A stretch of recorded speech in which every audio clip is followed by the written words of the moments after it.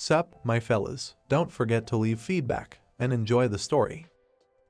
The sound of claws could be heard on the battlefield. The man said that he only needed to win once. The enraged monster rushed towards him. Having managed to put his hand up, he blocked the monster's blow. Looking at the monster attacking again, the man thought about one time again. The monster's paw was rapidly heading towards his face. Suddenly, due to an unimaginably powerful blow, the man flew to the side. A powerful explosion was heard on the battlefield. The defeated man left a mark in the block of stone into which he flew. Smirking, he pointed to the monster's sword, which he managed to stick into his body. After the man grabbed the sword with both hands, the monster let out a debilitating roar. Having cut the undead into 2 parts, he froze in one position. While in his thoughts, he said that there was no one left in this hellish world. After he leaned on the sword, the system notified him about the destruction of the white dog, whose level was equal to the 4th. Continuing to think, he noted that there was no one left except him and the constantly appearing monster. In despair, the man again said that only once was enough for him. The system notified him that he had received experience points, informing him that he had completed the required experience. Seeing something, the man fell into a stupor. The system notified him of the level increase. An error occurred in the panel that appeared, causing the hero to become enraged.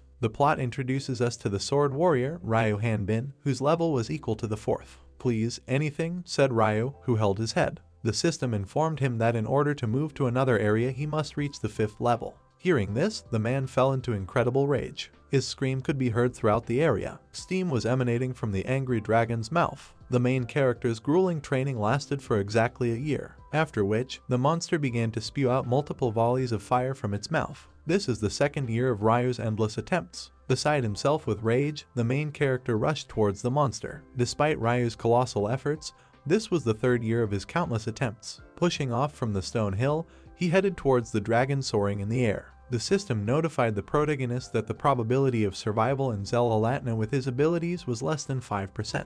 It had been Ryu's 5th year in the hellish lands. The distraught protagonist pierced the monster's chest. After defeating the monster, he quickly began to fall down. The system asked if Ryu wanted to commit suicide. Leaning on the stone wall, the main character made another mark. Ryu's survival in those areas was close to 7 years. Having broken the chalk, the main character noted that he had been in this world for 10 years. Beside himself with rage, Ryu swung his fist. In his thoughts, he said that he had already stopped calculating dates. With unimaginable power, the main character struck the hot magma. Ryu stated that he was in complete isolation. With lightning speed, the main character rushed towards the huge dragon. With his sword behind his back, Ryu prepared to attack. Continuing to think, the main character noted that he also became stronger. Hovering in the air before performing the strike, Ryu wondered what his level would really be. After which, with just a swing of his sword, he struck the enraged monster. The daytime sky of the city was gradually shrouded in white clouds. Someone's conversations could be heard in one of the nooks and crannies. Barely breathing, the bloodied stranger reported a monster from the lousy 20th dimension. Looking at the distraught girl who raised her head, he began to ask for forgiveness from the goddess. The guy standing next to her asked her to stop. The indignant girl noted that she had not killed anyone for a very long time. The guy said that if she was caught by a resident of Latna, she would not end up in trouble. Looking at the girl's bloody blade, the guy noted that it is never too late to kill a resident of Latna, adding that even if all plans have already been completed. Getting up from the barely alive man, she asked if she just needed to find him. Raising her hand in front of her, the girl spoke about someone like her who came into this dimension. Having used a fire spell, the girl spoke about the Earthling. After they left, the back streets of the city began to burn. Gradually, evening came in the districts of Zel'Alatna, which is why the sun slowly went into sunset. The system revealed that this place was an imitation of Zel'Alatna, adding that the main character was chosen as a suitable player. The system stated that his goal was to survive in this world and level up. The enraged monster grabbed Ryu's hand. The frightened main character could not understand what it was. Trying to fight off the rabid monster,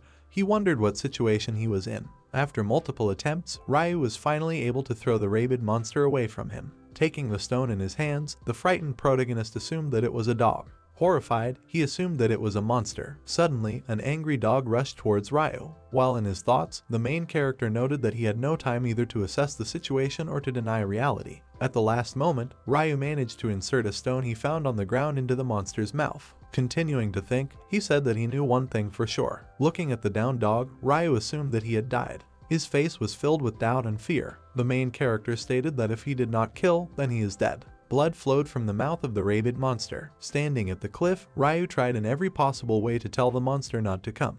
Holding a stone in his hands, he wondered why the dog was growling. Suddenly, a panel appeared near his face with instructions on it, which greatly surprised him. The panel depicted an angry monster that was associated with the tribe, a man-apes, level 1. The system notified him that he had combat strength equal to that of an adult unarmed man. Seeing the combat strength item, the main character fell into a stupor. The system noted that he could gain experience in various battles with powerful monsters and try to level up. Looking at all this, Ryu assumed that it was some kind of joke. A second before the man-up's jaw sank into his neck, the main character wondered if he was in a virtual reality game. In his thoughts, he could not understand where the failure occurred. Opening his sleepy eyes, Ryu froze in one position. Getting out of bed, the main character yawned protractedly. Ryu told us that every day he gets up at 12 o'clock and his whole body hurts. After which, he asked if we thought he was lazy. Heading to the computer, Ryu wondered how he could kill time today. The main character said that he came out of the army 3 months ago, which is why he can afford to relax a little. On the military uniform hanging nearby, the initials of the main character were indicated. Ryu noted that in the army it seemed to him that as soon as he returned back, he could do anything, adding that after 3 months he realized that he did not like anything. Taking hold of the computer mouse, he began to actively do something. It seemed to Ryu that nothing had changed at all during his 2 years of military service. Sitting at the computer chair, the main character noted that he was also tired of this. In his thoughts, he spoke about this reality. Taking hold of a packet of chips, he noted that this was real reality. Looking at the monitor, Ryu slowly devoured the chips. Suddenly, something began to suck him inside. Because of this, the main character began to scream loudly. At his workplace, Ryu, only traces of magical dust remained. The computer mouse hung over the table. A mysterious voice announced that all eligible players had been accepted. Trying to open his eyes, the main character assumed that he had died. The mysterious voice was surprised by such a small number of players, noting that the candidates had an income of more than 7 billion. Around the shocked Ryu there were many similar people, whose faces were enveloped in light. The main character assumed that it was God, adding that he could not see anything. The mysterious voice reported 7 billion, which is why there were so many votes. The stranger said that everything was clear to him now. Looking at the shining ball, Ryu could not understand what that sound was. The stranger asked to move the instructions. A mysterious voice asked if this could really be done, noting that it was somehow too artificial. Shrouded in bright light, Ryu assumed that it was not God, but a man. The stranger stated that this was good for motivation and adaptation, adding that this was already confirmed by existing players. After which, a mysterious voice asked if he needed to start landing instructions. Suddenly, the main character's body began to rapidly fall into an unknown place. Looking at the frightened Ryu who continued to fall, a mysterious voice reported an error. Hearing this, the main character fell into a stupor. A mysterious voice stated that there had been a mistake in management. The stranger noted that one person is still normal. Ryu's face was shrouded in incredible fear. A mysterious voice said that player number 398 needed to start transferring the dimension. The system notified Ryu that he had been selected as a player. Beating the barely breathing monster with a stone, the main character asked him to die. Lost in his thoughts, Ryu revealed that this place was an imitation of Zelhalatna. Blood was visible on the stone with which Ryu beat the monster. Continuing to think, the main character said that this was his reality. Inflicting countless blows on the man-ups, the system reported the destruction of the monster and Ryu receiving 13 experience points. The main character could not believe that all this was really happening. Holding a bloody stone in his hands, Ryu insulted the barely alive monster in every possible way. The main character asked if he was saying that this is reality. Having finished all this, Ryu's face became covered with unimaginable anger. The main character wondered where his parents were. Blood flowed from the mouth of the killed man-ups. In his thoughts, Ryu could not understand what was happening. Hitting the ground with his fist, the main character began to scream in rage. His unbearably powerful blows continued and continued. Desperate, Ryu noted that he had just returned from the army 3 months ago. The frustrated protagonist talked about how he hasn't had a girlfriend yet, wondering why him. He believed that there were many who were hiding from the army, after which, the system notified Ryu that the probability of survival in Zelhalatna with his abilities was less than 5%. Hearing this, the main character fell into genuine rage. Looking at the panel, Ryu wondered if they had any remnants of conscience. The system asked if the main character wanted to commit suicide. Sitting in front of the panel where this item was indicated, the main character stated that an ordinary person is suddenly kidnapped and finds himself in another world. He noted that this happened out of the blue, adding that he was told to kill monsters and increase his level. Lost in thought, Ryu pulled his hand towards the panel where suicide was indicated. The agitated protagonist wondered if they were kidding. He wondered if he killed himself, would he return home? After which, he noted that he needed to calm down. Desperate, Ryu grabbed the ground with his hand. While in his thoughts, the main character stated that if through suicide it was possible to return to the original world, then this whole abduction would have no meaning. Trying to get up, Ryu noted that regardless of whether he died a good or bad death, this would be the end. Looking around the hellish lands, the main character said that first of all, he needs to think about how to survive and get out of this place. The system notified Ryu that the Chosen One's morale and lust for life tests were successful, indicating an increase in combat skills. Seeing something, the main character fell into a stupor. A panel appeared in front of his face and asked him to select a class. Smirking, Ryu noted that he was unlikely to be able to fight with his bare fists, suggesting that he had to choose between them. His gaze fell on the fighter class, whose resource was aura. The system reported that the fighter uses various fighting techniques and fights in close combat. Recalling the fight with man-ups, the main character noted that it was quite interesting in the game, adding that here he somehow didn't want it. Ryu was convinced that long range was safer, noting that he would choose a mage. The main character's gaze fell on the panel, which indicated the characteristics of the magician, whose main resource was mana. It was stated there that the mage skillfully uses magic and is capable of inflicting 6 types of damage at a long distance. The system reported a failure because the main character's points were not enough. Standing in front of the panel that listed the classes, Ryu was amazed that he also needed skills. Looking at the panel where the refusal notice was indicated, the main character stated that in this case, he would change it to a war mage. In his thoughts, he assumed that a healer would be available to him. Suddenly, the system again informed him of his lack of skills. The protagonist's face was filled with despair. The system reported to Ryu that he had chosen a fighter. With tears in his eyes, the main character noted that he had no choice. The panel that appeared in front of him indicated that he needed to select a weapon. In his thoughts, Ryu suggested that he needed to find something that was more authentic. Pointing to the long spear, with an inspired expression on his face, the protagonist declared that he could not yield here. Powerful streams of light emanated from the weapon selection panel. A sword appeared before Ryu's feet. The system notified him that the longsword had been selected as his primary weapon. Seeing this, the main character fell into a stupor. Looking at the panel that showed the error, an angry Ryu stated that he had not chosen a long sword, but a long spear. The indignant protagonist was amazed that an error had arisen in the system again.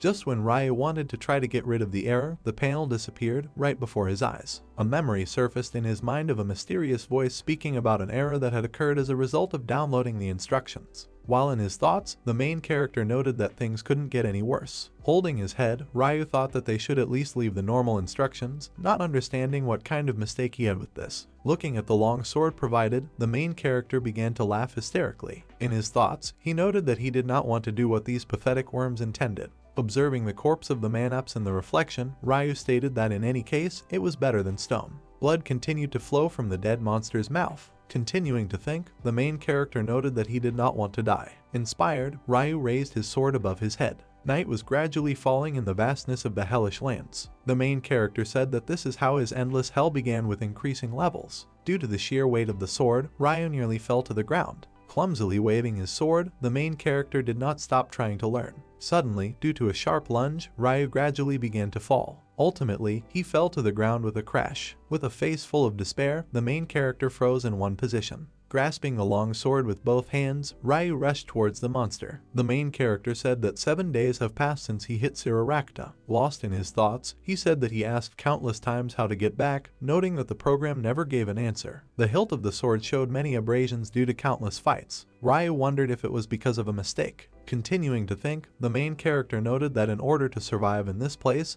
he needs to fight. Pushing off from Ryu's back, the monster quickly began to run away. Looking at the monster, the angry protagonist shouted after him that he should not dare run away and attack. Turning in his direction, the enraged monster let out a powerful roar. The main character said that his opponents are still the dogs of hell, noting some changes. The system notified Ryu that his opponents had leveled up. Lost in thought, the main character froze in one position. Lost in his thoughts, Ryu said that they were now waiting and attacking in between swings of the sword. The main character could not believe that gradually he was starting to get used to it. Rushing towards the Hellhound, Ryu noted that in this case, knowing their habits, it would not be difficult to find a way to defeat them. After his inept blow, the monster jumped to the side. Puzzled, Ryu revealed that he still doesn't know how to use the sword. After which, opening his mouth, the Hellhound rushed at the main character. Concentrating, Ryu prepared for a powerful attack. After tearing the enraged monster's body into pieces, the main protagonist noted its cutting ability. The system notified Ryu that he had defeated the level 2 Hellhound, adding that he had gained 22 experience points. The main character's panel indicated that the current amount of experience was 262 out of 280. The system showed Ryu his current abilities. At that moment, the main character was thinking that when his level rose, he gained a skill. Unexhausted Ryu reported his victory. The main character noted that even without sword skills, using cutting was very easy. A bright flame could be seen from the depths of the cave. Ryu reported that this was one of the few values of the instruction. On a wooden stick, the main character tried to cook the meat of a wild animal. Ryu said that if you use the search engine built into it, then hellhound meat was ideal for food. The system informed the main character about hellhound meat, which contains the necessary fats and amino acids, noting that it is recommended to be consumed in cooked form. She also told him about hellhound blood, which contains essential minerals, carbohydrates, proteins, and fats, adding a recommendation for drinking. While trying to eat it, Ryu noted that the meat was quite tough. The main character said that also upon close examination it turned out that the teeth and claws of hellhounds cannot cause serious wounds, since they are dulled. Lost in his thoughts, Ryu noted that this place looked artificial. Chewing a piece of meat, the main character thought that everything here was planned for a specific purpose, adding that if the goal was not lifelong imprisonment, then there was no point in kidnapping. A memory flashed through his mind where the stranger was amazed at the number of participants, adding that the original number of candidates was over 7 billion. Tearing off a piece of meat, Ryu suggested that there were other players. Suddenly, a panel appeared in front of the main character's face, which informed him that upon reaching the 5th level, he would leave the current location Stone Mountains and join a group with another player. Seeing this, Ryu was amazed that there were stone mountains here. A panel appeared in front of the protagonist's face, which stated that his starting point was the Stone Mountains, which were a safe zone created for training and quickly leveling up, adding that the likelihood of his death was low. The panel indicated that the zone was inhabited by weak monsters corresponding to the player's initial skills. Also, the system notified Ryu that helping the player reach the 5th level and adapt to life in Siraratha are monsters corresponding to the player's level, which are a feature only of this region, adding that in the future he should try to overcome difficult situations with the help of other players. The system stated that upon reaching the 20th level, the preparation will be completed and the main character will move to the Ratha continent.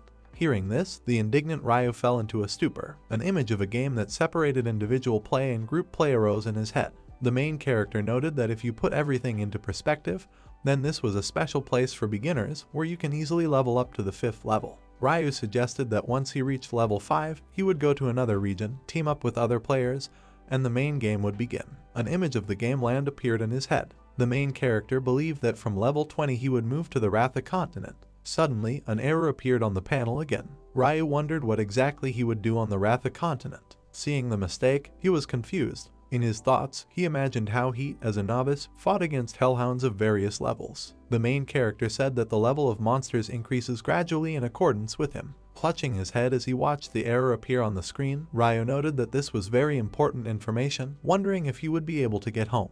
The main character was sure that he could not believe the instructions. Imagining himself moving into a group of other players, Ryu noted that if he wanted to meet other people and gain information, he must reach level 5 and get out of there. It was evening in the districts of the hellish lands. Rushing at the angry hellhound, Ryu said that from that moment on, he began to search for and kill monsters with new tenacity. In a fierce battle, the main character stuck his sword into the back of the hellhound. Ryu noted that since their level increased in accordance with his, it was not difficult to defeat them. At the moment when the main character ate the meat of the defeated monster, the system notified him that he had received 22 experience points, adding that his current number of experience points was equal to 284 out of 280. She stated that Ryu had received the necessary amount of experience points and reached a new level. Putting his sword behind his back, the main character rushed at one of the hellhounds standing in his way. At that moment, he activated the horizontal strike ability. Ryu reported that while fighting the hellhounds that continued to grow stronger. Beside himself with rage, the monster let out a powerful roar. The system told about a 3rd level hellhound, which has combat skills comparable to those of a novice fighter. Due to the harsh blow from the hellhound, Ryu was thrown to the side. Having come to his senses, the main character again headed towards the monster. Lost in his thoughts, Ryu reported an endless cycle of killing, eating, and sleeping. After the battle was over, he headed to the cave where he again tasted the monster's meat. It was deep night on the street of the hellish lands. At the moment of the battle, a maddened hellhound attacked the main character. An angry Ryu made every effort to throw him off. At the last moment, the main character was able to dodge the jaws of a wild monster. Memories of days repeated over and over again surfaced in his head. The system continued to notify him that he had won the Hellhounds and leveled up. With incredible power, the crazed monster attacked Ryu. Because of his attack, the main character flew to the side. Having landed, he tried to grab a piece of ground in order to come to a complete stop. Suddenly, he found the mouth of a hellhound right in front of his face. At the moment of the attack, Ryu collected a handful of earth into his hand, after which, he threw it straight into the face of the angry monster. Because of this, the maddened beast let out a powerful roar. With lightning speed, the main character managed to hit the hellhound.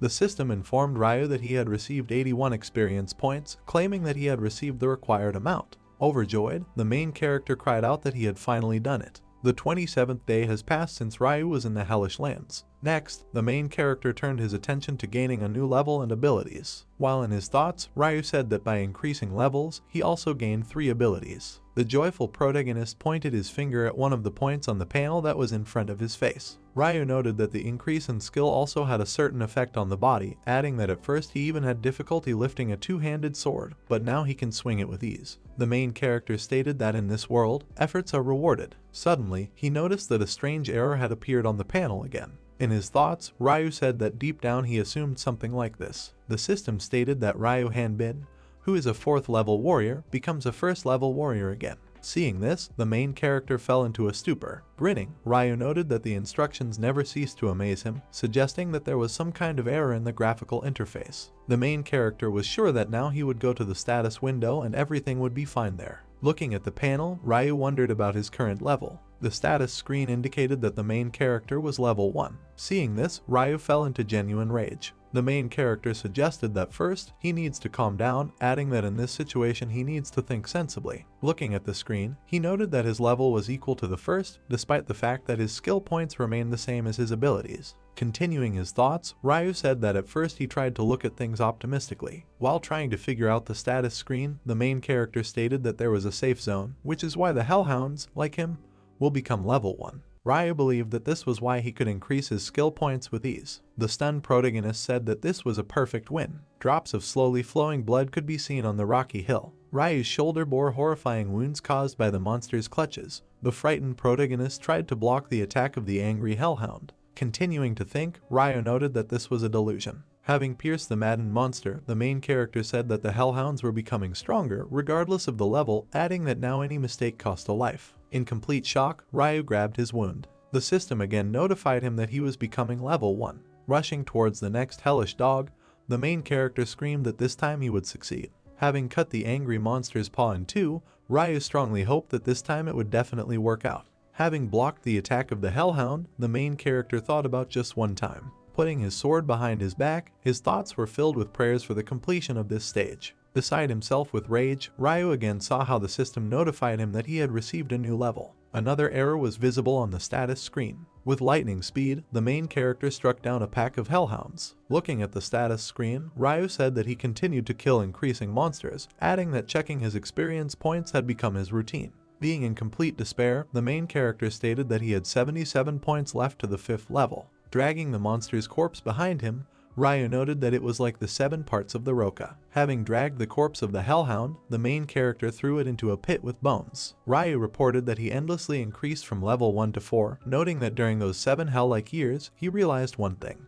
The protagonist's face was covered with multiple scars, received as a result of battles with monsters. Ryu said that players do not age, adding that, in addition, thanks to the recovery skill, minor wounds healed within a day. Walking away from the pit filled with bones, the main character said that after returning to the 1st level, skill points do not disappear anywhere, stating that due to the lack of leveling up, he was unable to obtain new abilities. Looking at the unimaginably huge hellhound skeleton, Ryu revealed that it only has slash, horizontal strike and vertical strike. The enraged monster's skeleton let out a terrifying roar. Pointing a sword at him, the main character declared that since he appeared, today was his lucky day. While in his thoughts, Ryu reported that the hellhounds were also strengthening according to his experience points. The maddened monster rushed towards the main character. At that moment, Ryu was amazed by the words of strangers who said that the place was created so that players could level up faster. The main character suggested that it was created in order to kill them as quickly as possible. Lost in his thoughts, he wondered whether it was even possible to survive there. Looking at the bony jaw of the hellhound, Ryu couldn't figure out what it was. Smiling, the main character noted that during all this time, he had adapted. On the black screen, one could see the silhouettes of people who participated in this game. The mysterious voice stated that all necessary instructions had been given to them, adding that they were moving on to the 5th simulation of the world of Charon Ratha. Stretching, the stranger was amazed that it was already the 5th, asking if he was used to it. The mysterious voice noted that the simulation usually takes a long time, which is why it needs to be cleaned. The mysterious voice said that this time it would be for a larger number of participants. Suddenly, the silhouette of a stranger discovered something within the confines of his room. Approaching the unknown artifacts, he assumed that it was a simulation, noting that he had forgotten about it. Taking the document in his hands, the stranger suggested that some kind of glitch had occurred or that he simply didn't like her. On the sheet that the stranger was holding, the face of the main character was visible. The stranger noted that he was in the process of moving to Ratha. Opening his eyes, Ryu discovered what was in his home. Lying on the bed, the main character assumed that he had finally returned home. Closing his eyes, he wondered how much time had passed since demobilization, declaring that regardless of this, he would still sleep. Opening his, he found a panel that was bursting due to the huge number of notifications. At that moment, Ryu couldn't understand why it was so loud. The main character's hand was pointed at the commit suicide button. Suddenly, in horror, he opened his eyes again. Stunned, Ryu abruptly removed his hand from the button. Rising from the ground, the main character wondered where he was. His gaze fell on the gap, which was located between two stone hills. Lost in his thoughts, Ryu reported that 10 years of mad killings of hellhounds had passed. Continuing his thoughts, he assumed that he had fallen off a cliff, noting that despite this, he did not die. Smiling, Ryu wondered if this was good or bad, adding that he was level 1 again. Holding his head, the main character was overcome by a gust of uncontrollable hysterical laughter. Being in his thoughts, he could not understand whether he could continue to live like this. With a look of despair, Ryu suggested that he should finally put an end to this horror. Suddenly, in the vastness of hellish lands, he heard an unimaginably powerful roar. Getting up from the ground, the main character noted that he had thought about this many times, suggesting that with the help of suicide he could return home. Turning his head, Ryu stated that even if he died, it would not be bad, adding that it was not the time yet. Raising his long sword over the head of the hellhound, the main character announced that he would finish off another one. The skin of a slain hell monster hung over Ryu's window. While in his thoughts, he said that 10 years had passed since his appearance there. After which, the main character noted that in his 10th year he stopped keeping track of time. The hellhound's skin hung right above his bed. Continuing his thoughts, Ryu wondered how many years had passed since then. Opposite the entrance to the main character's hideout stood a sculpture of a monster. Ryu reported that in between killing hellhounds, he even found a hobby, noting that he had at least some variety. Opposite the sculpture of the monster was a part of the main character's broken sword. Ryu stated that despite the fact that surviving there itself is not an easy task. Taking a piece of cloth in his hands, the main character began to carefully clean the blade of the blade. Ryu noted that this is a cruel environment that does not forgive laziness. Raising an unimaginably powerful weapon above his head, the main character declared that this is now reality. Fixing the sword behind his back, Ryu announced that this was his reality. Above the roof of the main character's house, part of a hellhound's bone was visible. In his thoughts, Ryu said that he had nothing to do. Smiling, he noted that his days are busy, adding that he is doing everything he can. Standing in front of his shelter, the main character said that since there was no one in these mountains, he could create his own country. Ryu noted that he started at home, adding that his days were full of worries. Suddenly, he was attacked by a hellish dog, which was of colossal size. The main character reported that his anger had finally passed. Seeing him, Ryu fell into a stupor. The paw of the hellish monster was rapidly heading towards him. With lightning speed, the main character managed to fend off the powerful attack of the hellhound. Baring his teeth, the monster froze in one position. Dust rose at the sight of his impact. Suddenly, the stunned hellhound discovered that he had lost his paw. Standing in front of the rubble of his shelter, Ryu stated that he spent 3 years building this house. Beside himself with rage, the main character said that he built it with his bare hands, noting that it was not big. After which, he wondered if he should build a palace this time. With an incredibly irritated look, Ryu declared that he would build it from the bones of a hellhound. Hearing this, the frightened monster let out a terrifying roar. The main character said that recently monsters smaller than this giant have not appeared, noting that the meat of his kind has absolutely no taste, saying that they are very loud. Pushing off from the ground, the hellhound hung in the air. Ryu noted that despite his size, he runs fast. Tongues of flame were visible from the mouth of the enraged monster. While in his thoughts, the main character said that during the hunt he had learned all their tricks. Ryu noted that at the beginning of the battle, the monster tried to attack him in close combat. Having opened his mouth to the fullest extent of his might, the hellhound used the Devil's Breath ability. Looking at the technique created, Ryu was confused. Observing the powerful flow of aura that accompanied the technique, the main character was amazed that the monster was immediately using it.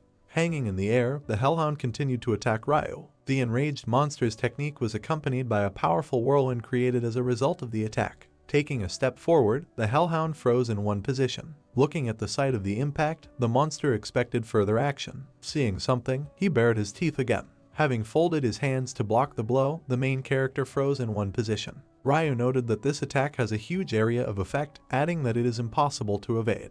After which, the main character said that despite this, if you concentrate, you can withstand it. Exhaling, Ryu grabbed his weapon. The indignant protagonist stated that the monster burned the ends of his hair, noting that there were no hairdressers there. Suddenly, the enraged monster used one of his techniques, as a result of which the entire area was covered with magical seals. While in his thoughts, the main character said that when the enemy is in despair, he begins to use various kinds of magic, citing the example of lightning, fire, light, and so on. Continuing to think, Ryu noted that such magic was quite fast and painful. Shielding his body with his sword, the main character prepared to defend himself. The angry hellhound used many different techniques to defeat Ryu. The main character said that he uses the earth for his protection. 2 earthen walls formed around Ryu. Pushing off the ground, the main character rushed towards the hellhound, declaring that it was time for him to call it a day. With lightning speed, he overtook the monster, cutting off part of its claws. Suddenly, Ryu's face was filled with incredible fear. With unimaginable speed, the main character began to fall towards the mouth of the hellhound. In his thoughts, Ryu noted that he still lacked sword skills. Suddenly, the main character kicked the stunned monster in the jaw. Ryu reported that his level did not increase, and his abilities were not added. The protagonist's face was filled with determination. Concentrating, he raised the sword above his head, after which Ryu prepared to strike. Continuing to think, Ryu stated that if you repeat the techniques hundreds, thousands of times. With unimaginable speed, the main character rushed towards the hellhound. Towering over the monster, Ryu used a vertical strike, after which, placing the weapon behind his back, the main character used a horizontal blow. Moving his sword forward, Ryu used slash. At that moment, he was thinking about the same abilities. After cutting the hellhound's body into small pieces, Ryu used a cross strike. After landing on the ground, the main character used the triple cross. The main character said that this ability was not real, adding that its effect was not very similar to the cross. Placing his weapon on his shoulder, Ryu noted that he had survived again today. Looking at the image of the main character, a mysterious voice announced the process of moving to Siroratha. The mysterious voice noted that it saw the very one who had the error. Horrified, he wondered why Ryu was still there, after which he remembered Siroratha. Holding a certain artifact in his hands, a mysterious voice said that he was now working on the 5th simulation of Charon Arta, adding that before that there was a 4th Roharatha. Holding his head, the angry stranger declared that Sira Arta was the 3rd. He was amazed by the fact that it was 22 years ago. Kneeling down, the stranger noted that this was a big problem and that he had no excuses. The stranger understood that it was also impossible to kill the main character, wondering what he should do then. A panel appeared in front of his face, notifying him of Ryu's current stats. The stunned stranger could not understand how the main character survived with the 4th level for these 22 years. He noted that Ryu's skills and abilities were also at a very poor level. The stranger was sure that this needed to be sorted out as soon as possible. Smirking, he said that he had one way. In the night sky of the hellish lands, particles of ash were visible, which fluttered in the wind. Sitting on one of the parts of the defeated hellhound, the main character tried to eat a large piece of meat. Taken aback, Ryu noted that he had reached level 4 again, after which, his gaze fell on the screen with the characteristics. In his thoughts, Ryu reported that he had an additional status opened. Looking at the status screen,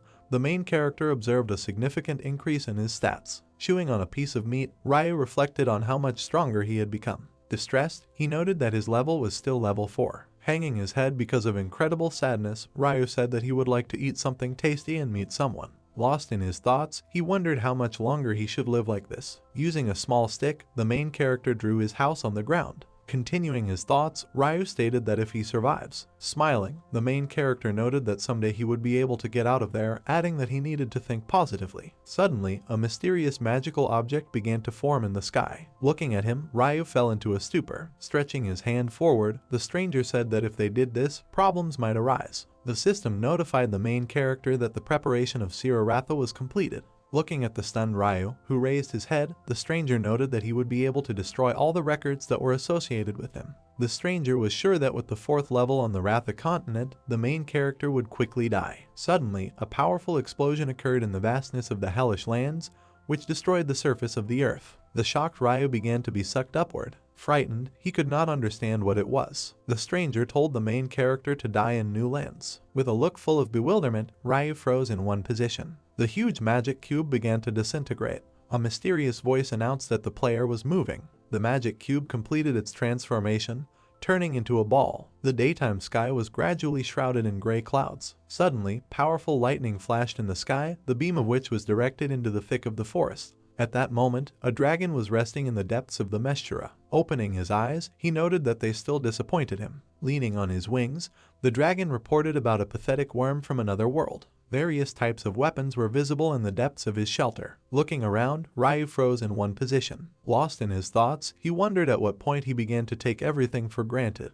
Finding himself in the thick of the forest, the main character reported a bright red sky in which there was never any sun, noting that there were only yellow bushes around. Continuing to think, Ryu could not understand why he had moved there so suddenly. Pushing off from the ground, the main character rose above the tree. Looking at the expanses of the forest, Ryu's face was enveloped in genuine happiness. The main character stated that he had no words. Hanging in the air, Ryu began to laugh with all his might. At that moment, the main character was talking about a hellish place that was shrouded in endless stone cliffs. The system notified Ryu that he was arriving in the Sath Forest in the kingdom of Grelot. Continuing to laugh, the main character collapsed into a nearby river. The plot takes us to the northern part of the Ratha continent. Putting his finger on his torn pants, Ryu noted that he was used to the rocks, adding that they never became his home.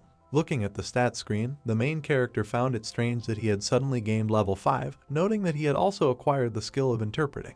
Straightening his hair, Ryu wondered if access to Wrath was unlocked after level 20. Looking at the newly appeared error, the main character could not understand why he was here. Moving his hand towards the stats screen, Ryu found a new tab. Seeing that, the main character fell into a stupor. A panel flashed in front of his face, informing him of his final mission, which was to destroy one of the 6 Ratha goddesses. The screen indicated the reward that Ryu would receive for the final mission. Rejoicing, the main character suggested that if he kills the goddess, his reward will be a return to Earth. Suddenly, a panel appeared in front of his face, which informed him that he needed to hide from the local residents the fact that he was from another world. Also, it was indicated that Ryu should join the Hunters Guild of the Free City of Onpros. Beside himself with rage, the dragon bared his teeth. Standing on a rocky slope, the monster let out a powerful roar. Seeing him, the main character was confused. Holding his head, Ryu wondered what it was. Raising his head, the main character noted that it was the first time he had seen such a monster. Looking at the monster with steam coming out of its mouth, Ryu guessed that it was a dragon.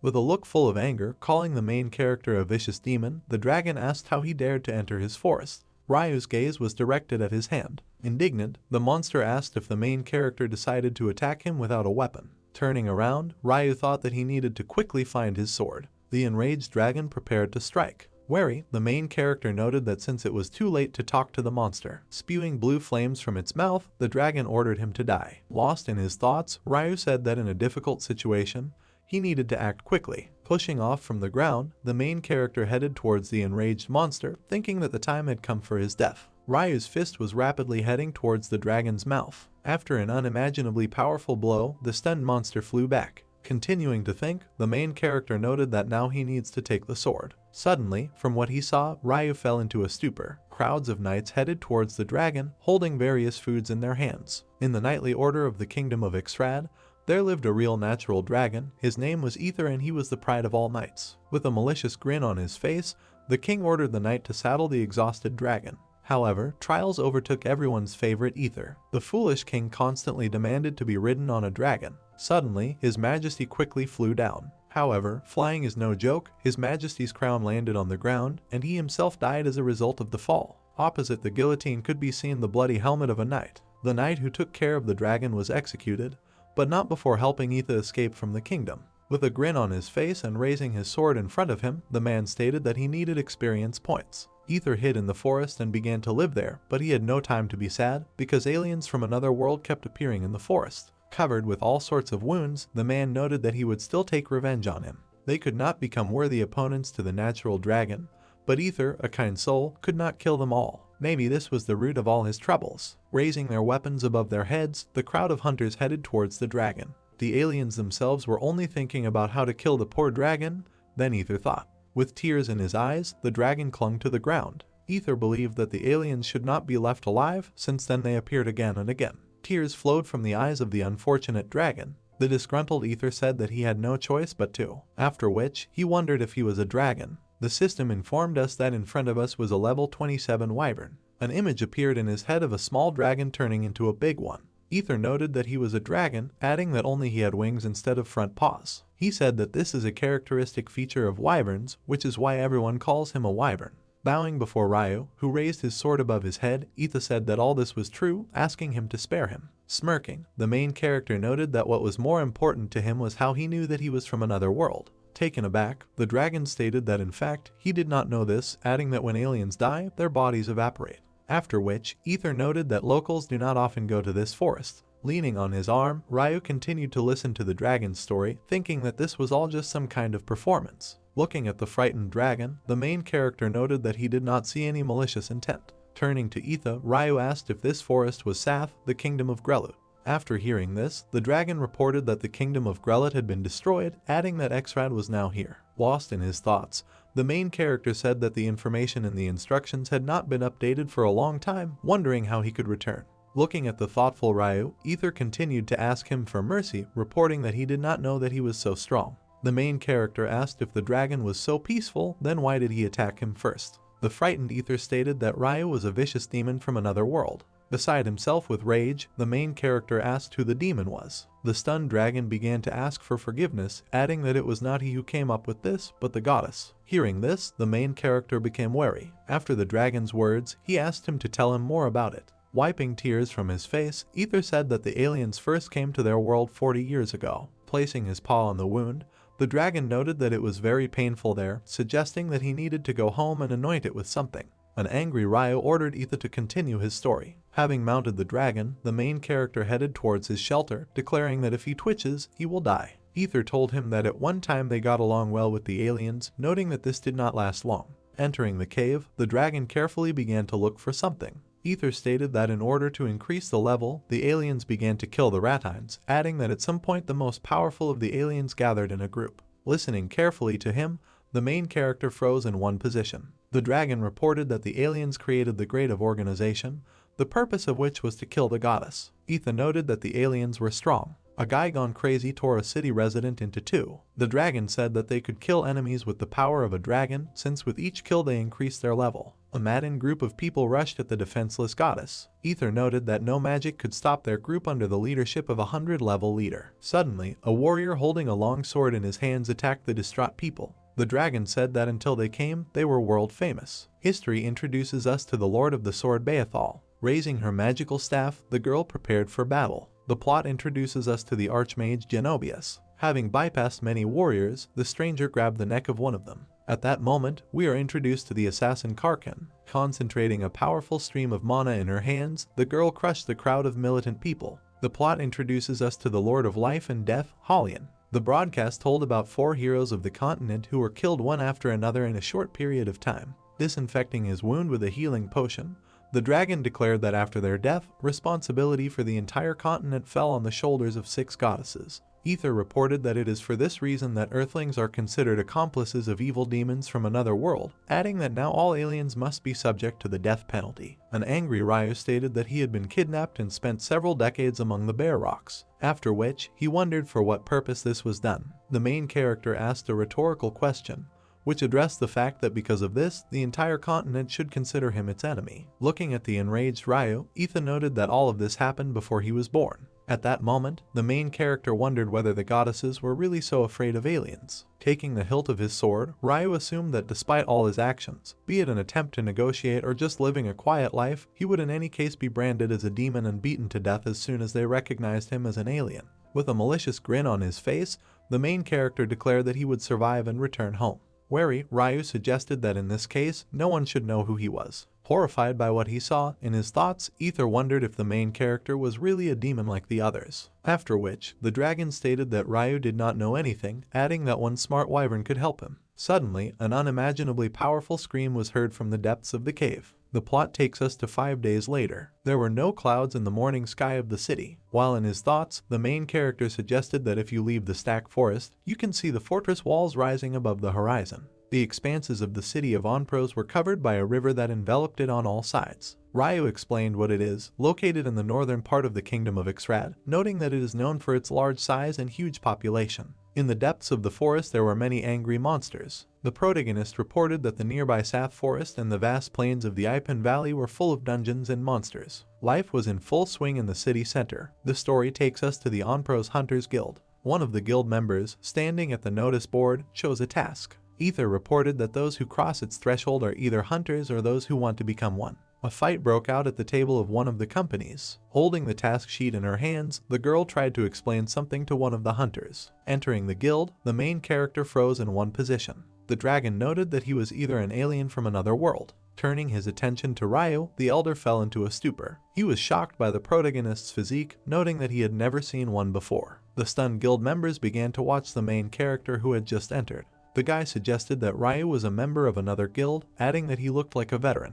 With a perplexed look, the hunter turned towards the main character. After punching him in the face, the girl welcomed Ryu to the guild. She noted that she had not seen him there before, assuming that he was new to the Onpros Hunters Guild. With a stony expression on his face, the main character froze in one position. Turning to him, the girl asked how she could help him. Raising his head, Ryu stated that he wanted to become a hunter. Hearing this, all the guild members suddenly grabbed their weapons. From the dragon's hideout came the voice of the protagonist, who said that he could help him. Looking at Ryu, leaning on his sword, Ether noted that in appearance it was difficult to identify an alien in him, adding that even without this there were many dangers in the world. Taken aback, the dragon declared that despite all this, sooner or later he could still kill him. Stretching out his hand towards the perplexed Ether, the main character noted that he was also wanted, saying that he had also killed a lot of people. Ryu didn't think the dragon should be watching his every move. Smiling slightly, the main character said that he had not spoken to anyone for a very long time. Hearing this, Ether fell into a stupor. The memory of being surrounded by the smiles of knights spending time with him flashed through his mind. Lost in his thoughts,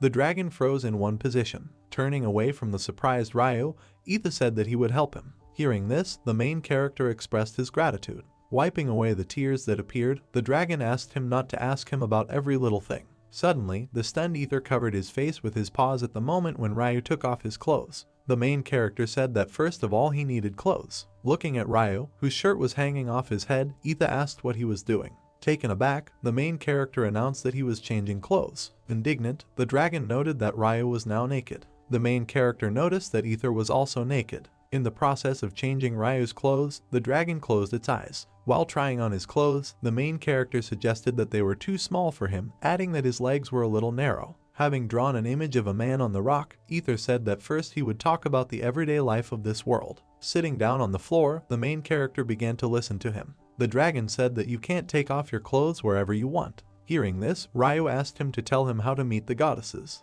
Pointing his claw at the rock painting, Ether said that in Ratha only a few were granted their audience, saying that first the main character needs to receive the blessing of the 4 great heroes who stopped the alien invasion. The image of a man appeared in the dragon's head, whose body was dressed in indestructible armor. Ether noted that he would not exaggerate that Odaman Omplas is still strong right now, adding that the only way to obtain the blessing is to become a hunter and kill all the monsters created by the demons. Pointing his finger at the air, the protagonist asked if this was true, stating that the instructions also said that you first need to become a hunter. Hearing this, Ether wondered what instruction Ryu was talking about. The main character noted that she was right in front of them. Looking at the surprised Ryu, the dragon said that there was nothing here. Being in his thoughts, the main character assumed that only he could see her. After which, Ryu told Ether that it was something like a manual that only aliens like him could see, adding that in his case, for some reason, some kind of bugs were constantly happening. Hearing this, with a puzzled expression on his face, Ether asked what this meant. Having entered the guild, Ryu froze in one position. Looking at the faces of the stunned guild members, the protagonist noted that, unlike other jobs, a hunter is more free to move, adding that, in addition, being a hunter, a person with a high level looks less suspicious. Clenching his fist, Ryu stated that he needed to be extremely careful, noting that many aliens thought so too, after which they were revealed. While combing the main character's hair, Ether stated that he should under no circumstances behave like a foreigner. Desperate, Ryu noted that if he was nervous, he would give himself away. While signing the documents, the girl named the main character Mr. Eric Heron. Continuing the recording, she asked if he was born in Gombal, which is in the northern part of the kingdom. Answering hesitantly, the main character said that this was so. With a look full of fear in his thoughts, the main character announced that he had stumbled. Looking at the wary girl, Ryu thought that he looked suspicious. Smiling, she welcomed the main character to the Onpro's Hunters Guild. Clenching his fist from nerves, Ryu noted that he survived this. Having imagined the image of Ether in his head, which told him how to introduce himself, the main character assumed that an important stage had been passed. Putting down the form with the documents, the girl said that they would send a request to his previous guild and she would independently transfer information about his pedigree as well as a birth certificate.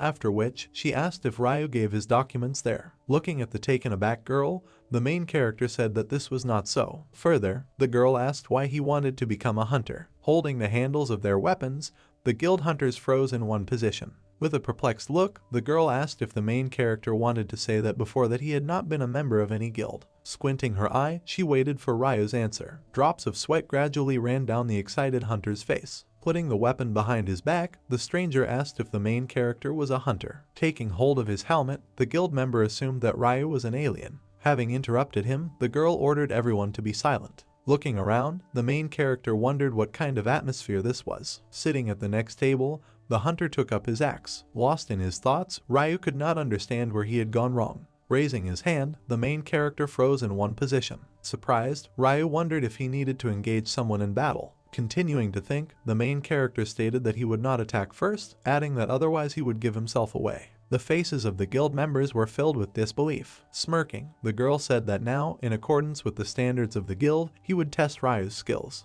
The protagonist's hand froze a centimeter from the stone slab. The girl said that all he had to do was touch the verification stone. Wary, Ryu assumed that they wanted to check if he was an alien. In his thoughts, the main character understood that if he was discovered here, then there was no hope of meeting the goddess. Looking at the exit from the guild, Ryu was sure that he needed to escape before it was too late, noting that this would automatically mean a confession. Throwing up the hilt of his sword, the main character noted that he could easily deal with everyone here. Touching the stone slab and continuing to think, Ryu said that he expected any outcome. Holding her face, the girl was shocked by the number of skill points. The stunned hunters assumed that Ryu was of hero level. After straightening his hair, the main character asked if they noticed it. Riding the dragon, Ryu declared that he would kill the Demonopolis. Inspired, the man said that he believed in it. Looking at Ether, whose gaze was full of doubts, the main character said that the guild members said that the inhabitants of another world were cool. After which, Ryu stated that this is such a dance. Trying to repeat the dance moves, the dragon asked the main character to listen carefully, noting that he was shy. While in shock, Ryu was amazed that if you try, like Ether, you can even do it. Touching the stone, he reported that the main character is a 5th level fighter. Seeing this, Ryu fell into a stupor. The girl's face was filled with incomprehension. Frozen in genuine shock,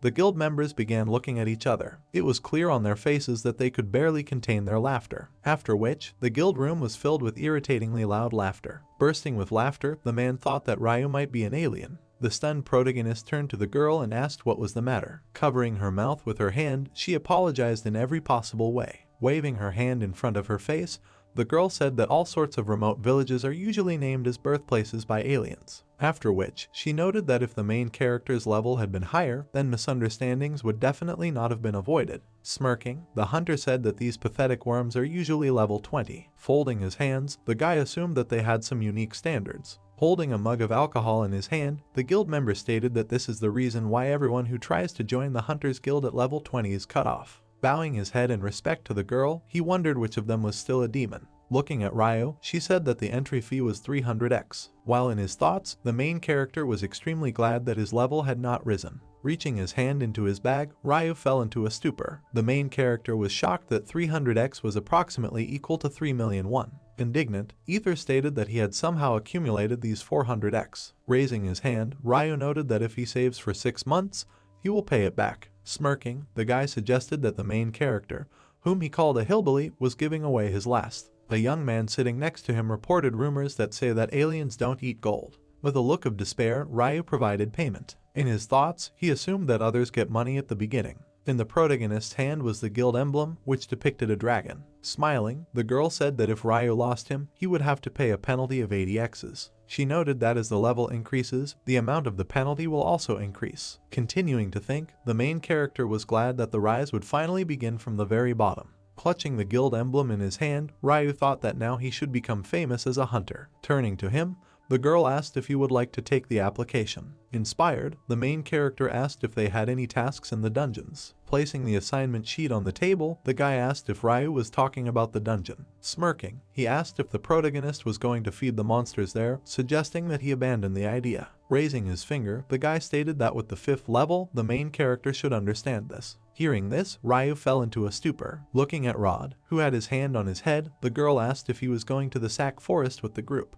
Rod reported that the number of monsters in the dungeon had increased recently, noting that they had already begun to cause trouble for the locals. After fixing his hair, he stated that they could not give such an important task to a newcomer, adding that they needed someone with the same high level as him. While in his thoughts, the main character reported that Rod's level was the same as Ether's. Looking around, Ryu said that compared to other guild members, Rod's level was higher. Leaning towards the girl, he asked if there was a dungeon there, wondering where the monsters came from in that case. Taken aback, the girl said that nothing extraordinary had happened. Looking at Rod, who was glaring at the girl, Ryu thought that it was better for him not to mess with him. The excited girl suggested that Rod's group had an empty seat. The protagonist's face was filled with misunderstanding. Mr. Eric is now level 5 and, let alone a dungeon, he can hardly cope even with individual tasks, she said. Hearing this, with a puzzled look, Ryu froze in one position. Looking at Rod, who was fingering his hair, the girl said that it would be good if the main character started with minor work in his group and gained a little experience. While in his thoughts, Ryu was amazed that he had to go to the group with this show-off. Smiling, Rod noted that there was nothing to be done in this situation.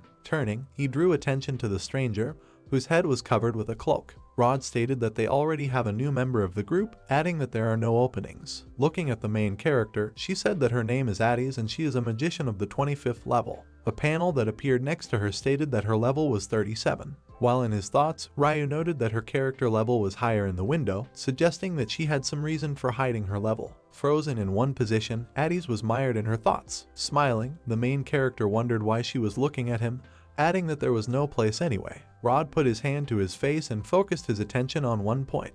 Poking himself in the chest, he stated that the Onpros Hunters Guild is proud of its members, noting that if the request is from her, calling the girl cute, then he cannot refuse to help the main character, calling him a lost lamb. Rod stated that he would do this even though he, like an insect, is level 5. He assured the girl that he would take full responsibility. An enraged Ryu wondered who Rod called an insect. Taking hold of the protagonist's weapon, with a grin on his face, Rod asked if he dreams of becoming a sword lord. Folding his hands, Ryu thought that he better not be his opponent. At that moment, the main character thought that if he continued to pester him, he would die a painful death. Grabbing Ryu's long sword, Rod wondered how he could carry such a toy around with him. Reflecting on the protagonist's weapon, he noted that he could not move it from its place. Turning his head, Ryu's gaze was shrouded in incredible anger. Seeing this, Rod fell into a stupor. Raising the sword along with the stunned guild member, the main character announced that he was doing it this way. On the second floor of the guild, the silhouette of a man could be seen who was watching all this. Raising their weapons above their heads, the hunters demanded their fight.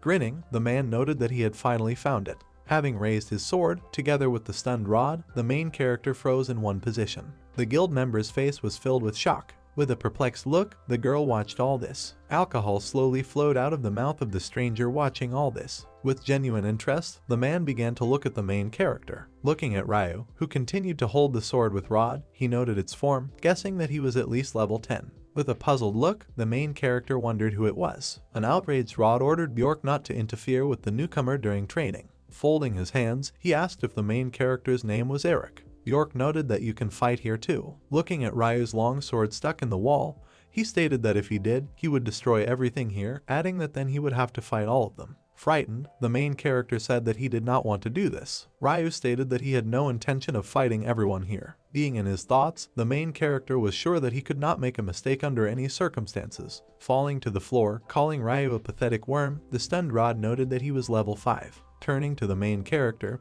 he asked what he could do with such a level without him. Intuitively reaching for his weapon, Ryu realized that he was right when he added that he had spent all the money on the entry fee. The main character believed that with his current level he was not capable of anything, after which Bjork asked him not to worry. Slapping the surprised Ryu's chest, he noted that with such a form, he would easily raise the level, adding that he was looking for such a mountain of muscles. After Bjork's words, the protagonist's face was shrouded in misunderstanding. Turning to Ryu, he asked if he would like to join their group. Inspired, Bjork suggested that the main character spent more than one day on this form. Looking at the main character, he noted that judging by his level, he still lacks experience. The system notified Ryu that Bjork's level was 25. In his thoughts, the main character said that the level of the group leader was quite high. Observing the approving glances of the guild members, Ryu reported that since he was an alien, his leveling speed was higher than that of the Radicane. Continuing to think about this situation, the main character believed that he was unlikely to be able to stay in this group for long.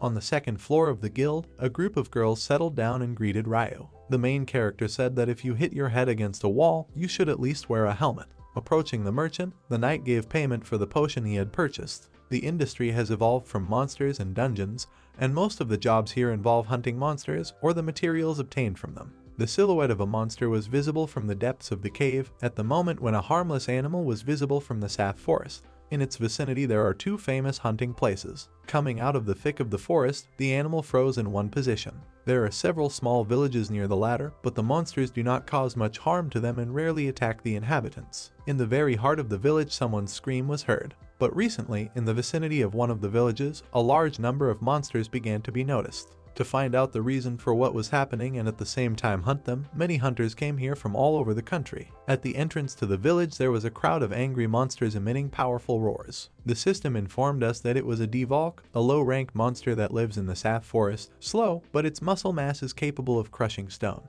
With lightning speed, the Devalk rushed towards the knight. At the moment of the attack, the raging monster tried to ram his shield. Suddenly, with the help of colossal power, the man managed to knock the monster to the ground. Hitting a nearby stone, the monster again let out a terrifying roar. Baring their teeth, the enraged Devalkas surrounded him on all sides. Assessing the situation, Bjork thought about the distraction the monsters had used, claiming that he had relaxed. Suddenly, with lightning speed, Rafael rushed to attack the maddened monster. Falling to his knee, Bjork began to try as hard as he could. His face was filled with confidence. Rafael's blade pierced the Devalk through and through. Suddenly, a woman appeared from the depths of the forest and, with unimaginable speed, destroyed the monster on the way. Having thrust her spear into the monster, she hung in the air. Grinning, she noted that Bjork had pushed the Devalk away, suggesting that it was time for him to retire. The story introduces us to Mbo Vanetta, who was a key figure in the attacking vanguard of Bjork's group. Seeing something, Mbo became wary. Laughing, Rafael said it was a good idea. Looking at Bjork's wound, Vanetta fell into a stupor. An excited Mbo said that the bleeding needed to be stopped as quickly as possible, noting that it was nothing but trouble.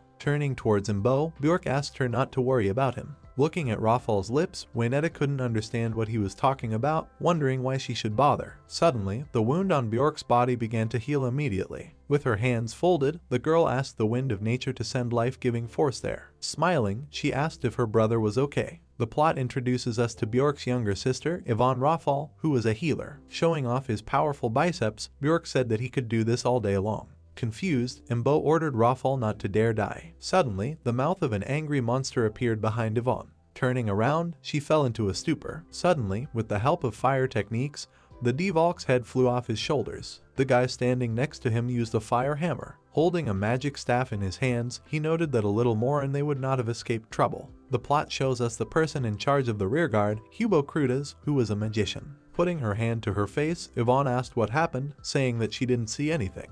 Being in full combat readiness, Bjork's team froze in one position. Bjork's group was a well-balanced team, where everyone knows their place. In terms of the number of successful tasks, they are the first. They are also considered the most reliable group in Onprosue. With a serious expression on his face, the main character stated that he could not find better conditions for a novice hunter. At the moment when the fierce battle with the monsters took place, Ryu was in ambush, carrying with him a huge backpack with everything he needed. While in his thoughts, the main character noted that he was bored. Ryu's gaze fell on a butterfly flying past. Continuing to think, the main character said that despite the fact that he could not directly participate in the battle due to his low level, the payment would be divided equally. In the thick of the forest, a crowd of monsters watched Ryu sitting in the corner. The main character said that there was one problem in this situation. After pushing all the monsters away, the Devork Lord wondered why Ryu was smiling so much. Starting to beat his chest, the enraged monster declared that the main character was a weakling. Suddenly, he quickly flew to the ground. Seeing this, the monsters standing nearby fell into a stupor. With just a snap of his finger, Ryu struck down the Devork Lord with a small stone using a stone bullet.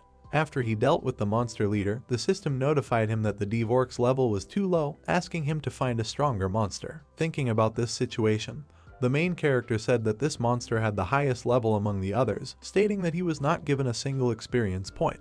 Raising her hand, Yvonne informed Ryu that it was now safe there, asking him to begin packing. While in his thoughts, the main character noted that next time he needs to find someone stronger. In the vicinity of the forest, evening was gradually approaching. After defeating the monsters, Bjork's group began cutting up their corpses. Having pulled out an internal organ from the Dvork, happy Yvonne asked Ryu to look at it, adding that you could get 15x for it. Seeing the hearts pulled out of the monster's chest, the guys were very happy. Looking at the happy Rafal, Hubo said that they would definitely sell him at a high price. Turning to the side, the main character said that he would have vomited before. Avon noted that they can also sell fur. Lost in his thoughts, with unimaginable speed, Ryu put the extracted materials into jars. Reflecting on this, the main character said that in the mountains this had become a habit. Looking at the incredible speed of collection, Yvonne was taken aback. Ryu told her that he had been practicing this for more than 20 years. Horrified, she asked how old he was. In his thoughts, the main character said that he has not aged since he was 24. Taken aback, Ryu stated that he was 24, adding that he had a difficult childhood. With a smile on his face, the main character told the guys that 20 years ago he was kidnapped, saying that he didn't even remember the faces of his parents. Barely restrained tears appeared on the boys' faces. At that moment, Bjork assumed that it was for this reason that he had such a body. With tears in his eyes, Rafal was amazed at the secret of the main character, which he had kept all this time. Hugging a shocked Ryu, Bjork declared that he would no longer have to suffer, noting that they were now his family. Being shocked, the main character thought about how good these people were. Bowing his head, Ryu thanked the guys for helping him despite his low level. Putting his hand on the main character's shoulder, Bjork asked him not to worry about it, saying that the level was not that important. After which, Rafal stated that he, too, had the 25th level 5 years ago. Hearing this, Ryu fell into a stupor, asking if Bjork was now 25th. Laughing, Yvonne said that there, in the surrounding area, if you don't go to the dungeons, there are no strong monsters. Approaching the perplexed Ryu, Embo stated, unless it's a Dvalk Lord, and we don't need to hunt stronger monsters. Smiling, the guys said that it was for this reason that they never go to dungeons. Hearing this, the main character fell into a genuine stupor. Getting up from the ground, Ryu stated that he would go do some sword training. Looking at the main character walking away into the distance, Bjork asked him not to overexert himself, noting that he should not go far as it was dangerous there. A worried Yvonne couldn't understand how anyone could think Ryu was an alien. Turning to the guys, Hubo said that he would go with him, adding that he did not feel comfortable sending him alone. Bjork noted that they do not yet know how many monsters remain in the area. Leaning on the fence, Krutas asked the main character how his training was going. Putting his hand to his face, he tried to call out to the missing Ryu. Running through the thick of the forest, the main character thought that he had no words. Rushing forward with all his might, the main character was amazed that there was not a single monster there that could give him experience points. Continuing to run, Ryu could not believe what he saw. His gaze fell on the harmless animals that were located throughout the area. In his thoughts, the main character hoped to meet a monster who was at least a level higher. Turning to Etha, Ryu asked if he was afraid to live in such a place. The dragon said that in the Saf Forest there are no monsters stronger than him. Having fallen to the ground, the main character noted that Ether's words turned out to be true. Closing his eyes, Ryu stated that even if he were on the same level as Ether, he still wouldn't get anything from him. The main character noted that he needed to return before it got completely dark. Within the forest, the sun gradually began to set. Suddenly, in the very thick of it, a blatant roar was heard. The image of an angry hellhound appeared in the main character's head. Pushing himself off the ground, Ryu stated that he was not as big as the hellhound. Having climbed to the top of the tree, he froze in one position. Rushing towards the place where the sound was made, the main character assumed that it was an ordinary monster. After landing, the area was shrouded in a cloud of dust. In his thoughts, Ryu couldn't figure out if he could level up if he caught the monster. Grabbing the sword, the main character ordered the monster to attack. Stopping, he stood before a completely naked girl. Seeing him, she fell into genuine shock. Stunned, Ryu asked her for forgiveness. Grabbing her hair, Addis froze in one position. Her face was filled with bewilderment. Looking at her, a stunned Ryu assumed that it was a mage from Radha's group, wondering why she was naked. Having put the sword in its sheath, the main character noted that the magician's nudity was not important to him since there were no monsters in this area. Heading back into the depths of the forest, Ryu asked her forgiveness, saying that he was simply lost. In his thoughts, the main character wondered if the sound really came from there, noting that he needed to leave quickly, after which Addis asked him to wait. With her hand on her side, the mage stated that Ryu looked suspicious. Turning around, the main character wondered if he was suspicious in this situation. Appearing before the shocked Ryu, Addie stated that this was no place for 5 levelers. In his thoughts, the indignant protagonist noted that this is not a bathhouse. Frozen in his thoughts, Ryu thought that he needed to find any monster. Turning to the magician, the main character said that he was just walking and heard a loud sound, suggesting that there was a large monster there. Hearing this, Addis fell into a stupor. Walking off into the distance, Ryu told him that a group was waiting for him, which is why he needed to return. Suddenly, huge flames appeared around the main character. Waving the magical artifact, Addis was amazed that Ryu went to look for this monster, ordering him to stand still. Pointing a magic staff at the main character, Man ordered him to respond quickly, adding that if he didn't, then. But suddenly, Ryu grabbed the resulting flame on the magic staff. Holding onto it with all his strength, the main character froze in one position. With an annoyed expression on his face, Ryu stated that he did not know what had gotten into Addis, noting that he now reminded him of Rod. The main character asked if, in the opinion of the magician, it was possible to treat a person this way because of his level. Taken aback, the magician said that she did not want to do this. Suddenly, the leader of Addis's group emerged from the bushes, carefully observing their conversation. The magician assumed that she was too worried. With his hands behind his back, the group leader grabbed his blades. Yelling at the top of his lungs, Rod turned to the stunned protagonist. Pointing his sword at Ryu, he declared that he had finally shown his true nature. Addis, standing nearby, reported that his hand hurt, asking why the main character didn't finally let her go. Crossing his swords, an enraged Raud called Ryu a pathetic worm, asking if he was ashamed of desecrating the ladies of their group. Hearing this, the main character fell into a stupor. Wary, Addis suggested that there had been a misunderstanding that would have been better avoided. Looking at Rod, standing in full combat readiness, the mage reported that he was strong among warrior magicians, adding that this stance was his special technique. The main character was surprised that Rod had to take such a ridiculous pose to fight. Addis reported that this is the weakness of all warrior magicians, noting that nothing would interfere with him. The sun behind the group leader gradually went into sunset. An enraged Rod said that he was asking for the last time, after which he asked about the name of the one who is now in front of the 2 drawn blades. Standing next to the naked Addis, the main character asked her to get dressed. The magician said that it would be quick. The group leader's face was filled with indignation at this situation. Rod's body was covered in streams of mana reminiscent of lightning. Due to the powerful currents, the group leader's hair began to flutter in the wind. Rod said that he would show the difference in levels with Ryu. Rushing towards the main character, the group leader used a decapitating combo. While in his thoughts, Ryu noted that he didn't want this to take a bad turn. Rod's blade was overflowing with powerful mana. Bowing his head at the last moment, Ryu asked the group leader for forgiveness. The body of the attacking leader froze in one position. Due to the unimaginable power of Rada's technique, a strong explosion was heard in the thick of the forest. Ryu came back and sat down opposite the entrance to the house. Holding his face with his hands, the main character is lost in his thoughts. Standing next to him, Bjork said that in any case, the blame lay on Addis's shoulders. The annoyed protagonist said that he knew this, noting that he still could not forgive himself. With that said, Rafful asked Ryu to wait, adding that they needed to see how it would end. Yvonne, who interrupted their dialogue, opened the door and went out into the street. Hugging his worried sister, Bjork asked her to calm down, saying that she had done everything she could. After which, the main character was asked to quickly go into the house. Having gone inside, Ryu fell into a stupor from what he saw. While in his thoughts, the main character said that all the men nearby were silent. Ryu's face was filled with horror. Continuing to think, the protagonist noted that they understood that apart from Rod's direct responsibility for the incident,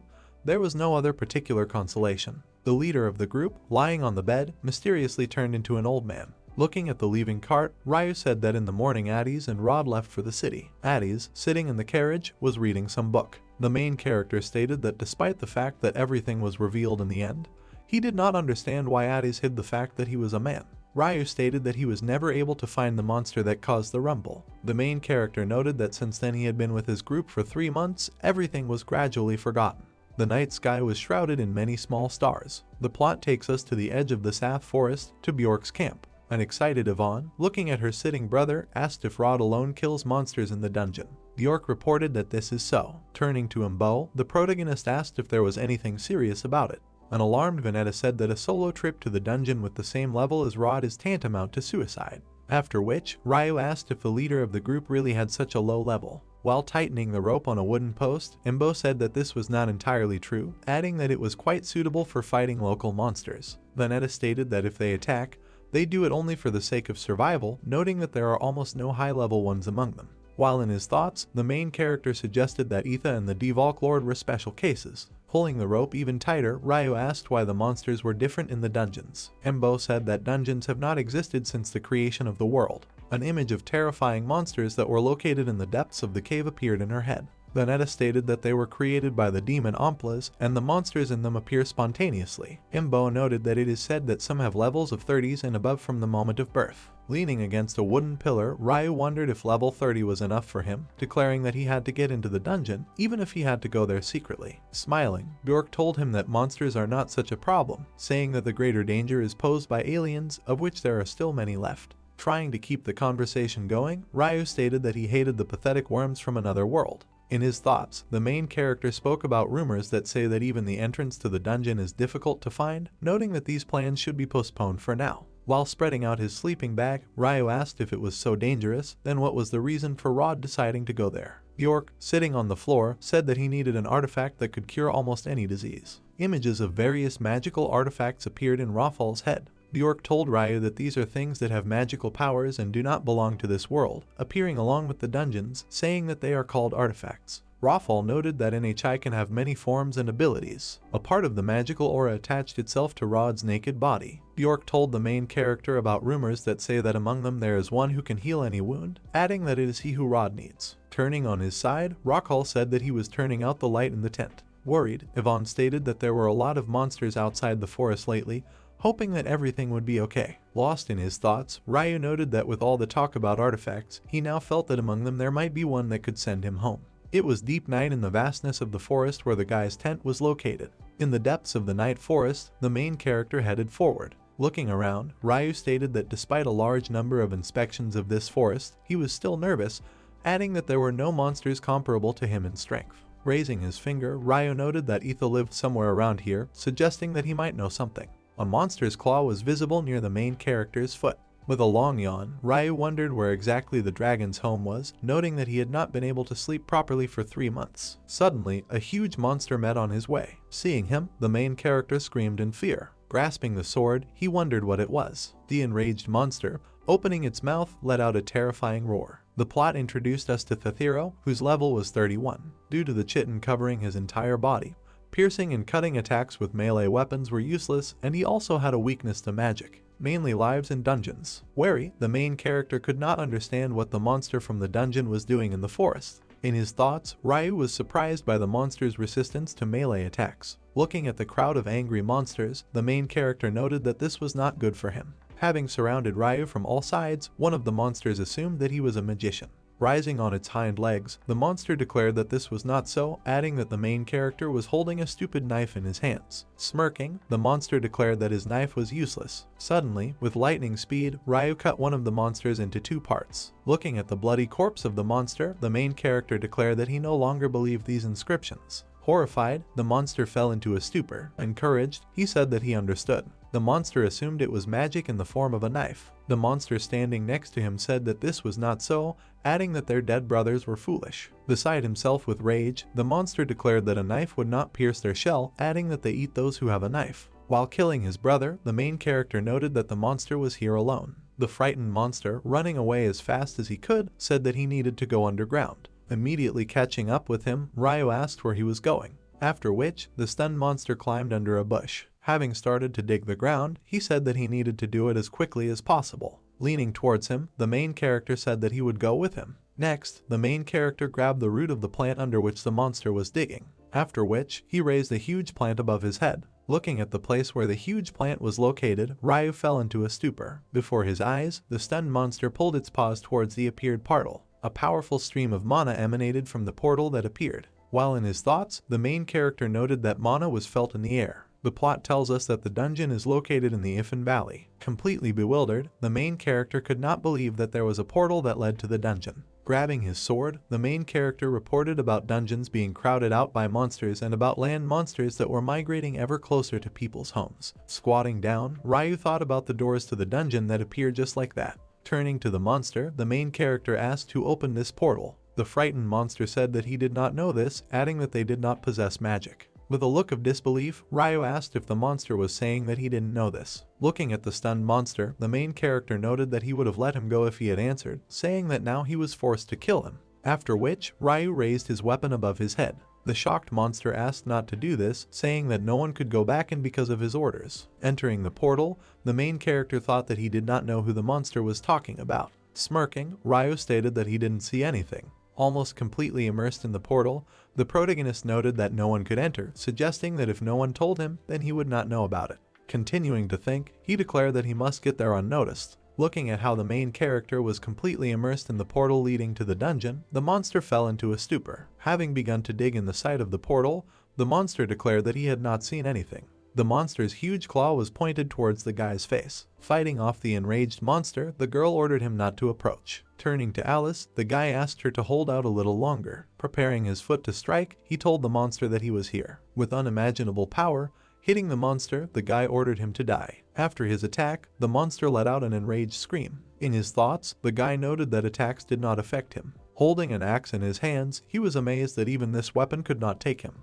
The guy believed that he only had magic left. Suddenly, an angry monster pierced Alice's leg. Taking a magical staff in her hands, she turned to the light, which is like the sun, asking it to illuminate the darkness and, like lightning, to strike enemies. Pointing her staff towards the stunned monster, Alice used a flash. Holding his face, the guy noted that the spell had affected him too, adding that despite this, one of his eyes could see. Leaning against the stone wall, he asked Ranner to use the healing. Taken aback, he again tried to call out to Ranner. At that moment, a monster bit into the neck of his barely breathing partner. Throwing him against the wall, he ordered the magician to die. The guy, who could barely see, froze in one position. Suddenly, a lot of blood splashes appeared in front of his face. With lightning speed, the mysterious stranger struck down a group of angry monsters. Looking at the corpse of the monster, the guy assumed that he had decapitated him with one blow. While in complete shock, he noted that it was not one blow. A memory of how he was trying to break through the powerful armor of the monster surfaced in his head. The guy said that Tethero defends himself with his forelimbs if an opponent attacks his head, adding that there is a narrow gap on the neck, which is covered with chitinous plates and it is very difficult to hit it. With unimaginable speed, Rod suddenly appeared and decapitated the monster standing next to him. The guy said that in order for Thachiro to put out his claws and expose his neck, Rod first hits the monster in the groin. Looking at the savior's back, he noted that only a warrior magician who practices fighting with two swords is capable of this. Turning around, Rod asked if they were from the Onpros Hunter Guild. The guy assumed that he was Rod, a warrior mage. Looking at the joyful guy, the group leader asked if he knew him. Raising his axe in front of him, he noted that a few months ago, Rod began defending the dungeon alone, asking if this was so. Looking at the dumbfounded leader of the group, the guy praised him for this. 70 days ago, Rod accidentally fell into a dungeon and has not been able to get out since then. Holding a glass of alcohol in his hands, he leaned his elbows on the table. At that moment, Rod was thinking about his memories in which he drank alcohol in the guild. After which, he woke up in the vastness of the dungeon, holding a human skeleton next to him. Continuing to think, he noted that having sobered up, he realized that he was in a dungeon, adding that he had no idea how he ended up here. Rod said that until that moment he had not seen people, saying that he had not found a way out. With a perplexed look, the guy asked why he decided to go into the dungeon alone. With tears in his eyes, Rod said that he did not know this. In his thoughts, he was extremely glad that now he would be able to get out. Looking at Alice sitting next to her, Rod assumed that she was injured. Alice heard that he was looking for a healing artifact. Thinking about the words spoken to her, Rod could not understand what she was talking about. Alice stated that stopping the bleeding would be enough. Seeing the potion that Rod uses, the guy said that they also use such potions. After which, he stated that it was a top-level potion that was very difficult to find. Surprised, Alice noted that this should not be done, even if she is a girl. Continuing the treatment, Rod said that there was nothing wrong with it.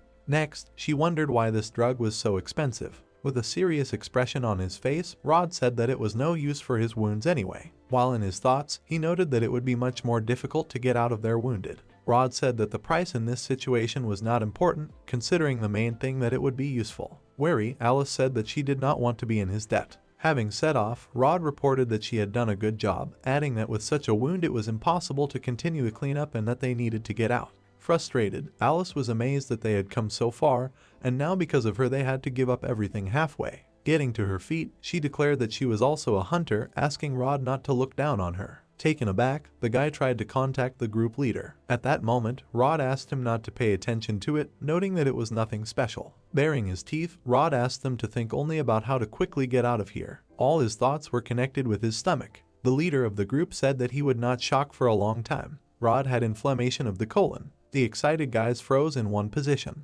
While in his thoughts, the guy was amazed that even if Rod's wound couldn't be cured with a top-class potion, he did so much for the sake of strangers. Suddenly, a powerful earthquake began in the dungeon. The stunned guy suggested that it was an earthquake. Alice, standing nearby, said that this was not so, since the dungeon was in another dimension, adding that there could be no earthquakes here. Taking a fighting stance, Rod ordered the guys to quickly hide in a side passage. In his thoughts, he was sure that he should not lose face in front of the girl, even if he died. Alarmed, Alice asked if he had heard a rumble, suggesting that there might be a whole horde of monsters there. She asked how Rod could manage there alone, after which, the angry leader of the group ordered this to be done quickly. Looking at the depths of the dungeon, from which terrible sounds emanated, Rod assumed that they were approaching. While in the guy's arms, Alice asked him to wait. Beside herself with rage, she asked what he was doing. With tears in his eyes, the guy said that they were just ballast for Rod. Looking at the guys leaving into the distance, the leader of the group fell into a stupor. At that moment, Rod could not understand where the guy ran. Looking at the underground passage from which the roar came, the group leader became enraged, adding that on the other hand, this was a great chance to level up.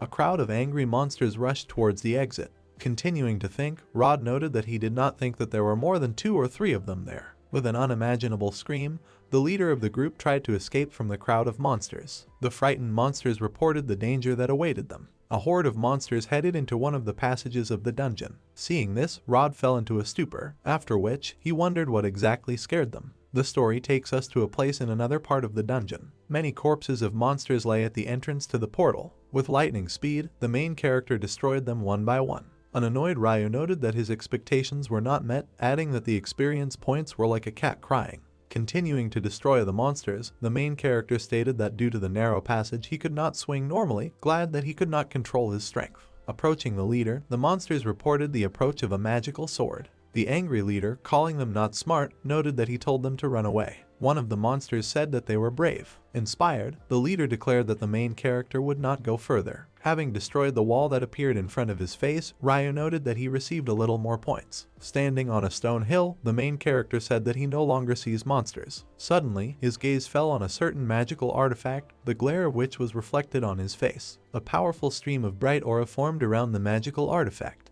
The system reported that in front of us was a flame bracelet called a magic heart. Putting his hand to his chin, the protagonist wondered if such things should not be guarded by bosses. At that moment, near Ryu lay the head of King Thathir, whose level was equal to 40. Lost in his thoughts, the main character noted that if he takes the artifact, then the monsters will no longer appear, suggesting that in this case he will not be able to gain experience points, stating that there is no one there except Thathir's. Ryu believed that the boss could be somewhere in that area, reporting that in any case, all the options were not very good. Looking at the magical artifact, he froze in one position. The system informed the main character that if the owner can throw fireballs, then he will also receive the spontaneously combustible ball ability, adding that the artifact has 30 charges left. With a brutal expression on his face, Ryu stated that flames could come out of his hand using a masculine style. Wary, the main character wondered if there was anyone in the dungeon. Concentrating, Ryu took a fighting stance. His face was filled with confidence. Putting his hands forward, the main character tried to use a fireball. Lost in thought, Ryu wondered if monsters kept appearing in dungeons endlessly. A monster embryo was born in one of the cocoons. The main character noted that survivors in the dungeons told him that monsters do not reproduce,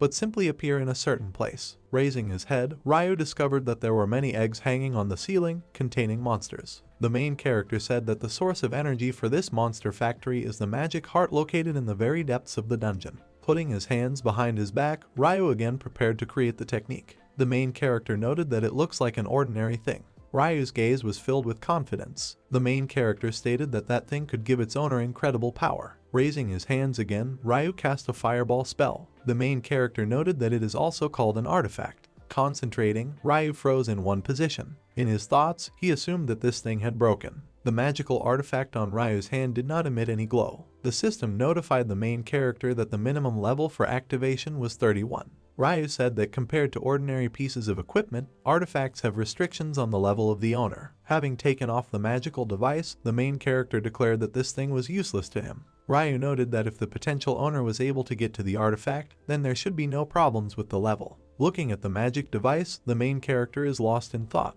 Ryu said that for a hunter to find an artifact is glory and honor, adding that they can be sold at a high price. The main character suggested that he should wait until he gained enough experience points, after which he wondered whether he should sell it. Ryu thought it would look strange if someone like him tried to sell such an artifact, noting that its level was a big problem. Jumping up, the main character began to scream loudly. Ryu was amazed that there weren't many hunters left alive who had the artifacts. Hanging in the air, the main character noted that the room began to move. Grabbing the sword, he assumed that this happened because of resentment for all the suffering he had endured and the self-confidence associated with the extraction of the legendary artifact. A passage appeared in front of Ryu's face, leading into the very depths of the dungeon. The main character stated that a mysterious voice in the darkness whispers to them that the hell unfolding before their eyes is an opportunity. A little taken aback, Ryu assumed that this was the boss's room. One of the huge doors leading to the boss's room opened slightly. Entering the room, the main character was glad that it was very light there. Ryu believed that he needed to return quickly before Bjork and the guys woke up. A long corridor appeared in front of the main character, at the end of which there was a mysterious magical artifact. Ryu was sure that he needed to deal with the boss as quickly as possible. Heading to the magical artifact, the main character wondered where all the monsters had gone, assuming that this was the most important place in the dungeon. Turning to the hidden monsters, Ryu asked if he could just take the dungeon heart and leave. Taking hold of the magical artifact, the main character said that if he pulled it out, the dungeon would disappear. Ryu shouted that it was too easy, adding that it was outright theft. Suddenly, tentacles grabbed the hand of the screaming protagonist. Seeing this, Ryu fell into a stupor. Turning to him, the huge eye was glad that the main character had finally arrived. From a huge angry monster hanging in the air, many tentacles came out and attacked the main character. The plot showed us the boss of the dungeon, which was called the Tentacle Spectator, whose level was equal to 45. Looking at him, Ryu was sure that he would definitely drop a lot of experience points. The protagonist's arms and legs were shackled by the boss's tentacles. While in his thoughts, Ryu noted that he could not say that he was completely immobilized, adding that his legs and arms were being squeezed quite strongly. Towering over the main character, the dungeon boss froze in one position. Continuing to think, the main character said that despite the fact that he had not attacked him yet. Suddenly, Rod suddenly appeared and announced that he had finally escaped. Seeing this, Ryu was shocked. Looking at the main character, the group leader fell into a stupor. In complete despair, Ryu declared that this was a complete failure. The excited main character thought that he had been discovered. After which, Ryu tried to tell him something. Holding his head, Rod froze in one position. Taking hold of his blade, the group leader was amazed that things had changed so quickly, calling the situation ridiculous. Looking at him, the main character could not understand what happened to him, noting that he was scared. Smirking, Rod asked if the monster thought he didn't understand. The group leader was sure that he was simply using his fears and his recent trauma by visualizing them. Looking at the stunned protagonist, he called him disgusting. Rod stated that there was no point in this appearance, noting that Ryu simply could not be here. With an evil grin on his face, the protagonist noted that Rod was very quick to reveal him, congratulating him on this. Rushing towards Ryu, the group leader ordered him to die, adding that he would level him to the ground. Suddenly, a paw began to form from the body of the dungeon boss. Looking at the enraged monster, the protagonist reported that it could not look in all directions at once, suggesting that it could not attack and defend itself at the same time. Ryu noted that along with his fast and strong tentacles, he has the monocular vision of a predator. Taking out his blades, Rod prepared for the duel. Suddenly, the boss's tentacles appeared behind the group leader. With lightning speed, the main character prevented the monster's attack. Suddenly, Ryu fell into a stupor. Furious, Rod declared that it was an impossible attack. The body of the main character was visible in the mouth of the dungeon boss. Pushing himself away, Ryu was finally able to escape from his bonds. Hanging in the air, the main character noted that a little more and he could have torn his trouser leg. Landing on the ground, Ryu wondered if he was too weak for the monster. The angry Rod continued to swing his sword near the protagonist's face. Stretching out a tentacle, the dungeon boss tried to pull Ryu towards him. With unimaginable power, the main character struck the monster. Continuing to swing his sword, Rod told him to beg for mercy. Trying to hit the main character with a blade, the leader of the group said that because of him he had lost everything. While in his thoughts, Ryu noted that Rod had just said that he was not real, suggesting that he had gone crazy. Tears flowed from the angry dungeon boss's eyes. With colossal power, Ryu pushed the monster away, causing it to begin jumping off the stone pillars around the room. An angry Rod stated that because of him, he lost his reputation in the guild as well as his team. With the help of the dungeon boss's tentacles, the main character managed to block the group leader's attack. Beside himself with rage, Rod screamed that he was the demon who brought him to such a state. Looking at the shocked Ryu, he again ordered him to die. The veins on the group leader's face bulged with tension. The cries of death continued from his mouth. Rod's facial expression resembled that of an enraged monster. Calling Ryu human, Rod again ordered him to die. Seeing how the leader of the group was grabbed by the boss of the dungeon, the main character fell into a stupor. Suddenly, the monster's tentacles dragged him to an unknown direction. Ryu suggested that it looked like someone was controlling Rod, squeezing the body of the exhausted group leader. The dungeon boss called the protagonist a daring man.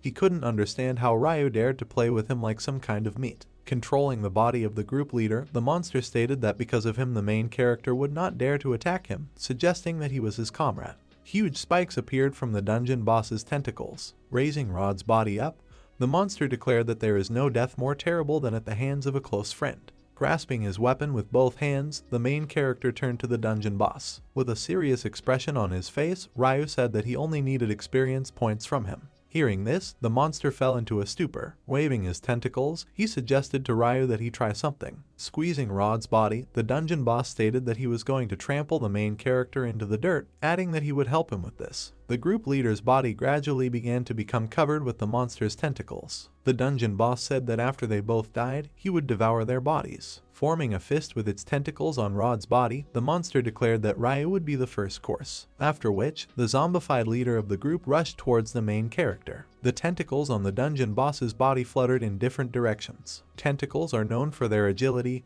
even among dungeon bosses. Rod's body, under the control of the monster, turned purple. Until they land their killing blows, with their intelligence they can easily outwit a human. The dungeon boss's many tentacles enveloped Rod's hands. They take group members hostage and infect them with parasites. The group leader's hand became covered with a monster shell. With a distraught look, Rod rushed towards the main character. History told us that after this, the parasites reincarnated them into powerful monsters. Wary, the monster's gaze froze in one position. In his thoughts, he noted that it didn't matter to him how strong Ryu was since he was still human. Rod's hand quickly moved towards the protagonist's face. The dungeon boss believed that it didn't matter how hard Ryu acted because he would never kill his comrade. Swinging, Rod tried to strike the main character. Continuing to think, the monster noted that he had missed the mark. Ryu's sword is stuck in the dungeon floor. Looking at this, the dungeon boss wondered when he had time to strike. Scattering stones were visible at the scene of the fight. Looking at the battlefield, the dungeon boss guessed that his vision was split. Holding his head, Ryu wondered if this was serious. Having cut the dungeon boss into two parts, the main character could not believe that it was the 45th level. The defeated monster couldn't believe what he saw, wondering how Ryu did it. Looking at the warming up protagonist, the monster asked if he wanted to say that even the simple pressure of swinging his sword was so powerful. Frustrated, Ryu thought about how even the management didn't show up, suggesting that the dungeon boss was too weak. The shocked monster called the main character not human. Lying on the floor, the dungeon boss noted that there was no point in opening a portal if such a monster existed. Walking away into the distance, the main character suggested that he could only rely on the monsters of the Sapphire Forest. The monster stated that before Ryu gets the core and the dungeon disappears, he must report to him about this. After which, a small monster crawled out of the dungeon boss's eye. Suddenly, his body shrank violently. With a lightning attack, Ryu destroyed it, assuming it was a beetle. The annoyed protagonist said that he needed to return. Suddenly, his face was enveloped in genuine shock. Sitting down on the floor, Ryu was amazed at the number, which was equal to 545 billion.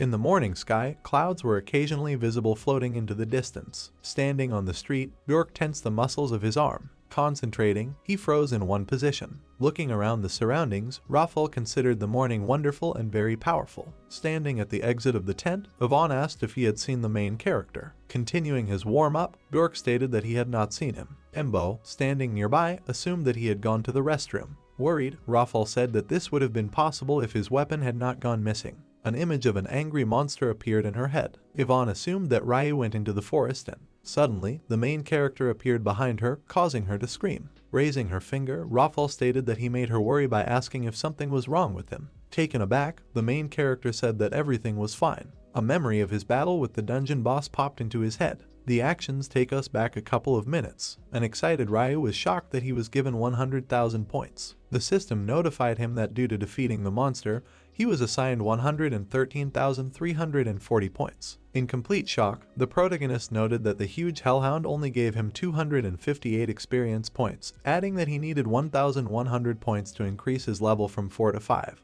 Overjoyed, Ryu guessed that he should get 2,200 points for the 6th level. After which, the main character wondered if he received 140,000 points, then what level is he at now? Seeing something, Ryu was shocked. The system reported that for the transition he needed 54,581,862,560 points. Genuine shock was visible on the protagonist's face. Ryu asked a question that affected the number of points to move to the next level. With an excited face, he left the expanses of the dungeon. With a perplexed look, the main character entered the portal. Coming out, his face was still filled with shock. Heading back to camp with the loot, Ryu's face was still shrouded in shock. With a look full of despair, he began to eat lunch. Wary, Bjork assumed that something had happened to the main character. While outside the camp, Ryu declared that he had had enough. Gradually, evening came on the street. Holding a sleeping bag in his hands, the main character tried in every possible way to help the guys. While in his thoughts, the main character said that a week had passed since that moment, adding that he had not been able to find a single monster outside the sought forest. The carriage containing Ryu arrived at the city gates. Continuing to think, the main character stated that after that they returned to Onpros earlier than they thought.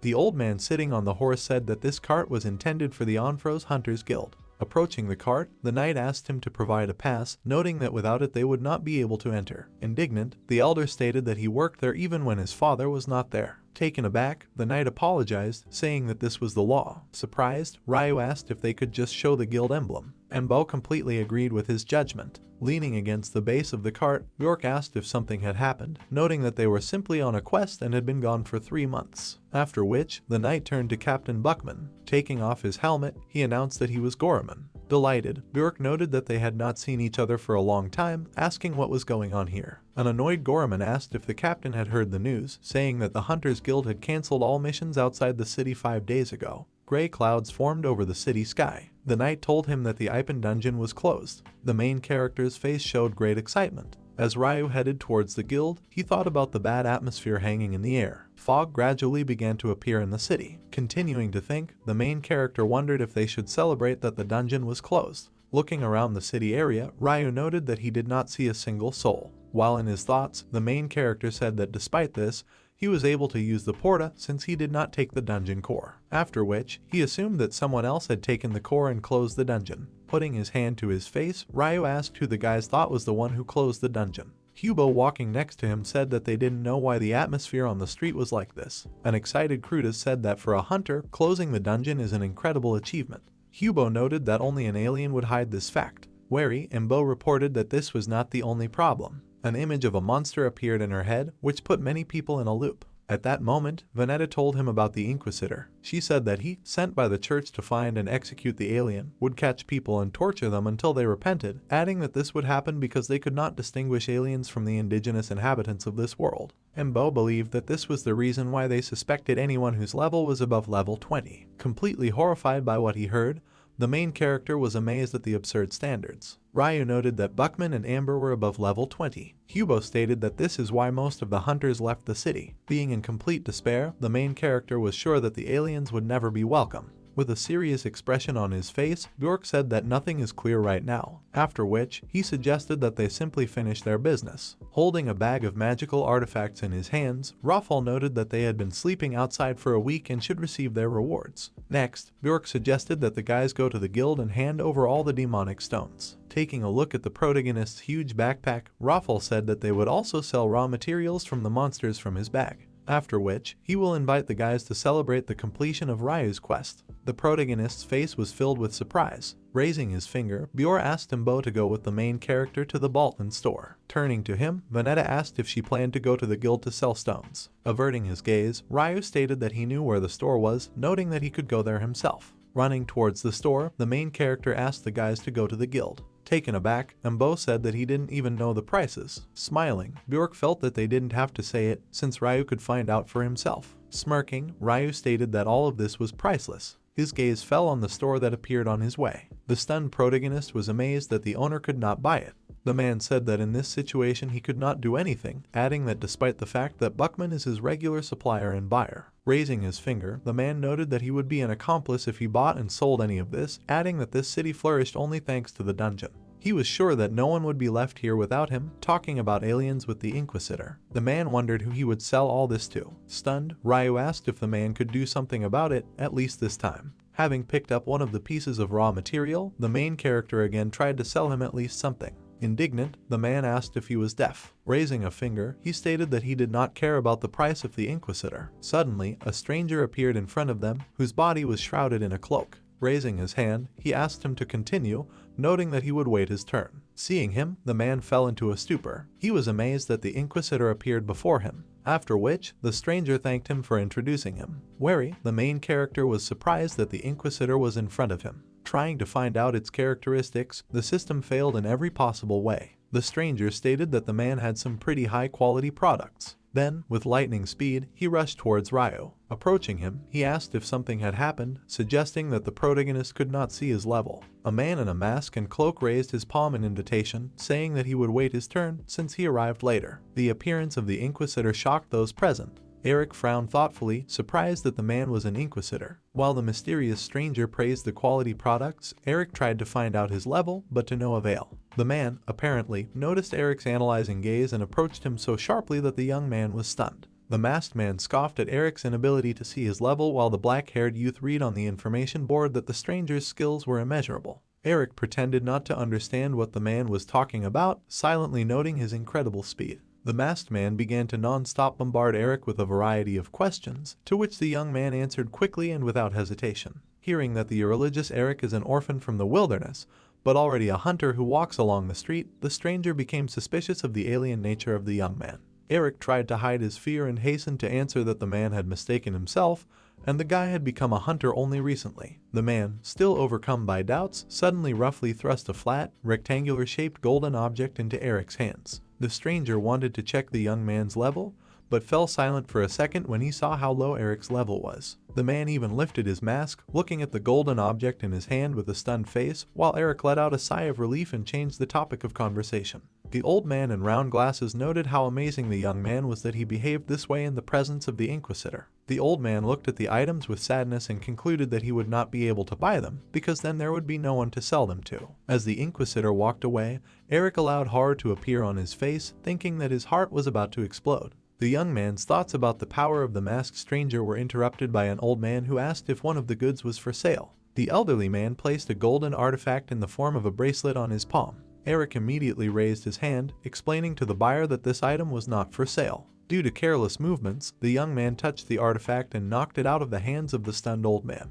The bracelet fell to the floor and rolled towards the feet of the masked man as Eric and the old man looked on, amazed. Eric's hand froze in the air, as did he, while the stranger picked up the artifact. A chuckle escaped the Inquisitor's lips. Rising, the man asked where the level 5 hunter received the artifact. While the old man hurried away, Eric feverishly wondered whether he should deny everything. The Inquisitor thought that the 5 level would not go into the dungeon. The man placed the artifact in the hands of the frightened Eric, telling the young man to keep this valuable thing.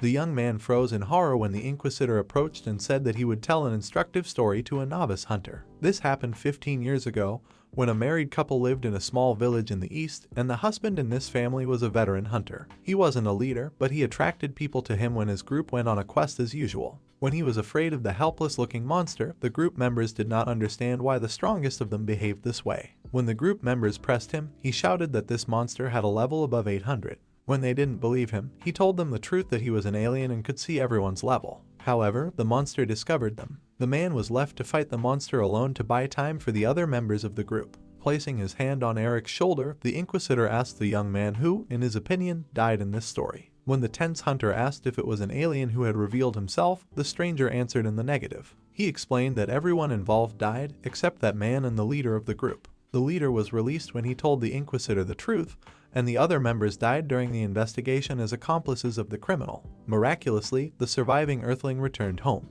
However, the villagers, having learned about the rumors, burned his house, and there was no one left who would be glad to see him. He destroyed all the inhabitants and escaped. The Inquisitor concluded that anyone who contacted the alien was doomed, but still did not believe that the 5-level youth could have any sin. When a puzzled Eric asked why the masked man told him this story, he began to think about using the naive rookie hunter to sell the artifact. The Inquisitor concluded that this was a common occurrence and promised Eric to protect him as best he could. The stranger asked which group the young man belonged to. Suddenly, Eric's eyes lit up with a scarlet light, and he attacked the Inquisitor from behind, swinging his hand clenched into a fist. Suddenly, a figure appeared in front of the man. Eric's fist slammed into the head of Addis, who apologized to the Inquisitor in an elegant bow. The red-haired youth expressed his desire to clarify the situation with a slight smile. Addis glared angrily at Eric, who was stunned by the magician's unexpected appearance. Addis yelled at Eric, outraged that this useless buffoon couldn't even cope with a normal routine. When Addis began to say that he should not have trusted the Eric artifact, he fell into complete bewilderment.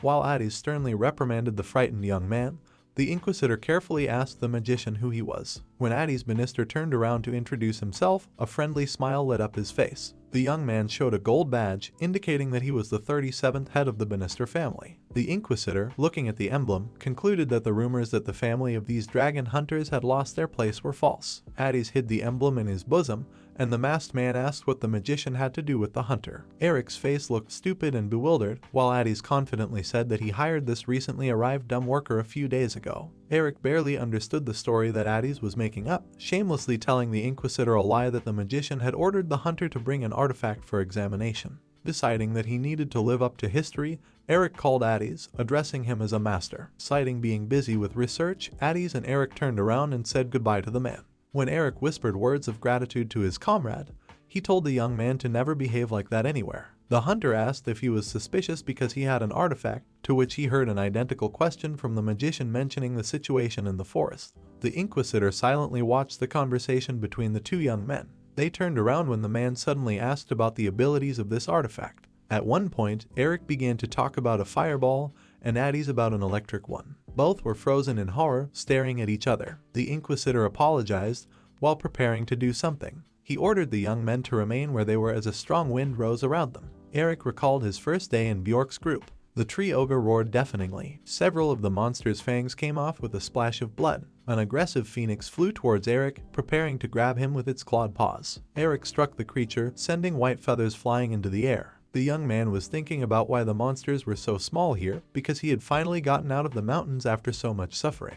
Eric was furious, thinking that even the hellhounds were better than this garbage, which gave him no experience points. Dealing with yet another enemy, Eric recalled with indignation that he could have gotten at least one experience point from the hellhounds. Ruthlessly crushing his enemies, the young man only wanted to raise his level. Pools of blood spread under his feet. Suddenly Eric froze when he heard something that sounded like his new name. The young man realized that someone had been calling him all this time. It was Bjork, politely offering Eric a taste of the newcomer's welcome dish. As soon as the man made an unflattering comment about the food, a huge pan suddenly dropped onto the table and the cook's indignant exclamations were heard. It was Imbo, who looked at Eric with suspicion and said that she, unlike Bjork, had not yet recognized the newcomer. While Eric looked thoughtfully at the side dish, Hubo burst out laughing, asking how long the newcomer would last here. Eric remembered the taste of tough hellhound meat, thinking that Imbo's dish couldn't be worse. The young man thought about how long it had been since he had eaten anything other than this meat and used cutlery. Eric remembered how he once sat alone by a kind of fire on which a large piece of meat was roasting. But now the young man was not alone and ate surrounded by his new company. Suddenly everyone, even Imbo, who was forcibly shoving the side dish into Bjork with spoons, turned around in surprise and froze. With a red nose and a smile, Eric asked for more. Shouts were heard from the tent that the young man should not force himself to eat this because it was all for the sake of a joke. Eric felt that he had emerged from the stone mountains. In reality, the Inquisitor was still standing in front of Eric. Raising a wind that was more like a small hurricane, the man asked Eric and Addis to go with him. When Eric asked if this wind was caused by magic, Addis replied that he could not sense mana. The red-haired young man with the concentrated face concluded that this wind was healing, and the Inquisitor was most likely a high-level spiritual magician. Hearing these words, Eric frowned at the thought that the fight with this man would not be easy. When Davy thought that the fight would seriously reveal his true nature, the Inquisitor snapped his finger and said that the two hunters need not worry. The man said that even with their arms and legs cut off, the two would not die while they were inside. He added coldly that he wanted them to follow him on their own feet. Eric came to the conclusion that there was no other way out and asked if the Inquisitor was looking for the one who closed the dungeon. The young man approached the man and wanted to make sure that he would not harm anyone if Eric found this man, and the Inquisitor readily agreed. Then the young man declared with determination that it was he who closed the dungeon. Suddenly, in the distance, someone shouted, standing on a carriage. Alice even covered her face with a witch's hat so as not to see Rod beaming with pride, but the coachman was amazed at how he was able to close the dungeon alone. Rod said that he defeated the boss unconsciously and successfully closed the dungeon, but after that they were left to starve on the open plain. When the man and boy expressed their relief at being rescued, Alice irritably reminded them that she was the one who found them. Rod beamed as he confidently announced that his own legend began now. The guards stopped the carriage, tied Rod's hands, and demanded that he climb into the vehicle. Eric was silently surprised that Rod closed the dungeon while the two Inquisitors looked at the documents and came to the conclusion that for now they would put the man in a cell. Eric remembered what kind of monster Rod had almost turned into, and Addis watched the situation with a shocked face. The Inquisitor bowed, apologizing on behalf of the Church of Darkness, and Addis asked what would happen to Rod. The Inquisitor said that the man would be sent to prison, the location of which was classified, and his affairs would be investigated. Addis smiled with relief when he heard the words that Rod would be released if no problems were found after checking his birth certificate. When a perplexed Eric asked about the vehicle, Addis explained that it was a machine powered by demon stones. Suddenly, the Inquisitor pulled back the curtain in the car and called Eric to him, remembering the situation with the unsuccessful sale of his things. The Inquisitor decided to give the young man a promissory note in the name of Addis, so that later the real recipient, that is, Eric, would sign. The young man doubted this proposal, remembering how his mother taught him not to sign without thinking. Eric picked up the pen and asked if they would force him to join the church after this, but the Inquisitor assured that they did not use such dirty methods. Eric began to sign. The Inquisitor, whose emotions were impossible to read behind the mask, looked attentively at the young man. Eric clenched the piece of paper in his fist as the car with the Inquisitor inside pulled away. Addis exhaled, reassured that no one was hurt, but Eric remained silent. Then Addis called him worriedly. The young man did not turn around, but asked the magician for some favor. Hunting Guild Onpros. A blonde woman with bangs in a uniform bowed and apologized. The girl buried her face guiltily in the table, but Bjork told her that it was not her fault that the guildmaster ran away because everyone was leaving in a hurry, like crazy. When Imbo approached Avon and Hubo, who were sitting at a round table, the healer asked the spearwoman if she was able to sell the demon stones. Imbo placed 5 silver coins on the table, crossing her arms and closing her eyes dejectedly. When the girl explained that this was all the money the guild had, Hubo and Yvonne opened their mouths in shock. A vein appeared on Imbo's forehead in anger as she bowed her head and hissed that she would grind the guildmaster, who ran away with all the guild's money, into powder. When Bjork offered the girl free beer with a wide smile, she yelled at him in rage, reminding him that the guild had no money at all and should not go bankrupt. Bjork sat down next to Imbo,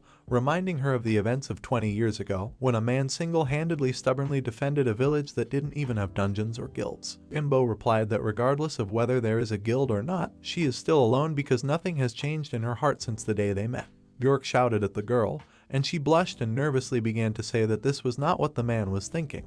Bjork looked at Imbo with loving eyes when this awkward conversation was suddenly interrupted by Hubo, who decided to report that there was still a lot of food left. Hubo was about to offer to hold a welcome party for Eric when suddenly the kebabs in his hand were cut by a coin crashing into the wall. An irritated Imbo suggested that Bjork talk privately after Eric's party, and the frightened man immediately agreed. Preparations for the party were in full swing. A man in black pants and shoes approached the door. Yvonne turned to the slightly open door with a smile. All 4 looked dissatisfied or surprised when they looked at the newcomer. Bjork did not understand why this man had come. Addis was seeping between 2 door leaves. Bjork looked at the young man dumbfounded. He was so surprised that the fragile Addis was carrying Eric's huge bag on his back. In response, the sweaty Addis, through heavy sighs, could only whisper a plea for help. When the magician fell to the floor and was crushed by the bags, Bjork hurried to the young man. Imbo and Hubo held the luggage together while Addis drank greedily. Having drunk a glass of water in one gulp, the young man exhaled and marveled at how Eric carried it all with such ease. Bjork was excited that Addis brought Eric's bag, and Yvonne added that there were no materials. When Bjork asked if something had happened to Eric, Addis frowned slightly and replied that he didn't know for sure. Suddenly, Imbo screamed for Bjork when she found something in her bag. The stunned girl held a bag in her hands, reporting that all the bags contained money. The bags contained 10 bags of 1000x. Bjork said thoughtfully that even if Eric had sold everything, there was much more here than there should have been. Addis reached into his bosom, saying that Eric asked to give something to Bjork. The man frowned tensely. Addis handed him a red and gold emblem with a design of a dragon-like creature. Examining the object, Bjork asked if the magician knew about the reason for Eric's departure. Addis answered negatively. Eric walked down the dark street with his head down and his hands clenched into fists. Addis added that Eric was very afraid of something. Eric signed the document given by the Inquisitor. The masked man asked if Eric knew what it was. The young man's eyes opened wide. The Inquisitor held in his hands a medallion with the inscription Great Land. Along the center of the medallion were carved lines in the shape of the Earth's continents. Eric was dumbfounded, because he thought that they were all destroyed by 4 heroes 20 years ago. Looking focused on the document, Eric said he didn't know what it was. The Inquisitor believed and said that a hunter with such a level really should not know about this, and that this knowledge does not lead to anything good. The Inquisitor approached the young man writing with a pen on paper. When the masked man mentioned that someone at level 5 might be an alien, Eric froze in horror. The Inquisitor said that in this case, this alien, if he recognizes this little thing, should remember the story he had previously told. Eric, in a rage, smashed the wooden cart with his fist, not paying attention to the people passing by. The young man was upset that nothing good ever happened to him. Eric's attention was drawn to the light. 3 smoking men silently watched him in bewilderment, their faces contorted with displeasure as they picked up the wheel of the broken cart. Hugo, Embo, and Avon were at a loss. When Hugo angrily shouted that Eric should have spoken to them before leaving, Embo annoyedly asked what he should have said. Hugo replied that they would have tried to dissuade Eric, but Bjork, looking blankly at the floor, told her to stop. The man concluded that hunters put their lives on the line, and they cannot ask others to take such risks. As Addis was about to leave, Bjork called out to him. While Embo was seething with anger in the background, the man asked Addis, if anything happened, to tell Eric that they would always be glad to see their porter return. Putting on his hood, Addis promised to do just that with a smile. Bjork was trying to calm down an angry Embo. Hugo was sitting there kicking himself for being too hard on Eric, and Avon was just standing there. Addis looked back at the 4 with a warm smile. Suddenly his gaze became steely and cold as he came to the conclusion that Eric was jealous. Water poured on Eric as if from a bucket. A thin man missing one tooth told his boss that the young man had woken up. Eric was sitting on a chair and was tied to it. In front of the young man stood a huge muscular man who was unhappy that the hunter had broken the arms and legs of his guys. The boss became angry when 3 subordinates complained behind his back that Eric had also broken their equipment and slept on their territory. Eric apologized for the broken equipment and calmly explained that the men's limbs had broken when they tried to hit the young man, and that he had fallen asleep in one of the abandoned houses. The enraged boss asked the trio if this was true, and they began chatting about how the human body couldn't be stronger than rock, and Eric was clearly using magic. Eric fearlessly suggested that the boss try to hit him, adding that if he refused, he would be the same coward as those 3 idiots said. When the boss asked if this was true, the men began to fawn that they had never said such a thing. Eric replied with a straight face that they were lying. However, the angry boss did not care about his words. He raised his huge fist, aiming for Eric's face. Tears flowed from the boss's eyes due to the pain in his arm, and Eric sighed and thought that this 11-level man was even weaker than Papiro. Eric frowned, asking what he should do now. Everyone around was speculating whether the young man was a magician, a witcher, or a swordsman, while he looked at the gossipers with hatred. When Eric gathered a huge crowd of people with weapons, he came to the conclusion that nothing good would come from such a large fight. A man with a shovel in his hands warned the head that it was dangerous here, but the old man replied that Eric was just a little dog. The tied-up young man, hearing such an insult addressed to himself, became gloomy, telling the head that he really hated dogs. Eric added that they answer him the same way. The old man grinned nastily and, based on the young man's character, assumed that he was from the Rocky Mountains. When the head ordered Eric to be released, the residents were taken aback and even began to stutter. The old man said that, if he wanted, Eric could grind everyone here into mincemeat, and the young man stood up abruptly, calling out to the old man. Eric asked in surprise how the old man knew about the Rocky Mountains. The head bared his teeth in a grin and invited the young man to work for him to find out the answer to this question. 6 months after the closure of the dungeon, the border zone near the eastern wall of the city of Onpros. A small crowd of people stood near the dilapidated house. A dark-skinned bald man called the building pathetic, while his comrades laughed maliciously at the fact that they had taken everything they could sell from the house. When the woman with the sobbing child asked why they were doing this to her, the black man replied with a grin that the owner apparently had not told her anything yet. When the thief smiled disgustingly at the woman, a knight in armor with a sword approached behind him. He waved his weapon in despair, upset by the thieves' actions. The knight shouted that they should not lay a finger on his family and home. The dark-skinned intruder waved his hand, ordering him to bring him a hammer. The knight, hearing this word, was stupefied with fear and looked up. He saw a menacing-looking Eric carrying a huge stone on his shoulder on an iron spear. The knight put his sword to Eric's chest and babbled that, despite the closure of the guild, he was still a hunter and could deal with the young man. The man's sword seemed like a toy compared to the size of Eric's body. The young man, looking coldly at the knight with dark eyes, ordered him to step aside. Eric moved on, and the knight was stunned that the sword did not even pierce him. He did not understand how a person could have such a body. Watching the hammer strike create a high explosion, the hunter came to the conclusion that it was not a person, but a monster. The family looked up with stony expressions. They stood in front of a multi-story gray-brown residential building. The dark-skinned man explained with a grin that the Onpros Architectural Association demolishes dilapidated houses. He added that in return they provide residents with durable housing made of strong, good materials, secured by the magic of golems. The trio looked out the window in silence while a member of the Architectural Association talked about covering the walls and how soldiers could use this house in emergency situations to evacuate residents. The man said that he had already said that the family could live here without paying rent and receiving benefits for supporting the fortress wall, and the father of the family awkwardly replied that he was drunk then. While the child happily ran around the new house, the father with a smile thanked the architect for his help. He especially wanted to thank Eric, who he had stabbed with the sword earlier, and he also wanted to apologize to him. Eric, crossing his arms, asked if he could leave, but the bald man sternly replied that the hunter was sorry. The wife put cups of tea on the table, and the husband offered to have dinner with them. Eric coldly replied that he would then go to report. The bald man was outraged by the young man's rude behavior. When he called Eric weird, his eyes widened in shock and anger. The two men were about to start arguing, and the father hastened to try to calm them down. Eric turned in shock at the child, laughingly shouting that the young man was strange. The dark-skinned architect shouted furiously that there was no one in the world as rude as Eric. The father of the family laughed awkwardly, trying to hush up the growing conflict. Eric listened with a sweaty face as his colleague asked him to at least just accept the man's apology. The child mockingly called Eric his weird big brother. The child rushed into the young man's arms. In Eric's head, the face of this boy and the Inquisitor he had met earlier were mixed into one.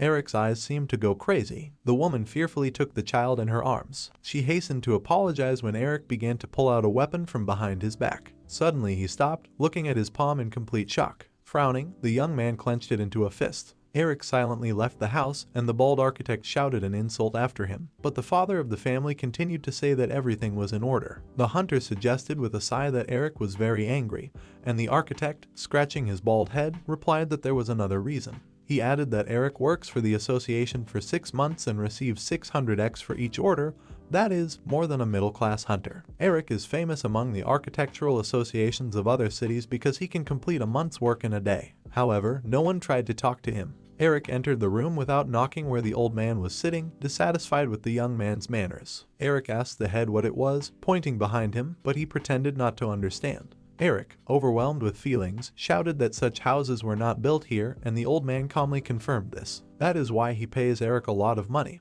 But this does not change anything, because the young man never speaks and everyone thinks that he is mute. In a fit of rage, Eric threw the glass of water on the table at the wall. The young man's face twisted with anger as he shouted that the old man was playing with him. The table cracked under the pressure of Eric's hands, who was desperate that after the old man mentioned the Rocky Mountains, he did whatever he wanted for 5 months. The young man had already broken half of the table, but the old man sat silent and motionless. Papers flew in the air. Eric lowered his head, asking what he needed to do. The old man, looking at this picture, concluded that the young man was pathetic. The head pressed his fingers between his eyebrows, saying that 40 years ago everyone lived normally. Eric was not surprised that the old man knew about his true nature. An elderly man approached the window, wondering if Eric knew why he slept poorly, hid while he ate, and did not talk to anyone. Eric answered hesitantly that the reason was because he was from another world, but that was the wrong answer. The old man looked carefully at the buildings outside the window, saying that Eric could not live like ordinary people. The head said that the aliens only see hunters, and that 40 years ago there were many more people with jobs that had nothing to do with hunting.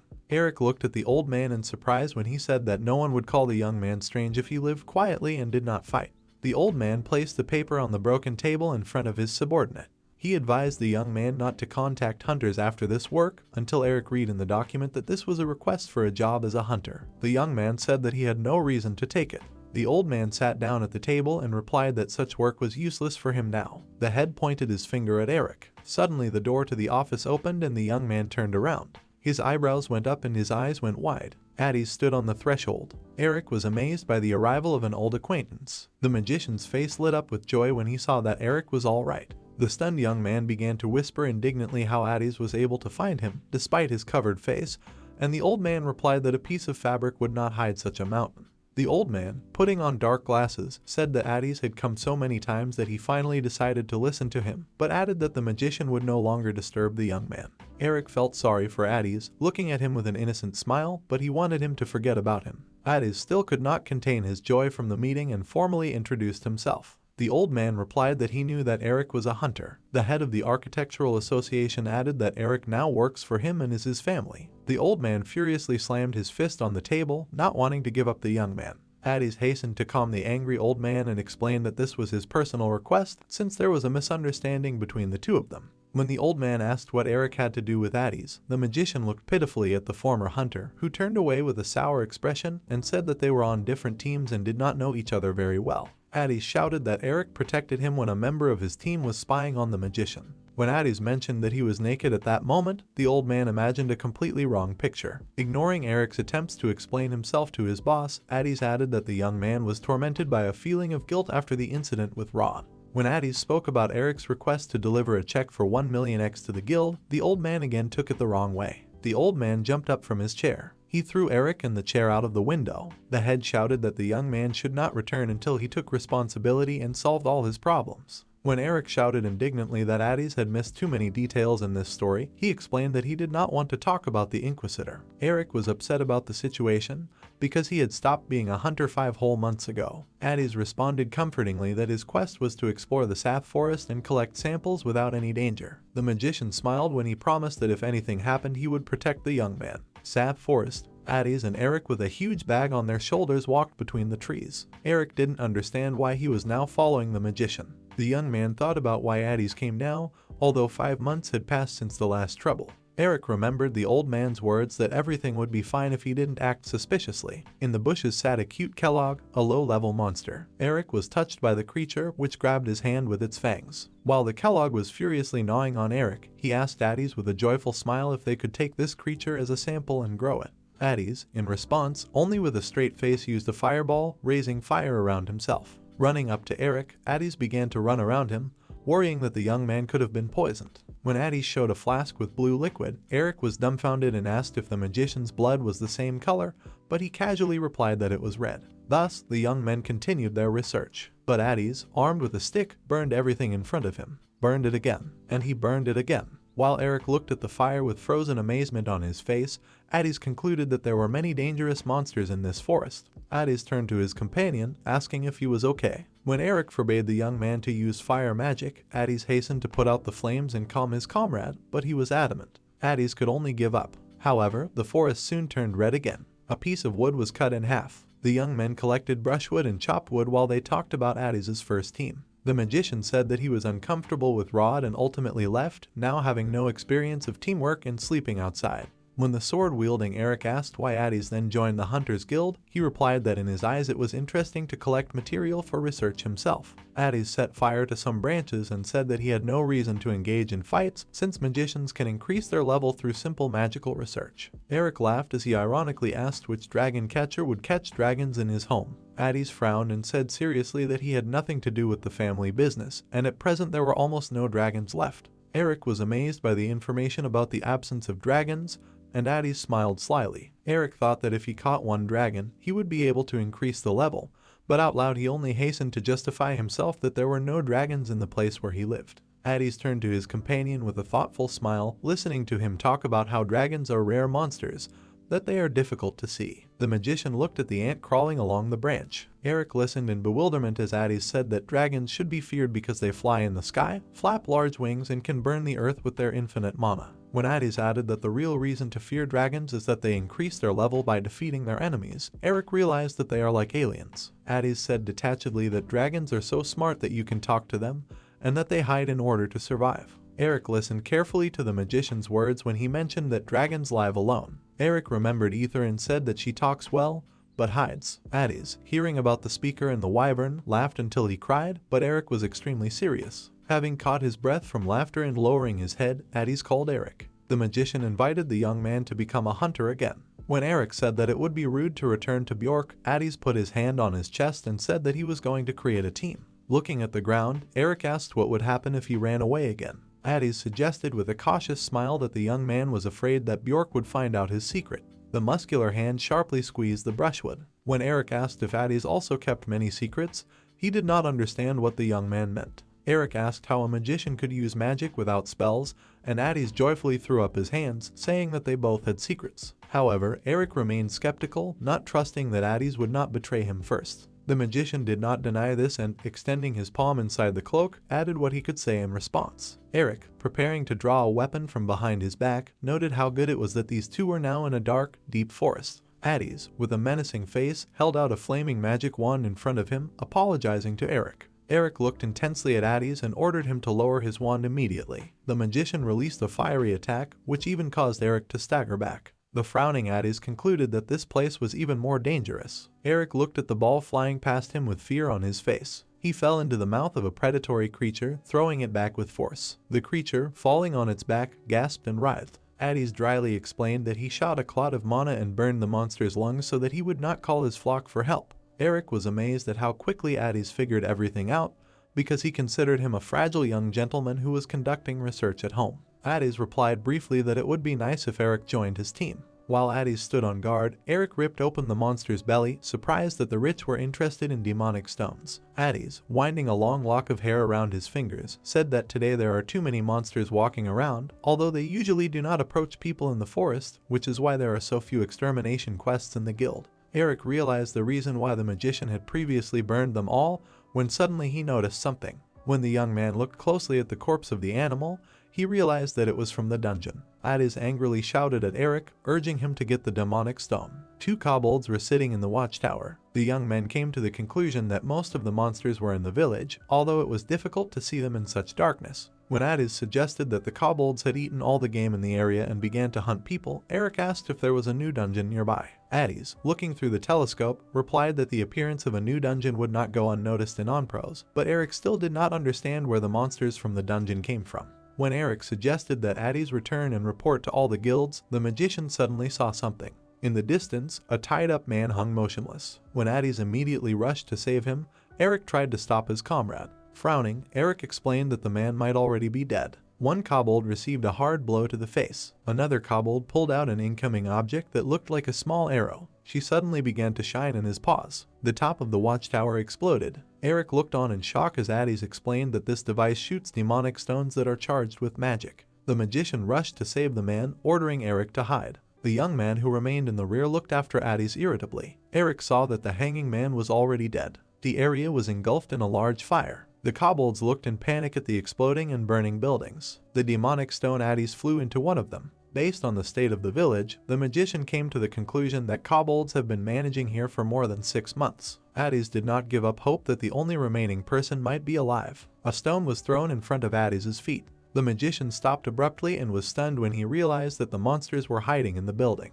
Addis had heard a lot about the intelligence of kobolds, but he never expected that they could think of using throwing weapons. Another powerful explosion was heard in front of the kobold with a stone in his paw. Addis attacked the building with fire. The magician with an angry face wielded a magic wand emitting tongues of flame. Thinking that it was stupid to hide in a building from a fire mage, Addis set the building on fire in one motion. One of the kobolds jumped down while his fur was burning. Addis, looking at his weapon, thought that he had overdone it. The enraged kobold bared his teeth and roared. With a spear in his paws, he rushed to attack the young man. Addis knocked out the spear from the monster with the help of a demonic stone. Then the magician, with an elegant and precise movement, threw his wand at the enemy's forehead. Addis reached for a new wand. The kobold looked at the object on its face in horror. The next moment, a fiery explosion thundered. Eric and Addis stood next to a lying man covered with a large piece of cloth. While Eric either looked with admiration or horror at the charred remains of the buildings, Addis bitterly admitted that his partner was right in the end. The magician reported that this man died quite a long time ago from hypothermia. Eric was at a loss, because during the year of his stay here it had never been cold, and Addis replied that this was not the only oddity. The magician, holding a golden badge in his hands, said that this man was a level 27 hunter of their hunting guild Onpros.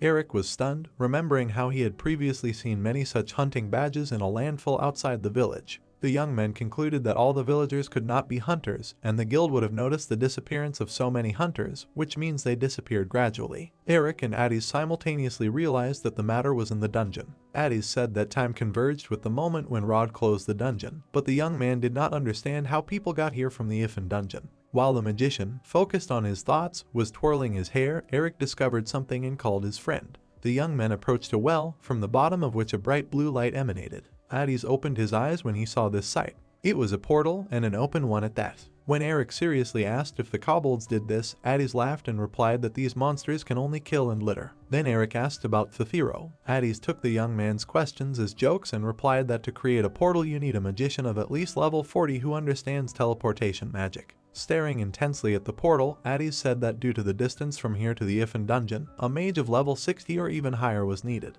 Eric thought it was creepy. The young man suggested that the magician who created the portal might be an enemy. Addis and Eric turned to the man whose arrival was accompanied by an icy fog. Addis opened his eyes and opened his mouth when he saw the stranger. Eric looked at him seriously and hostilely. The young men saw a skeleton with gold teeth and a warm cape. Addis realized that a lick was standing in front of them. Eric confirmed this, adding that he is also high level. The 72-level lick spread his arms and with feigned friendliness began to talk about how guests had come to visit him during his absence. From the absence of wounds on the young men, the lick concluded that his kids had amused them. Seeing the traces of fiery mana, the lick noted the impressive work. The man guessed that this was the work of Addis and then looked with confusion at Eric standing next to him. When Eric wanted to ask Addis a question, the magician ordered him to be silent and replied that the lick, having become the living dead, had lost all 5 senses. The magician added that in exchange for this, the lick received the ability to sense the energy flows of mana around him. That is, he cannot sense Eric. Snatching his wand, Addis said that Eric could escape from here. The lick attacked Eric, hitting him in the face. The dead man put his eye to his orbit and now could finally see his guests. Addis was worried about Eric, who was hit by a nice attack. Eric reassured his comrade, explaining that the lick hit the sword behind his back. Eric sighed, saying that the lick didn't seem to be going to let them go. After the enemy's attack, the young man realized that Addis could not defeat him. What does a married couple mean? The answer was that husband and wife walk the same path and look in the same direction. The lick was delighted by such words, so he took James and Catalia's eyes for himself. Inserting his eyeballs into his sockets, the dead man screamed that Catalia had rejected him even before meeting James. The lick repelled Addis's fiery attack with an ice shield. With a distraught expression, the enemy asked if the young men were listening to him. Surrounded by flames, the lick ordered them to simply surrender. Eric was outraged by the actions of Addis, who looked tense. It was all useless, because the lick reflected the magician's blows with its own mana. Despite the fact that the young man's blows would not reach the dead man, he wanted to play a little with the young man out of love for the suffering of people. While Eric was indignant at his low level, Addis called his friend. The magician fired a demonic stone from a device on his arm, telling Eric to run. The lick was relaxed, reminding him that all attacks were useless as the demonic stone rushed towards him. The dead man looked in horror at the object stabbed into him. Addis and Eric began to quickly run away until a huge explosion was heard behind them. Eric asked how it worked. Addis answered with a grin that they distracted the lick for a while, because physical attacks do not work against him, but there is no mana in demonic stones. Addis said that they should quickly take refuge in the forest, because there was a lot of mana there. Eric's face was distorted with fear. Then the young man realized that it was something else. Eric grabbed Addis by the wrist. The magician tensed, looking ahead. Eric stopped the magician when a dome of ice rose in front of the two of them. A huge magical wall blocked their path from all sides. The young men were imprisoned in this dome. While Eric marveled at the snowfall inside the ice prison, Addis seriously said that he was grateful for the rescue, but now was not the time for this. The magician began to melt the ice and said that if they stayed here, the young men would end up like that dead hunter. Addis looked at the wand in horror, amazed that the mana that had been in stasis had frozen. Addis informed the panicking Eric that the lick had lowered the temperature and because of this it was impossible to cause fire. The lick, holding fire and ice in his hands, explained that fire magic ignites mana and ice magic freezes. The dead man with a crazy smile said that he froze the mana of Addis since he is a fire magician. Suddenly the man shouted that he would now conduct an experiment. The lick caused an ice storm that nearly knocked Addis off her feet. Eric covered his eyes with his hand and thought that he could withstand the sharp drop in air temperature, all thanks to high performance. Turning to Addis, who was pressed against the wall of the dome, Eric realized that he was not going through the best of times. While Addis fell to the ground, the lick sarcastically asked what it was like when your lungs froze, because he himself had not had them for a long time. The mad dead man swore that if he lost consciousness in this state, there would be no more pain. Eric came to the conclusion that the bony man's plan was aimed at killing Addis and decided to engage in battle when he lost consciousness. Eric closed his eyes bitterly when he thought that this was the only way to survive. The fallen Addis called out to the young man. Squeezing out one word at a time, the magician said that he was too selfish. Addis, baring his teeth, pressed his own magic wand to his chest. The magician screamed in pain as fiery veins crawled across his body. Eric screamed in confusion, not understanding why Addis was using his own magic on himself. The lick laughed as he watched this. When Addis rose to his feet with renewed vigor, the dead man was amused that the young man had burned his mana in order to stop the drop in temperature. Eric looked at his comrade lostly, but Addis firmly said that this was their last chance. The magician strictly ordered Eric to run immediately as soon as a hole appears in the wall. Eric became angry, not believing that Addis could cope alone, but the magician shouted, demanding to hear the promise. Eric fell silent and froze, looking at his comrade in shock. As soon as the young man made his promise, Addis thanked Eric and moved forward. The Lick was eager to find out how the magician would entertain him. Snatching out several sticks, Addies, with burning eyes, invited the enemy to guess. The magician threw the weapon high into the air. The tips of the sticks began to crack characteristically. There was an explosion. The Lick was thrown back and pressed against the wall of the ice prison. Holding the skull, the dead man did not understand what Addies wanted to achieve with the help of a chain of explosions, because this was too weak for the whole. Pulling his fur hood, the Lick decided to look for answers to his questions about mana. The dead man concluded that the demon stones exploded and made a lot of noise, and judging by the cloud of magic, they were still burning. Finding no trace of the magician, the Lick pulled the hood from his orbit.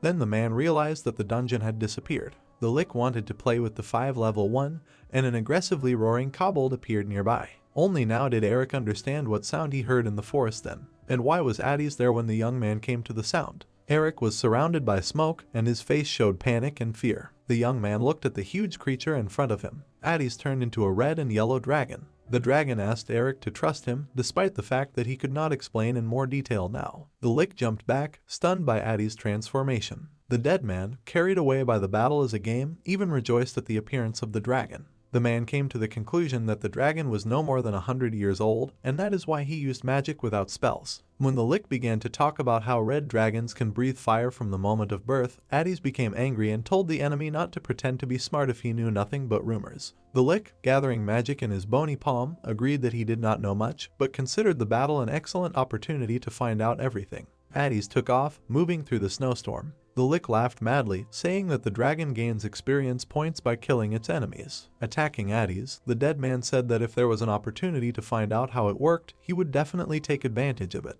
The Lick's skull lit up with a fiery glow. A powerful flame attack appeared in the air. She knocked down the dead man, and he thought that Addies was still a dragon, despite his young age. The Lick thought that in this form the dragon's strength was incomparable to that of a human, which means it was not possible to freeze him. Looking at the dragon bursting with fire, the dead man thought that there was nothing more he could do. While drops of melted ice flowed down Eric's hair, the young man still doubted Addies' level. The fire dragon's level was 52. Addies jumped down, calling out to Eric. The dragon asked his comrade to hold out a little longer. Then the dragon spewed out a powerful stream of flame. The Lick laughed again as the highly compressed fire mana approached him. The dead man jumped away from the attack, saying that only an idiot would fall for it. The Lick reminded that this entire territory is overflowing with his mana. Pointing to the extinguished fire, the man explained that even the strongest blows of the dragon would not reach the target and he would get tired before he broke the dome. The dead man looked at the dragon, realizing that death was not part of his plans. When Addies, who failed to melt the wall, asked Eric if he was okay, he said not to worry about him. Eric thought that Addies' power had increased, and now the Lick couldn't get away with it easily. Eric told the dragon to focus on the dead man, and Addies was outraged by these words. As Eric reached for the sword, many ice shards rushed towards his face. Addies protected Eric from the attack with a huge palm. The enraged dragon yelled at Eric, indignant at his low level. Eric couldn't justify himself and yelled back, still insisting that Addies focus only on the Lick. The Lick circling Addies was either delighted or amazed as his icy attacks continued. The dead man was so surprised that the dragon would expose himself to attack in order to save a man. Addies curled up, hiding Eric from the Lick's attacks, and ordered him to step back. Addies admitted that his real body had not yet reached level 70. A fire stick stuck into the wall of the ice dome. Addies spewed out several small fire attacks, igniting his wand. The battle-fueled Lick has assumed that Eric is the dragon's snack, and he is angry that the dead man wants to take him for himself. Addies ordered the enemy to shut up, directing a stream of flame at him. The dragon, cursing, shot fireballs after the fleeing Lick, who noticed that Addies even expressed himself as a human. The Lick attacked the dragon with ice again and again. Addies, fending off the attacks, listened as the dead man wondered why such superior beings should live, hiding on the outskirts of humanity. The Lick considered humans to be weak, inferior creatures. The flames created a circle that enclosed the dead man. The man shouted that people should fear and worship. Without allowing the Lick to finish, Addies struck him with a huge fist. The dead man crashed into the ice wall, leaving a hole and cracks in it. Addies sighed heavily as a small amount of flame came out of his mouth. The Lick pulled away from the dent in the dome. As he fell headfirst, he thought about striking the dragon. Exhausted, Addies fell heavily to his knees. The Lick relaxed on the ground, saying that the blow was not bad, but it would have been even better if the dragon had a slightly higher level. Eric closed his eyes dejectedly, silently praying that Addies would finally lose consciousness and faint when the dragon called him. Addies weakly asked if Eric was afraid of him because he was a dragon. Eric smiled and replied that he had seen monsters much larger than Addie's. When Eric called the dragon a toy compared to other monsters, Addie's remembered the young man's words that there were no dragons in his homeland. Addie's would really like to hear about Eric's homeland, but his time seems to be up, and the dragon reminded the young man of his promise. Eric looked blankly at the helplessly lying dragon, while behind him the fire wand was ready to explode. The ice dome cracked and huge ice shards flew into the air. The Lick's jaw dropped open, amazed that Addie's had blasted the ice wall from the inside. The dragon flew into the air, ordering Eric to run away until the dome was restored. When Eric did not want to leave Addie's alone, he furiously shouted that he had to stop the Lick and again reminded him of the promise. Eric began to run away, looking over his shoulder at Addie's, who was about to fight to the death. Looking up, Eric thought about running away and coming up with a plan. The Lick, sitting peacefully in the lotus position, was surprised that the dragon would go to such lengths to allow the man to escape. While Addie's watched Eric run away, the dead man shouted that all the magic he had prepared would go to waste. The dome was restored, and a new type of attack appeared above it, called the Ice Apocalypse. The Lick raised his palm in front of him, summoning ice blades. Eric stood motionless as hundreds of ice blades rained down on him from the sky. The young man covered his head with his hands, wondering if everything had gone wrong, because he was sure that he could stop the dead man himself. Eric then suggested that it might be because he did not immediately tell Addie's that the man was already dead. Then Eric thought that the reason might be that he did not stop Addie's, knowing the level of the Lick. A whirlwind of ice fragments mercilessly rushed towards the young man. Blood spattered in the air as Eric thought that he just wanted to live a normal life. The dragon, completely covered with ice blades pierced into it, completely covered the young man from attacks and saved him from death. Part of the huge ice dome was missing. The shards caused by the Lick pierced deep into the dragon's bleeding skin. Eric's eyes widened in shock as he came to the conclusion that he wanted to live like an ordinary person. Addie's exhaustedly dropped his head to the ground. Eric was still standing with his hands on his head, not realizing what had happened. Suddenly Eric turned around, while despair was visible on his face. The Lick extended a bony hand in the direction of the dragon. The dead man no longer laughed and was no longer amused by the battle, now it seemed ridiculous to him. The man stared blankly at the dragon, which was in fact a monster. When the bloody Addie's fell to the ground, the excited Eric rushed to his face. The young man screamed deafeningly, worried whether the dragon was okay. In response, Addie's only weakly expressed his joy that Eric was okay, and asked his comrade not to worry because dragons are very hardy. However, these words did not calm Eric at all, who looked at Addie's with anxiety and wondered how long he would hold out. Eric, under whose feet blood pools spread, thought that the ice arrows that had previously pierced the dragon's body had melted and thereby caused profuse bleeding. Eric was not sure that Addie's would be alive by the time the young man finished the battle if he waited until the dragon lost consciousness. Eric understood that even if Addie's remained alive, the available amount of potion would not be enough to treat such a large body. Addie's noticed Eric's lost face. The dragon wanted to apologize to the young man for not being strong enough. Eric listened with a stunned face as Addie's apologized for not keeping his promise to protect the young man. Eric didn't understand at all why the dragon was apologizing for something like a promise. A small wave of snow arose, enveloping the dragon and the man. Addie's bared his teeth angrily, looking at the sky. The Lick, hovering there, preparing a new attack, scoffed at the fact that the dragon loved people even after all their training. The dead man saw no honor in the strong protecting the weak. While Addie's covered the shadow in the shape of a huge human palm, the Lick said that weak people came up with this illusion only so that someone would protect them. The dead man created a huge ice figure of a hand clutching the giant's punishing sword. The Lick, looking at Eric, expressed his uncertainty that he would remain silent about the dead man if he let him go. The Lick shouted that if the dragon killed Eric, the monsters would accept him into their ranks. Addie's rose heavily, answering the Lick that he was right. Addie's confirmed the fact that people do not see such creatures as anything other than monsters. The dead man listened with a blank face as the dragon said that he would rather die than give up everything human. Eric couldn't help but smile when he heard Addie's say that he didn't want to become a dead man.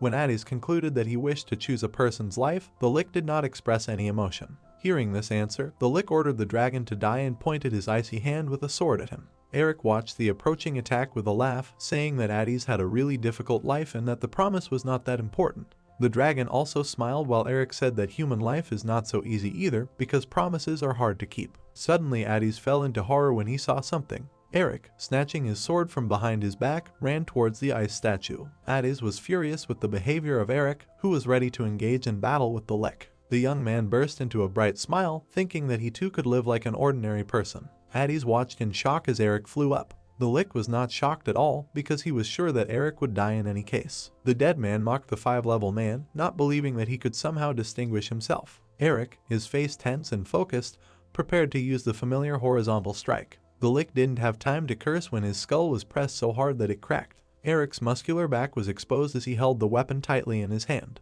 The young man split the ice statue in half with one movement of his sword. The dome shook. The next moment it shattered with a crash into many huge fragments. Ice pieces of the dome were flying in the air. When a piece of the statue stuck into the ground behind Hades, he looked scared and surprised at the same time. The dragon opened its mouth in shock, remembering that even its explosions could not destroy the dome, and Eric worriedly concluded that he had swung too hard. Hades looked at Eric, who crushed the ice dome with one swing of his sword. Hades was horrified, because even a dragon's blow could not take this lick. Completely perplexed, Hades attacked Eric with questions about the young man's level, and he only replied that it was a long story. Eric smiled and told the dragon not to be offended, because they both hide their identities. While the remains of a bony corpse lay on the ground in the distance, Hades was amazed that there was magic that could deceive the measuring stone. Suddenly, green bonds began to burst out of the ground, enveloping Eric's legs. Tentacles connected the dragon and the man.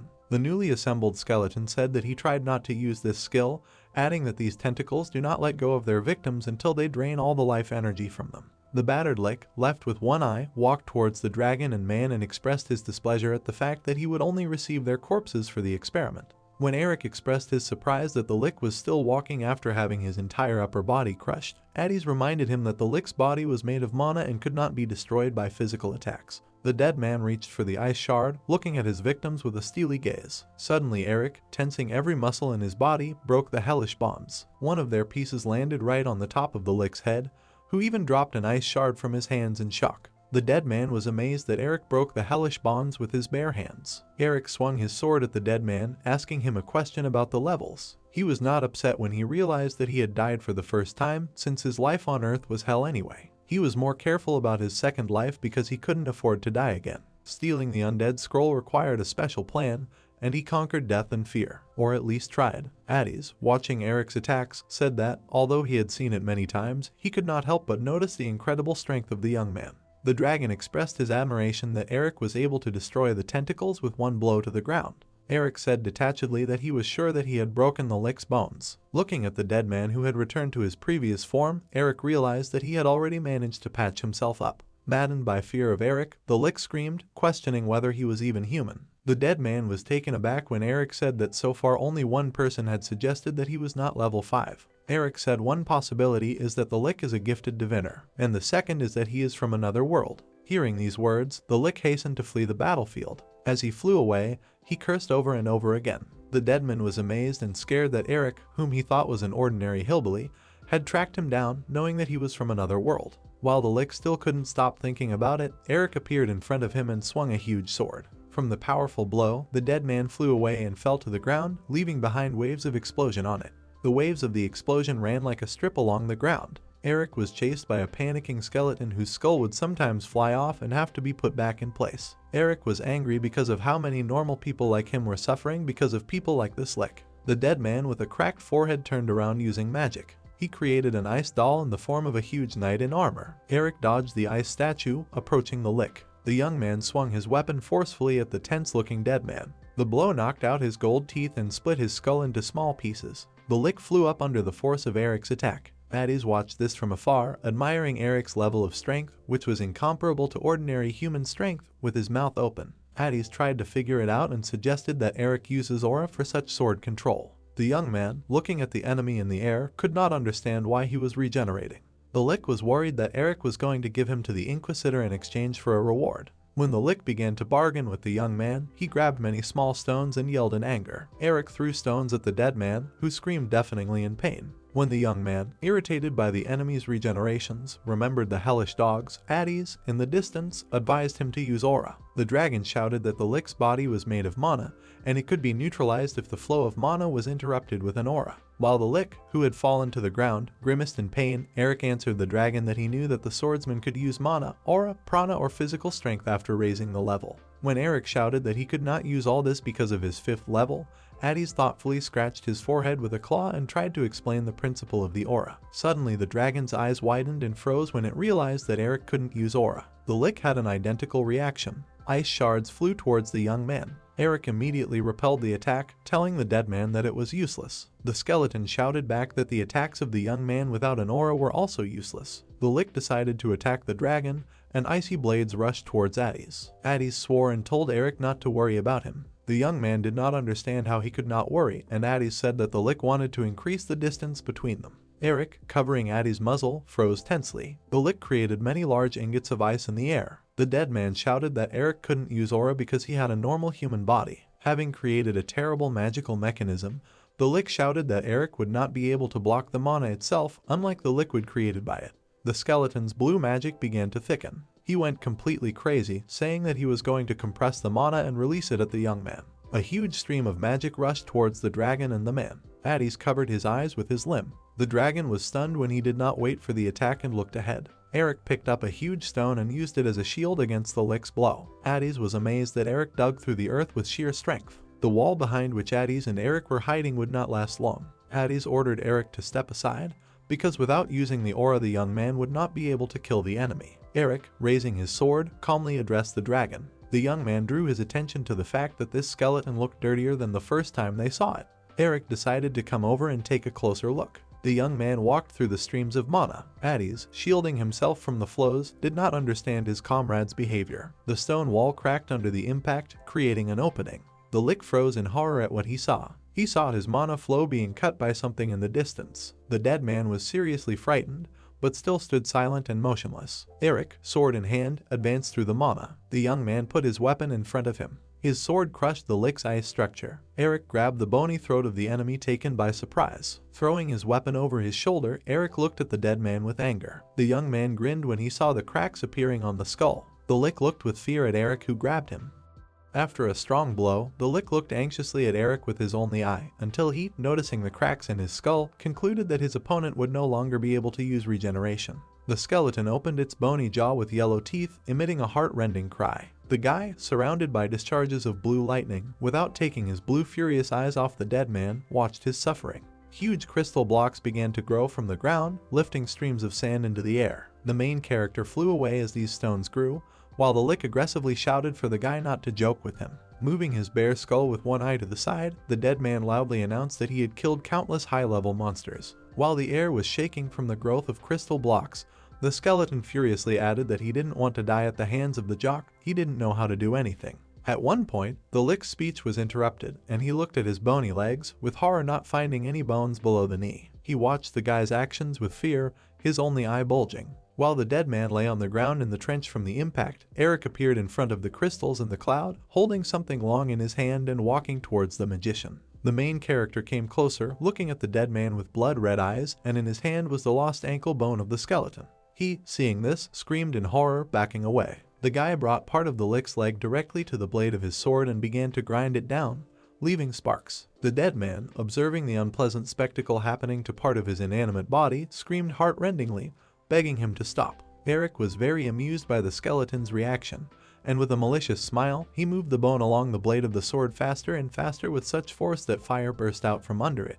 The wounded red dragon lay on the ground, and thick streams of steam emanated from its body. Shielding himself from the white puffs of heated air with his hand, the dark-haired jock opened a glass bottle, holding the cork in his teeth. Addis returned to his human form, and one could see on his naked body, lying in a pool of blood, many wounds, which Eric poured with the contents of the flask while the magician grunted. The main character was now carefully holding the shoulders of a red-haired naked man, who had grimaced his face in pain, covering his nakedness with a red cloth and simultaneously asking him why he was always naked after the transformation. Addis relaxed a little, leaning on his friend's strong arm, and, frowning his red eyebrows, clarified what was wrong with the lick. Focused on the wounded Addis, Eric replied that he had incapacitated the skeleton a little. The dead man was chained with a sword stuck between his ribs and the ground, and next to him lay in a white pile the bones of his arms and legs, erased into dust, with a bony hand visible in the background. A defeated lick in tattered clothes and without bony limbs lay, emitting heart-rending screams. Since the bones of the dead man consisted of mana, in this state he had no opportunity to use magic, which the main character achieved by chaining the enemy to the ground without the ability to move. Addis, listening to the skeleton's curses, noticed with surprise that the lick was still alive, to which Eric replied with confusion that the upper part of the bones turned out to be stronger than expected. The main character looked at the red-haired magician with a stupid look, looking terribly lost. Then Addis laughed slightly, closing his eyes and concluding that it was difficult to take an enemy hostage without killing him. Eric opened his brown eyes wide in bewilderment when his interlocutor said that if the enemy was a dragon like him, he would not be able to kill him. Addis curiously rushed towards the skeleton, covered with a red jacket tied at his waist, when Eric suddenly realized something and reached out to the guy with his hand. The dead man chained to the ground with a sword, noticing a red-haired guy walking towards him, maliciously noticed that in human form the dragon was looking down on him. The magician placed his hand on the guy's thigh bone, combining the circulation of mana from their bodies into a single flow. Addis, surrounded by bright discharges, cast a furious glance at the skeleton, who again screamed heart-rendingly, throwing his skull back in pain. Watching with disgust the screams of the lick, from whose mouth a blue glow was coming out, Eric admitted that he had no idea that a skeleton could feel pain. The focused Addis explained that for an ordinary person a blow with such an amount of mana is not dangerous, but for a lick, which consists of magical energy, the blow will be painful. Without taking his large red eyes off the skeleton, the magician screamed furiously, demanding that the enemy answer honestly if he did not want to suffer from pain. Streams of blue light came out of the dead man's eyes while Addis tried to find out why he was killing innocent people. Shaking in pain, the lick opened his bony jaw wide, releasing another bright flash from his mouth. While his ribs were firmly chained to the ground by the blade, his white head was spinning from side to side. Eric held a glittering coin in his hands, fascinated by watching the torment of his bony opponent. Deep cracks now appeared on the dead man's teeth, leaving blue stains as he laughed at the dragon, who knew nothing about the structure of the world. When Addis heard the pretentious phrase from the skeleton, where he mentioned the 500-year-old dragons joining them, his eyes widened in surprise. He turned his bewildered gaze to Eric, who had his head bowed over a gold coin with the image of the earth, trying to understand the essence of what was happening. When the teeth on the skeleton's cracked skull turned completely blue from the excess mana in the body, he gloatingly offered to watch the destruction of the world in the afterlife. Dazzling rays emanated from the lick's clenched teeth, breaking through numerous cracks in the enamel. Eric, with a surprised face bathed in bright light, opened his mouth slightly, observing the destructive power of mana. Addis's stunned gaze was also focused on the source of the dazzling rays. Before the eyes of the two guys, the lick exploded from the excessive amount of mana in its bones, leaving behind massive clouds of blue smoke that rushed upward in a powerful stream. On the ground lay two folded blankets, white and red. In addition to this, there was a list of other items laid out, several combs and nail clippers. Ether sighed heavily, concluding that it was very difficult to get ready for the trip and deciding to set off with his suitcase packed. The lizard-like creature was trying with effort to move a huge traveling bag, saying goodbye to the house. Gritting his teeth from the weight of his burden, Ether wondered if it was worth leaving anything behind. Tears appeared in his green eyes. Hugging his travel bag, Ether plaintively stated that he did not want this because he had spent so much time getting ready. Leaning his head on his belongings, he concluded with tears in his eyes, but a little calmer, that too many strange things had been happening around him in recent days. Ether recalled with horror the sudden forest fire that burned his garden to the ground. Next, a moment came to mind when he went to turn off the lamp, and out of nowhere a huge piece of ice appeared. In addition to this, a terrible earthquake occurred, as if the continent was split into pieces, during which the frightened Ether wrapped himself in a brown blanket. The blue dragon looked at himself in the mirror with dissatisfaction, watching how his scales had dimmed from lack of sleep. The linear flow of thoughts was interrupted by an unexpected insight that probably all the disasters occurred as God's punishment for helping the pumped-up dark-haired alien. With tears in his eyes and a mirror in his wing, Ether continued to cling to his backpack, wailing that he was just a smart and cute wyvern, and a human figure appeared at the entrance to the cave. The dragon immediately pulled himself together, turning a shocked look at the stranger. However, now no one was visible, only the rain was noisy outside the stone dwelling. Still with his head turned towards the entrance, Ether felt something was wrong, deciding to quickly leave this place, and the unexpected guest was already standing close to the lizard, surprised at his ability to speak. Throwing a frightened look down, Ether tried to understand when this man managed to get so close. A man in a blue cloak and with swords on his back, half hidden in the shadows, raised his hand in greeting, asking the wyvern not to be scared and explaining that he was looking for a friend. The dragon looked at the small figure with bewilderment, clarifying that no one lived nearby, to which the guest replied that he already knew that. Ether explained that he had not seen people nearby for a year, so he could not help. The man still did not let up, confidently walking towards the dragon and simultaneously declaring that he definitely should have seen him. With a smile, grabbing the hilt of the sword, the hero stated that his friend was a skeleton, again clarifying whether Ether had seen such a thing. Meanwhile, the skeleton with teeth blue from mana opened its bony mouth wide. Bright rays broke through the cracks of clenched teeth. Addis watched all this in shock, realizing at the same time that the lick's teeth were magic stones, which means that after everything he definitely could not think about self-destruction. Continuing to inject mana into the bones of the dead man, The magician declared that he was unable to stop this process even with the help of his powers. With a dumbfounded look, Eric asked, looking at the skeleton, what he was doing, and Addis, holding the crook of his arm, only furiously shouted for the guy to run. Wanting to add that the lick was about to explode, Addis began to lose consciousness due to lack of mana. His red locks were scattered on the ground. In the middle of the night forest, surrounded by mountains, there was a huge explosion crater. Walking past a deep hole, an athletic girl with red hair suggested to her partner that a bomb had fallen in this place. She called out to Richard, clarifying what the instructions said, and her yellow eyes looked intently at the man. The partner in the beige cloak, carefully watching how the sand poured out of his hand, determined from the traces of mana that the magic had been used about a week ago. Squinting his red scarred eye, Richard bitterly reported that the energy also indicated Shin Ha-young's self-destruction. The girl looked at the man in bewilderment, asking if he had turned into a lick because he didn't want to die, and a hand appeared on her shoulder. Hugging Leslie, the man from the cave with the wyvern asked with a smile what she was doing here, while she displeasedly reached for the dagger. With a sharp movement, the girl drew a small blade, tearing it out of its sheath. She intended to strike the man unexpectedly, but he managed to put out his sword, deflecting the attack. Leslie, with a menacing look, reminded Alejandro of the warning to keep his hands off, otherwise he risked saying goodbye to them. The smile never left the man's face when he sarcastically clarified that he wouldn't mind if the girl used her healing magic on him afterwards. The veins in the girl's eyes bulged from tension, and she decided that the impudent man didn't mind being chopped to pieces. A bright blue glow appeared over the forest from the blow of the blade. Sheathing his sword, Richard tried to pacify his warring comrades. He turned to Alejandro, saying that due to his late arrival, he had missed that Shin had died here during the battle, and the interlocutor with an effort remembered the skeleton. Richard explained with a contemptuous look that the lick caused an explosion that exceeded its regeneration ability, taking the enemy with it, and asked for at least a little respect. Alejandro put his hand to his chin, concluding with a thoughtful look that the skeleton had self-destructed, which displeased Leslie, who even without him realized that the enemy was serious for forcing the level 72 lick to blow himself up. However, the man retorted that he was trying to understand why Shin eliminated himself here, adding that he saw the site of the alleged battle 2 kilometers from the crater. Shocked by this fact, Richard assumed that the lick was moving away from the battlefield while it was self-destructing, but he did not feel another energy. At this time, in a completely different place, Eric calmly explained that he simply kicked the dead man's skull with all his might. Sitting in bed, wrapped in bandages, Addis was shocked by his friend's confession when he explained that he was going to kick him aside for a while. After this maneuver, the jock watched a powerful explosion that occurred through his fault.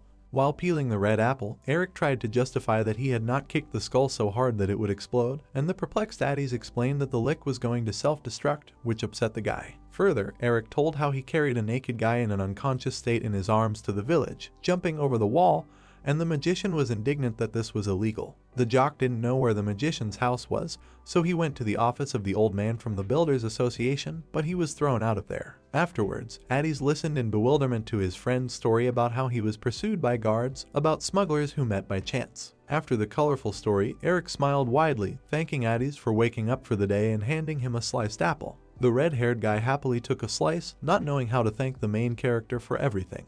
Grabbing the apple with his fingers, Addis thought for a second what would happen if he were captured by an alien demon. In a moment, having pulled himself together, the magician in a panic began to make excuses to Eric, and he with understanding said that there were also many murderers in his world. The jock closed his eyes and said with a smile that in any case he would choose an ordinary life, adapting to this world, and not turning into a crazy maniac. Turning slightly to Eric, Addis curiously clarified whether the guy wanted to say by this that most aliens live like normal people, to which he replied that they lived in the beginning.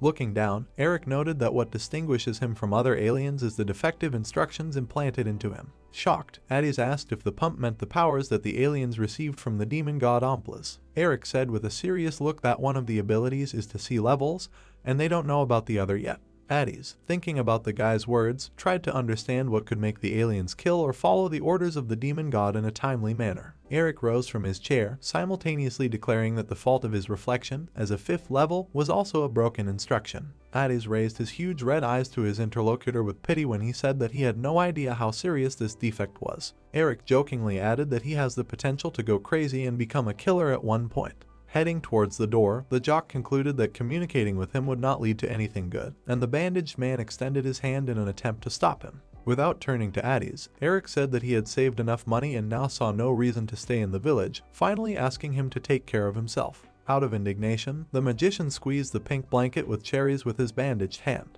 Hanging down, he said that his name was Addy's Infader of Ragnarok, drawing Eric's attention to himself. The guy turned in bewilderment at the red-haired man, who continued that he was a descendant of fire dragons, known for fulfilling obligations. Turning towards the departing guy, he raised his fist, ending his speech with the fact that fire dragons also never forget debts. After this monologue, Addy stared at Eric, frowning a little in anticipation of a reaction to his words. Eric looked at the magician with a smile, calling his real name Ryu Hanbin. He added that he was a military veteran, after which he left Addy's alone in the room in complete despair. Stars and nebulae were visible in the dark night sky as a carriage pulled by several horses drove into the stone arch. A document was passed from one hand to the other to the construction organization with instructions to deliver the cart to its destination. The old man stood by the cart, giving Eric further instructions about obtaining new documents while he reached for the lantern. After the words about selling the cart, the main character looked at the elder in shock, asking where to put the money next, to which he asked with a chuckle to keep it for himself, tired of the guy's problematic behavior. Illuminated with happiness, Eric held the reins in his hands, assuring that he would not remain in debt. Looking at the guy, the old man with a serious face asked him never to kill a person. Frowning his gray eyebrows, the elder explained that in this case he would turn into a monster. Eric looked with understanding at his elderly interlocutor, illuminated by the yellow lantern of the cart. Having left the arch, the main character loudly announced that he would return, and meanwhile the old man walked measuredly towards the village. For a moment, the elderly man stopped, and there was already a grate on the arch. He raised his head to the sky strewn with stars, and while a comet flew past, he turned to the goddess with a request to protect the people. Under the same sky in the forest near a pit stood a wyvern. Richard, focused on finding clues, discovered only Shin's magic and traces of weaker magic. The muzzled wyvern was in despair, lamenting that of all the possible people, she had been captured by the Great Land.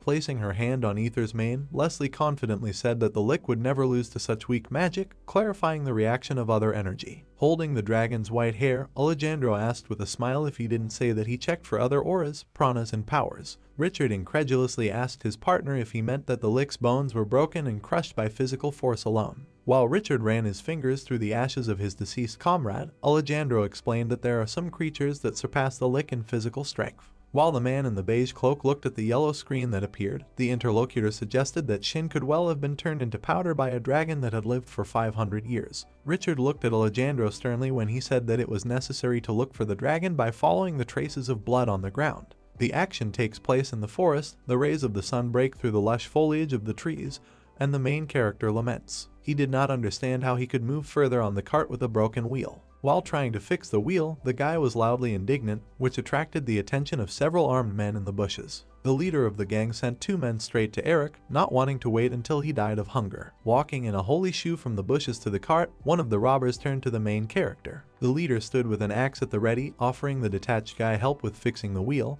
and 2 subordinates stood behind the boss armed with a pitchfork and a bow. Raising the axe, the main robber began to lick his lips contentedly in anticipation. At this time, Eric suddenly dropped under the cart, trying to get the wheel, and it began to shake. While installing the wheel back on the axle, the guy did not even turn towards the gang of robbers, and everyone except the frightened leader hurried away. The cart, drawn by 2 horses, continued to follow the sunlit forest road. Watching the main robber with a bump on his forehead, who now acted as a coachman, Eric could not get enough of the fact that he no longer had to worry about the road. The appearance of Mr. Gardner caused relief for the protagonist, and the robber himself was now dissatisfied not only with the failed attack, but also with the fact that his name Kaliner was pronounced incorrectly. Then Eric threw a gloomy look at the robber, distorting his name as offensively as possible. Kaliner looked to the side with huge eyes, pointing his finger and trying to draw the guy's attention there. Eric, admiring what was on the side, exclaimed that this place was much larger than Onpras. To the left of the cart, a huge gorge with an underground crater valley ran through the city of Iton.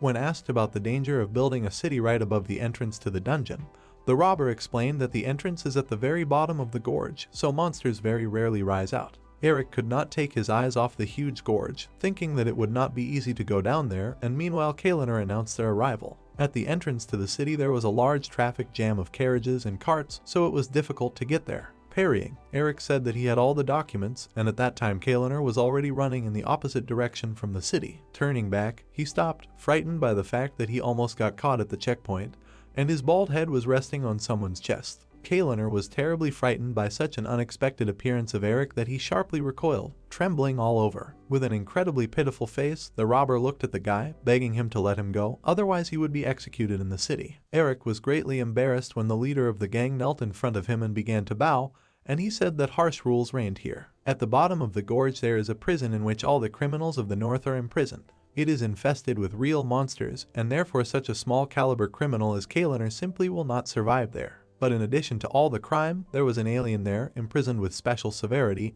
and even the prisoners are afraid of him. Eric was shocked by Kaliner's story, and he continued to escalate, fearing death at the hands of this demon. Looking in panic at the approaching guard, the robber held onto Eric's clothes, pressing for pity. At this moment, the guy quickly put a bag in the desperate man's hand. Eric explained to the controller that the fool behind him had screwed up the task by taking out the pass given by the old man. When the guard was already returning back, the main character said after him that he had come here for a short time on business, and Kaliner wondered what this bag of money was for. Without turning to look at the robber, Eric recalled that when he started a new life, he did not have a penny in his pocket. When the touched Kaliner bent over the bag of money, sniffling, the guy advised him to quit robbery and find another occupation. Eric left the robber guy, touched by the kindness, behind, and he assured that he would use the donated gold for good purposes. Quite moving away, the main character became slightly embarrassed. The realization suddenly came to him that he had given Kaliner the gold, and to check his guess, he reached for his wallet. The bag he was left with contained only copper and silver coins. In a panic, he tried to find the robber, calling out to him in the middle of the road and shouting that he had mixed up the bags. Not far from the hero was a yellow sign in an incomprehensible language. He also noticed a group of people, each of whom was holding a wooden sign with information mainly for hunters. At the entrance to the city there was a crowd of motley personalities, among them was Eric. He was in absolute despair, realizing that he could not live on the remaining money. With a downcast look, he realized that he would most likely need to go to the Builders Guild again. Passing people with information signs at the entrance to the city, he tried to reassure himself that at least they paid more than hunters, deciding that it was not worth leaving Onpras. With a stupid look on his face, Eric wondered where the Builders Guild was and his eyes fell on the sign to his left. A man with red hair, hidden by the hood of his robe, held a sign with white-gloved hands that said a responsible hunter was wanted. Eric tried to look closer as best he could, and his eyes completely narrowed. The stranger in front of him was actually Addis, who was glowing with happiness after finding his friend. Without a moment's hesitation, Eric grabbed the fragile guy, jumping over the crowd and quickly running away with the magician under his arm. Right in front of the abyss of the deep gorge there are houses and other buildings of the city. Eric and Addis were sitting on the wooden terrace of one of the buildings, peacefully drinking tea. Holding a cup in his hands, the red-haired guy, admiringly examining the surroundings, noted that there were few such places in the city. As soon as Eric calmed his nerves a little, Addis decided to clarify why the jock arrived here 2 days later, and the mug burst in the protagonist's hand. Eric began to scream heart-rendingly at Addis, who was peacefully sipping tea, that he had completely forgotten here, even though he had been here for 2 whole days. The magician looked at his angry interlocutor with his big red eyes in bewilderment, not understanding the reasons for his excitement and asking whether the chairman of the Builders Guild had told him anything. Eric clenched his teeth with tension, recalling in his memory a night conversation with an old man who mentioned a contact that the guy needed to find.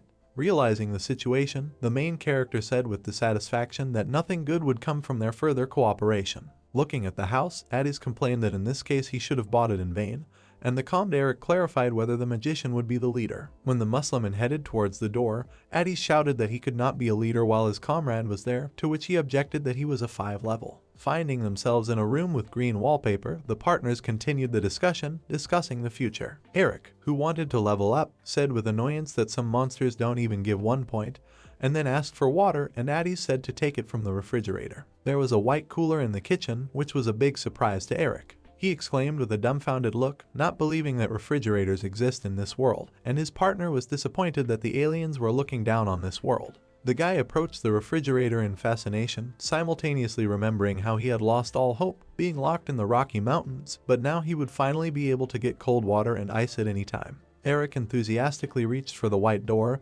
eagerly wanting to open it. However, it was reported that the player does not have enough level, at least level 10 is required. Then Eric burst into rage, deciding to throw out the refrigerator, and Addis, in a panic, tried to stop him, explaining that any magical device has requirements. The magician threw a look of bewilderment at the angry guy when he said that there is nothing in this world that does not require a level. Now Eric was banging his head against the refrigerator in despair, while Addis was thinking hard about his partner's words, coming to the conclusion that these basics were used to create the dungeons. The main character turned his head towards the red-haired guy, not understanding what he was leading to, and a dent was visible on the refrigerator door. Addis explained that he was thinking about a place where it would be safe for the alien to be without hiding his identity. Eric, with his mouth open, looked at Addis, remembering that there was no device capable of hiding the level, but he explained that everything was much simpler. Looking piercingly at the main character, Addis said that they would get rid of Hambin. There was a beautiful building in the city, on the sign of which there was information that the Heightened Hunters Guild was located here. The merchant of armor and shields, as well as the buyers, looked at one place in shock. Everyone's attention was focused on the counter, next to which stood a man with long red hair. The girl standing behind the counter, smiling sweetly, told him that registration for the hunter was completed. Addis stood in front of her, looking at the orange card and thanking her, causing the employee's cheeks to turn purple. While she watched the client in admiration, her colleague looked at them with envy, wanting to be next to such a handsome man. Eric stood gloomily above her without a jacket, and all his muscles were visible, which forced the employee serving him to turn away in horror. While everyone was staring at the half-naked customer, the woman behind the counter begged him to put on something. However, the request was rejected, and Eric's appearance became even more stern. The employee tried to do her job of determining the level as quickly as possible, without looking up at the pumped-up guy opposite and looking for the test stone. Two men at a distance were intensely discussing a guy who showed off his body without hesitation. At this time, the confused Addis intended to exempt his partner from testing with the stone, but the employee explained that then they would not be able to register the bull as a hunter. The magician watched his friend with puppy dog eyes in anxious anticipation. Eric picked up the stone from the counter, showing it to the bewildered employee with glasses. Then the guy, gritting his teeth, sternly said that this stone is evil. He said furiously that he would not allow this evil magic to touch his pure body, crushing the artifact with one hand. Everyone around was shocked by the action of the jock, watching as fragments of stone flew from his fist.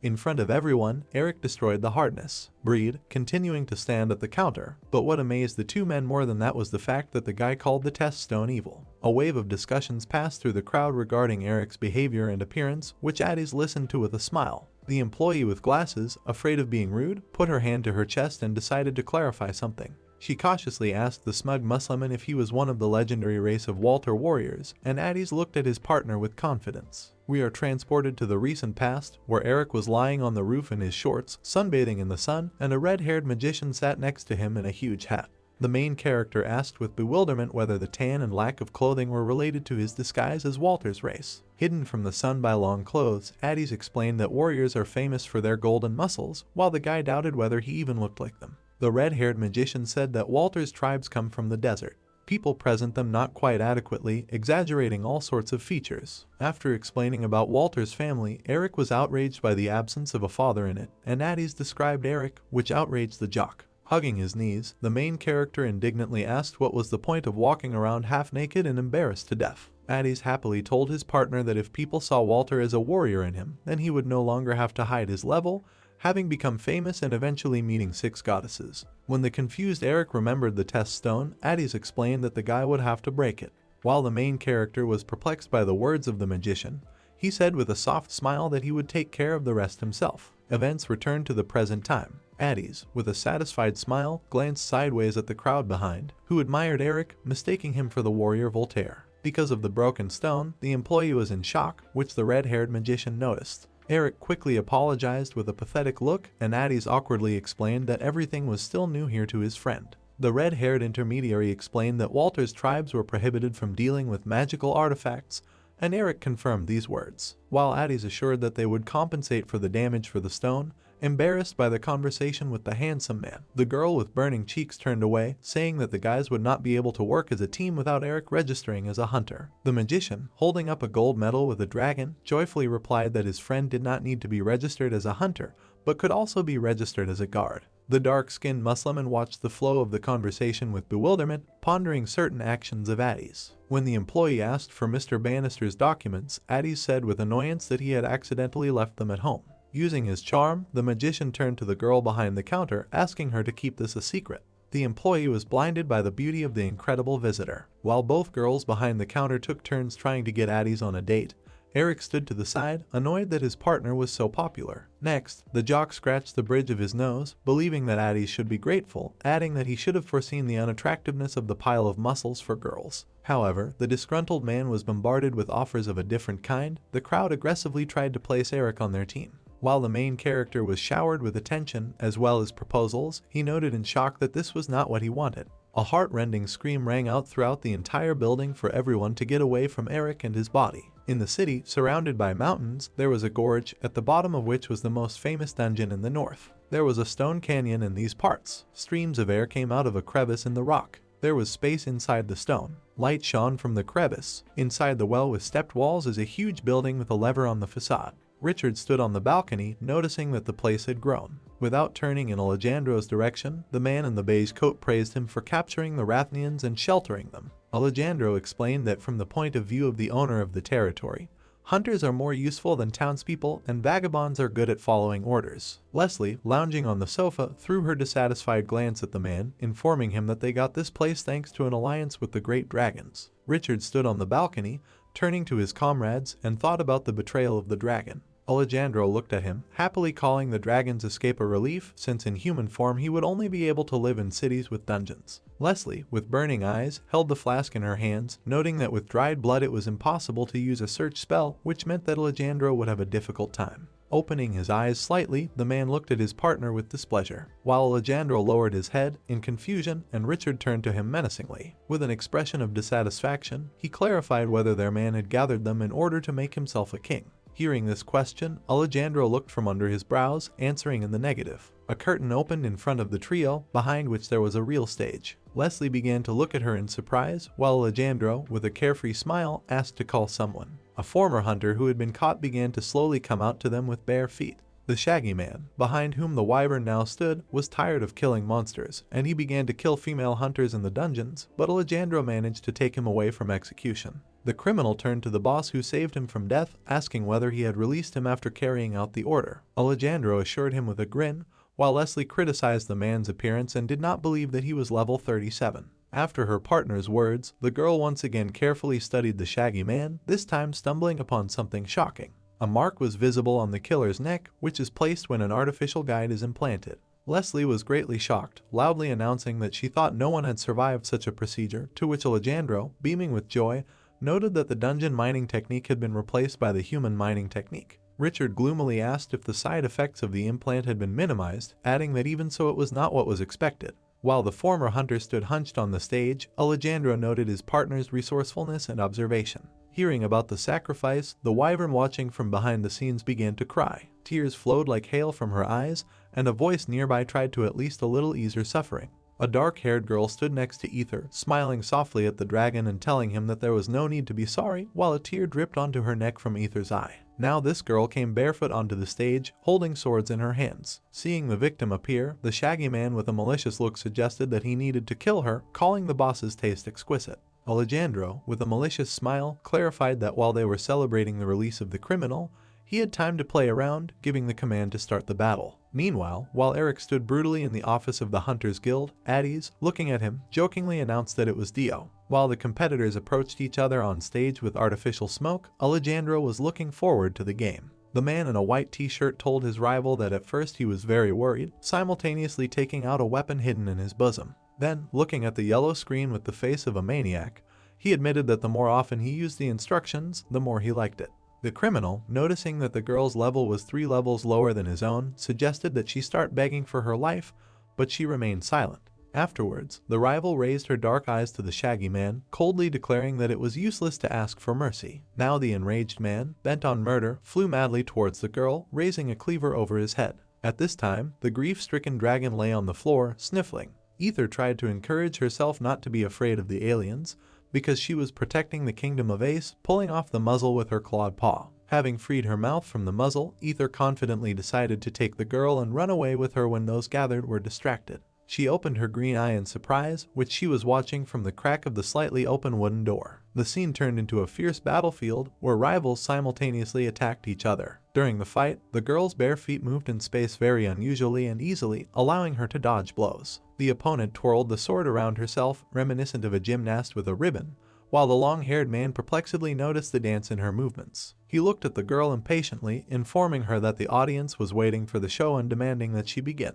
The girl held the blade right next to her, cutting off the dark strands with a sharp blade and giving the criminal time to enjoy the new hairstyle. The perplexed man with raggedly chopped off hair was shocked by such an action in his direction. But after a moment, bewilderment gave way to anger, and the man began to insult his rival for what had been done to him. Leslie watched the girl on stage in surprise, noting that she also uses instructions, and Alejandro added that her high level at such a young age is not surprising. While the girl continued her graceful movements, Richard was surprised that his partner had put into battle a guy who was only fit for experimentation. The face of the girl with the swords was impassive while the criminal continued to scream at her heart-rendingly because of the severed hair. The man dropped the cleaver, leaning toward the floor, and began to furiously threaten the girl with death while a blood-red glow emanated from him. The black-haired criminal's mark swelled greatly, and Alejandro said that he had gone too far, but this could not stop the anger. The top half of the man was now Takairo's monster while the other half remained human. Leslie was very shocked by the metamorphoses, because Alejandro said that he wanted to separate the human part, and he explained that the guy was half a monster. The man in the chair continued that this reduces all risks from implants to zero, while the half-monster on stage was preparing to attack. He pulled a clawed dark hand towards the girl, but she didn't even move. A strong blue discharge passed through the space. The girl used both blades to strike her opponent while Alejandro explained that separating the human part was the only way to avoid such effects. The monster screamed heart-rendingly, thrown back by a powerful blow from the swords. He lay defeated on the floor of the stage with lightning bolts all over his body, and his rival calmly walked away. The girl stood in front of the audience, leaning on her sword, and announced that the test had been suspended due to the loss of consciousness of her opponent. Alejandro, with a soft smile, asked to take care of it before the creature escapes, because there is no point in using it. Then Takairo, with a crazy look and hanging out his tongue, stood up and shouted that he was all right.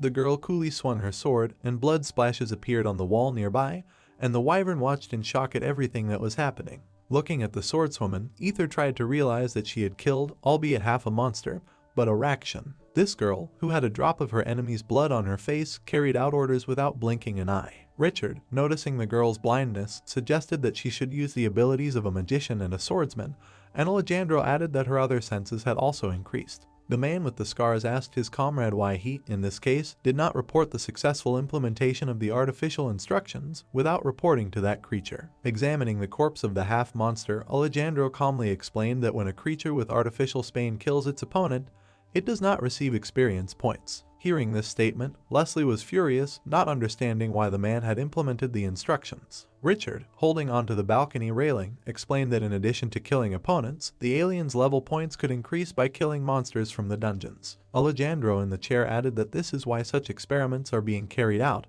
and the gloomy man with scars said that this ability appears from another source. Alejandro asked with a grin whether they were talking about a dragon core, to which Richard seriously said that this theory could not be tested due to an agreement with the creatures. A gold medal flew across the room. Richard tossed it to Alejandro, noting that if there was a traitor among the dragons, then that would change matters. The trending man said that the mistress gave this thing in case they killed the dragon, and Leslie curiously asked if her partner could handle it. Alejandro was incredibly happy, holding in his hands a valuable artifact shimmering in the sun. Richard and Leslie explained that the bringer had work to do, bidding farewell to Alejandro and wishing him luck in capturing the dragon and conducting the experiment. In parting, sitting on the railing, the daring red-headed girl showed her middle finger to her partner. While Alejandro was captivated by the artifact given to him, Leslie jumped down. Remaining in the chair, he held the medal in his hands, thinking about the fact that he would remain the last if he could not find the dragon. Alejandro was trying to figure out how he could find a dragon in human form without information about its abilities. He turned to the swordsman Ali, asking him to tell the Wyvern to clean everything here,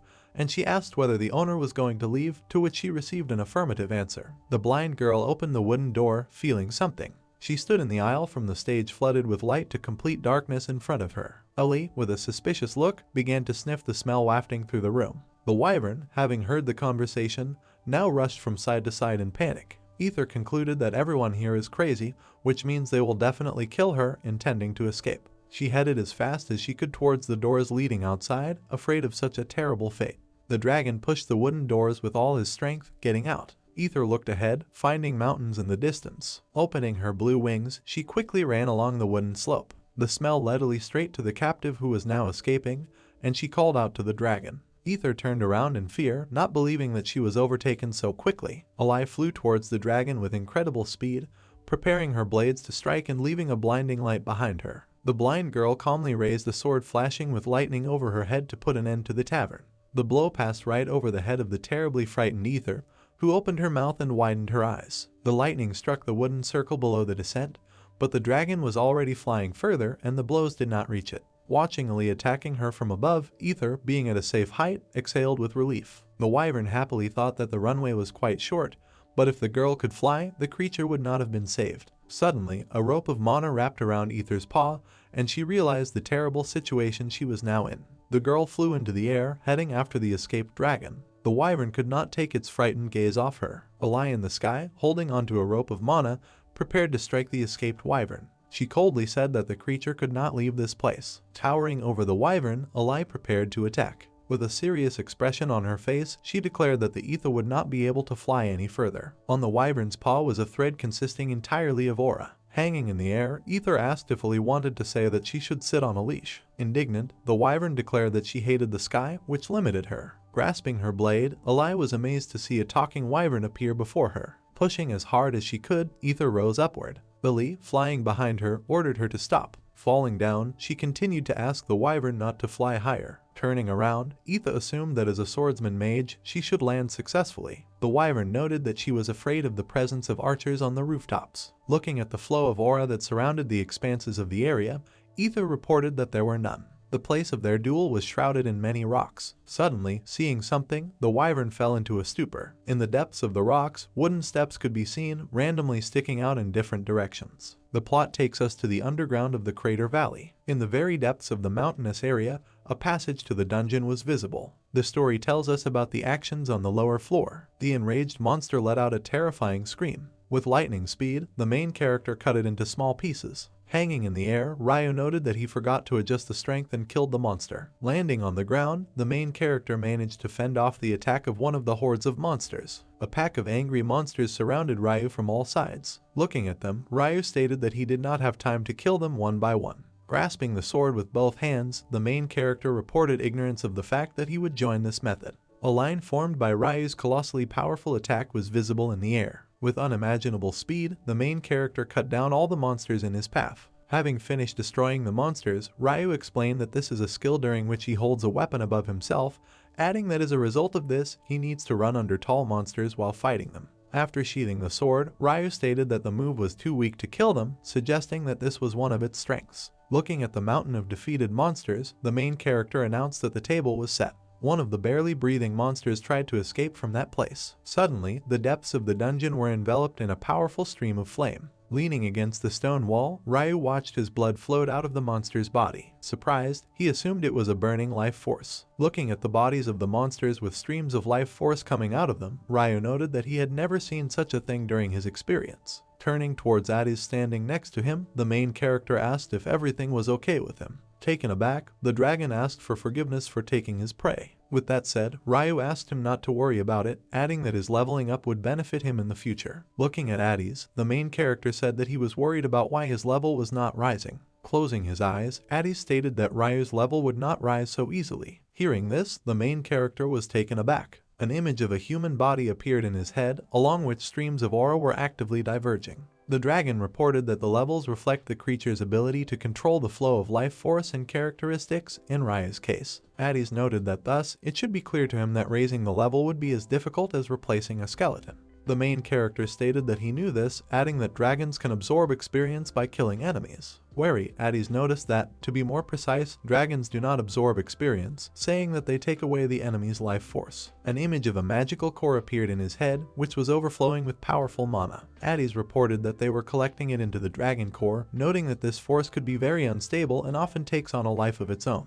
The protagonist's face was filled with surprise at what he heard. The dragon stated that in order to level up, they need to have a body with unstable power, adding that if they absorb more than they can, they will die. Placing his hands on his side, Addis noted that this would happen due to the explosion of the life form. After which, Ryu asked if he could wear something. Crossing his arms, the protagonist suggested that they had a limit on their consumption. After straightening his hair, Addis reported that this was true, adding that even excess water could kill it. Wary, Ryu was lost in his thoughts. The dragon noted that he gets interested when he thinks about how he will improve over the next 15 years. The main character thought that if Addis did not raise another 30 levels, then, with complete bewilderment in his voice, looking at him, Ryu asked how old he was. Addis said that this year he will be 150 years old. Stunned, Ryu asked if he was an old man. Taken aback, Addis said that at 150 years old, dragons are considered teenagers. Turning his back to the main character, He said that dragons can live for more than 1,000 years, after which Ryu wondered to what level a dragon could reach. Heading towards the cart, Addis noted that he could not say this, adding that there was no way to confirm the level of the dragon. Addis was sure that they were in the same position. Entering the cart, Ryu assumed that this was due to the fact that the dragons had no one to hunt in order to increase their level. Addis told him that there were no opponents to hunt, adding that it was more risky. Rising upward, group member Rada reported that this was not all, as old dragons required an incredible amount of life force to develop. Standing nearby, Ryu asked why don't they just stop leveling up. Hades noted that it would be good if they thought the same, adding that great dragons crave power. Raising his head, group member Rada stated that they understand that constantly absorbing small amounts of life force is useless for them. With a serious expression on his face, Ryu noted that the same was true for him, stating that no matter how many level 25th monsters he killed, adding that they would not give him any experience. The main character reported that he gained experience only after killing a monster above level 50th. An image of a huge vat appeared in his head, into which water was poured from many buckets. Addis told him about rumors that said that the great dragons believed that collecting large amounts of life force in one place would solve problems. A huge amount of mysterious liquid ended up in a stone vat. Group member Rada stated that they call it the Well of Life Force, noting that people call it the Dragon's Nest. A huge magical seal hung over multiple rocks. Encouraged, the protagonist asked if someone like him could go there to level up. Turning to Ryu, Addis asked if he meant going there without the dragon core. The body of the exhausted ether was covered with powerful mana. Indignant, Addis asked the main character to stop dreaming.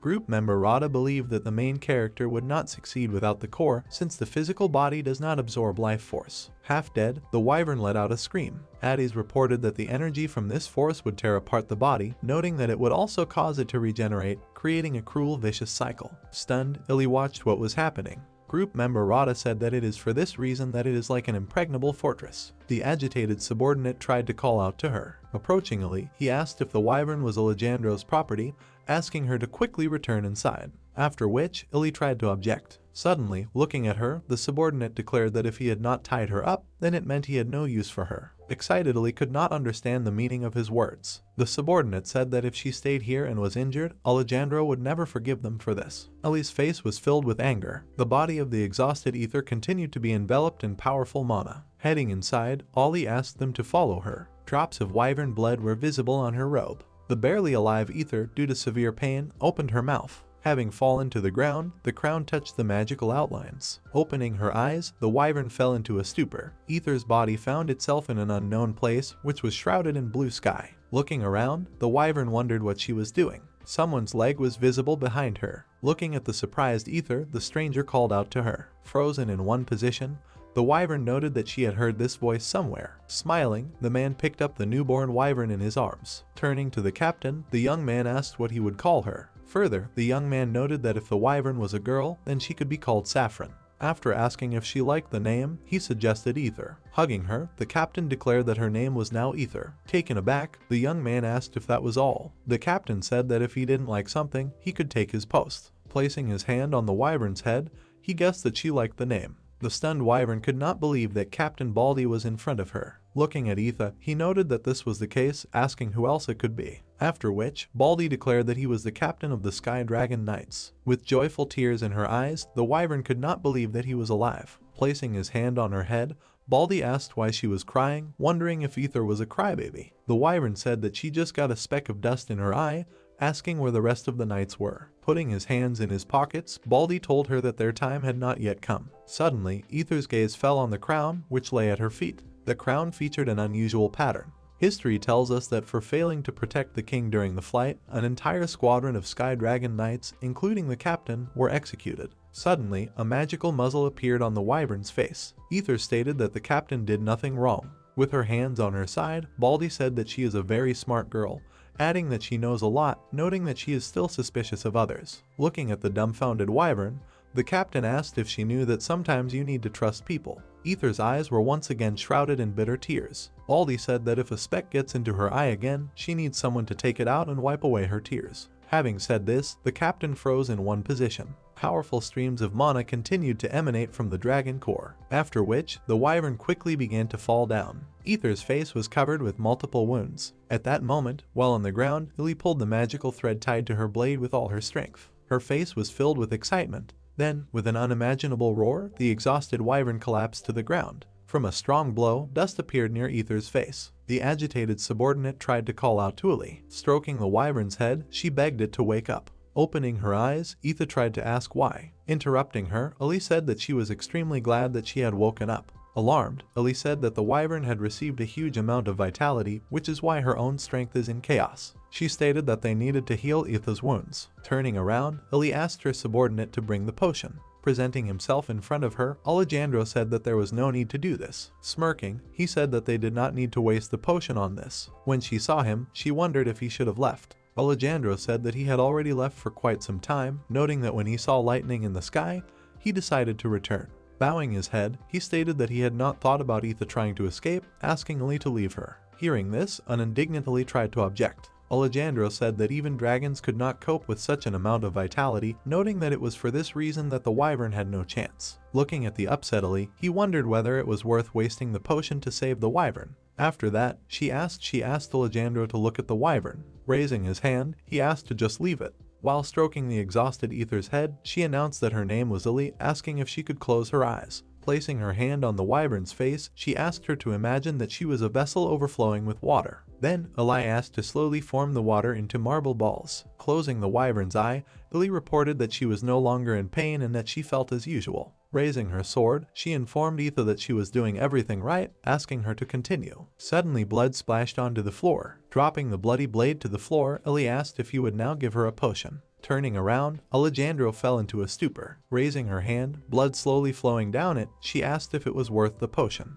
Bringing the blade to the vein, Ellie asked whether it was not enough yet. The agitated subordinate asked her to stop, turning to Alandro. He, in turn, ordered her to shut up. Expressing his dissatisfaction, he stated that this wyvern better be worth it, adding that he was doing this for the first and last time. After which, he noted that this would no longer work. Ellie extended her arms and thanked Alandro. The sun's rays made their way into one of the rooms of the palace. The wyvern's face was covered with multiple bandages. Wary, Ether assumed that Ellie was up to something and for this reason decided to save her. While watering a flower standing on the windowsill, Ellie announced that she really had one reason. Turning to the shocked wyvern, she asked if she grew plants. Ether told her that she had a small garden. Frightened, the wyvern asked not to tell Ellie that she was planning to eat her. Indignant, she declared that she did not eat flowers, after which Ether asked why she was growing them. Smiling, Ellie revealed that due to her blindness, she can only see the world around her through artificial instruction, stating that she cannot see color, but can clearly see mana. She noted that inanimate objects are much harder to see,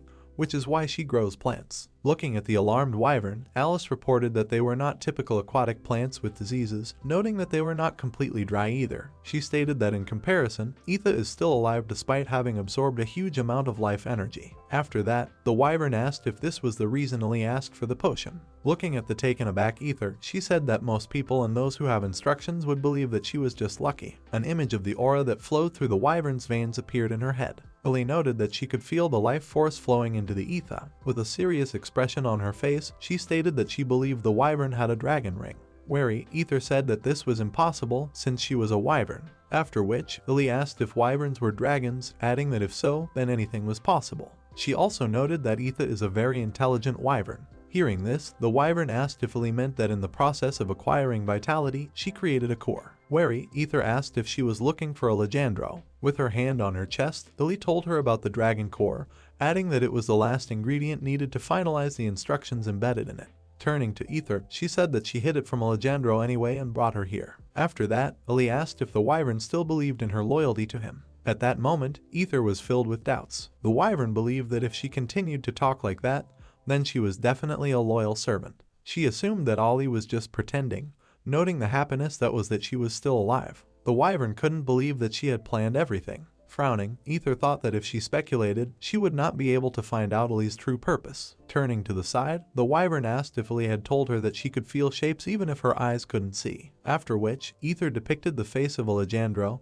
whose hair was licked by cows every morning. Hearing this, Ellie couldn't help but laugh. Continuing to make a face, Ether asked which cow would cope with this best today. Bursting with laughter, Ellie asked her to stop. After which, she tried to escape from the shackles of Ether. In the thick of the forest, an old abandoned house could be seen. Looking at the entry in the book, Alandro scratched his ear. Turning to him, Emil said that this was a list of hunters whose level had rapidly increased over the past month. Throwing the notes at Otto, Alandro said that he would not be on this list. Taken aback, Emil asked what he was talking about, wondering if the wanted hunter had left these places. Leaning on the sofa, Alandro noted that in this case, he would have headed to the middle continent. He believed that to travel there, he would have to work hard to save money, adding that for such a trip he could only raise money by working as a hunter. Taking one of the documents in his hands, Emil said that it was a list of all hunters with a level above 50. If you say there are more and yet they are not on the list, Otto continued. Putting the document on the table, Emil asked about the hunter's newspaper. Smirking, Alandro wondered who else it was. After which, Otto stated that there were no needed hunters on this list, adding that the wanted one had a low level and did not stand out too much. Looking at the depicted Ryu and Addis, he noted that with such appearance they could not hide. The angry spider hung on its web at the moment when the young man tried to fight it off. The plot takes place inside the crater dungeon. Grabbing his spear, Brad called out to Martin, suggesting that they had fallen on hard times. Looking at his struggling comrade, Brad offered to help him. Frowning, Martin asked him to stop talking, adding that he was betting that he would finish first. Readying himself to attack, Brad smirked, noting that this was not the case, after which, he used a technique that was accompanied by multiple attacks from spears. Next, these spears pierced the body of a huge spider and it exploded. Protecting each other's backs, Brad assumed he was faster. Martin noted that he still had more monsters killed, asking him not to forget about it.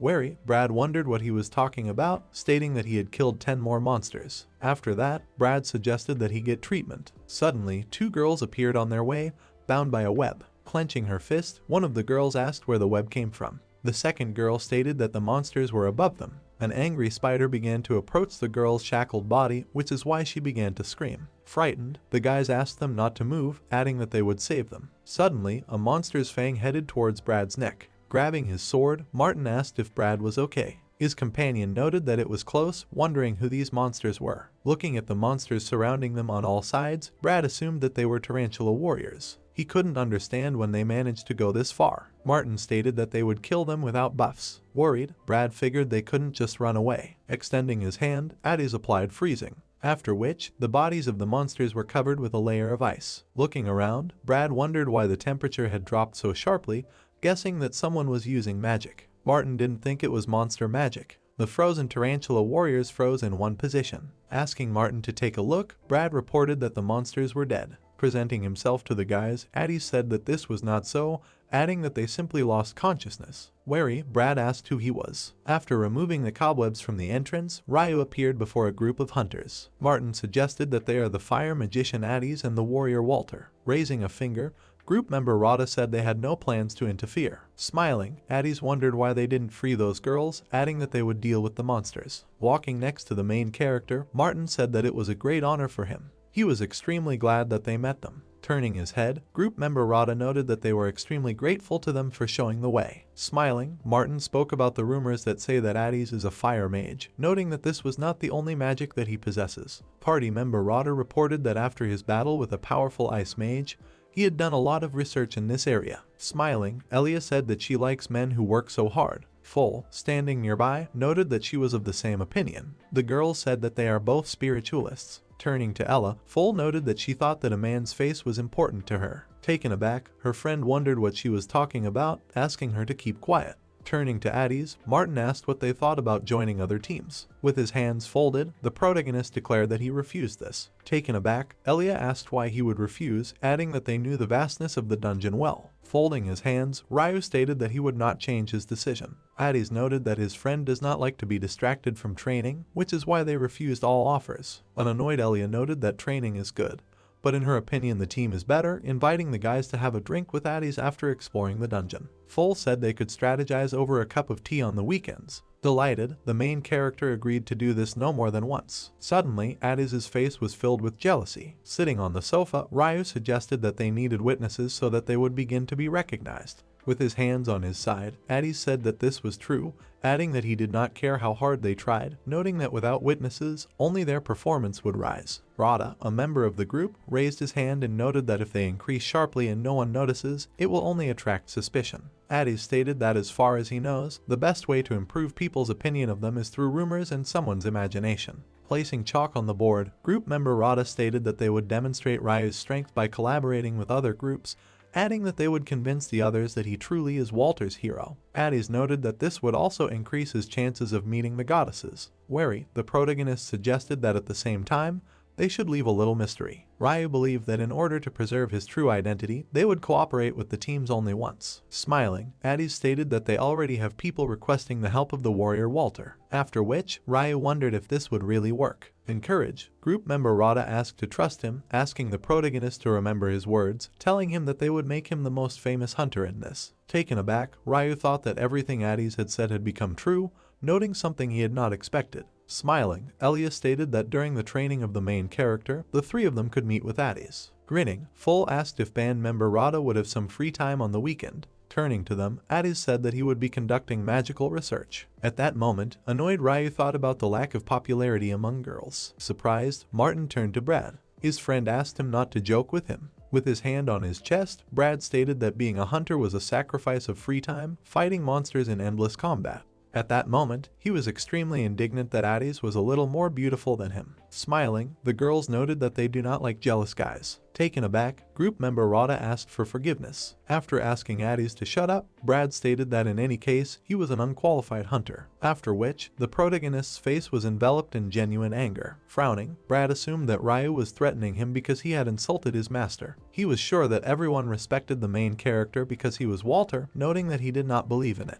Opening the dungeon door, Ryu assumed that they had arrived. Cocoons of formed monsters appeared before their eyes. The main character's gaze fell on a huge spider that was hanging over a magical artifact. Looking around, Martin noted that he felt the larger size of the tunnels than usual, adding that he could not even imagine that the source of the dungeon's magic was so close. After this, Addis asked if they cleared this place, would the crater disappear? Martin believed that this was most likely not the case. While inspecting the area, he said that the Crater Valley dungeon actually consists of several groups of dungeons, adding that in addition to this there are several more, which is why clearing this dungeon will not affect the entire Crater Valley. Frozen in one place, the main character was extremely glad that it was too early to leave this city. Suddenly, the guy's eyes fell on a magical artifact that shimmered with bright light. Bending down, Martin asked Brad not to forget that if there are artifacts, then there are also. Interrupting him, Brad stated that he knew this. Looking at the huge monster, he announced the protector who is the boss of the dungeon. Surprised, the main character asked if the boss was in front of them.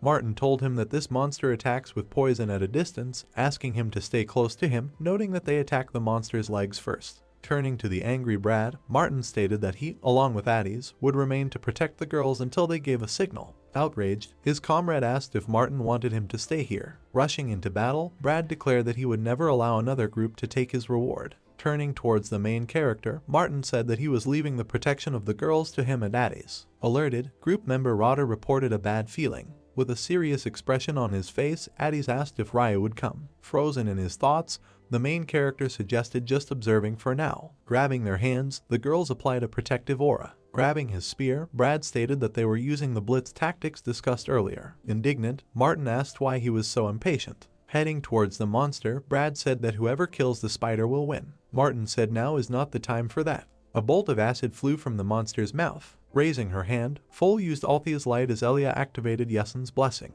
At that moment, Full asked the technique to become a protective wall. Concentrating, Elia ordered their swords to be lubricated. A stream of sacred power headed towards the guys. Turning to the girls, Addis called their skills impressive, adding that their timing and placement of the wall, as well as the use of support buffs, were perfect. Looking at the fierce battle with the monster, group member Rada stated that they had taken away the monster's ability to use ranged attacks. Landing on the body of the dungeon boss, Brad reported that they did not have time to cut off his limbs one by one. Raising the hammer above himself, Martin shouted that if he wanted to finish him off, then let him do it. Swinging his weapon, Martin asked Brad to strike him in the head. Raising the weapon above his head, Brad began to rejoice in every possible way over the victory over the monster. Looking at them, Addis assumed that they were not as good as Ryu, stating that they were skilled hunters. The main character noted that perhaps his words were true, but the monster was too weak for the boss. Looking at the defeated monster, Ryu noted that the boss's level was too low. Delighted, Full announced that they were finally there.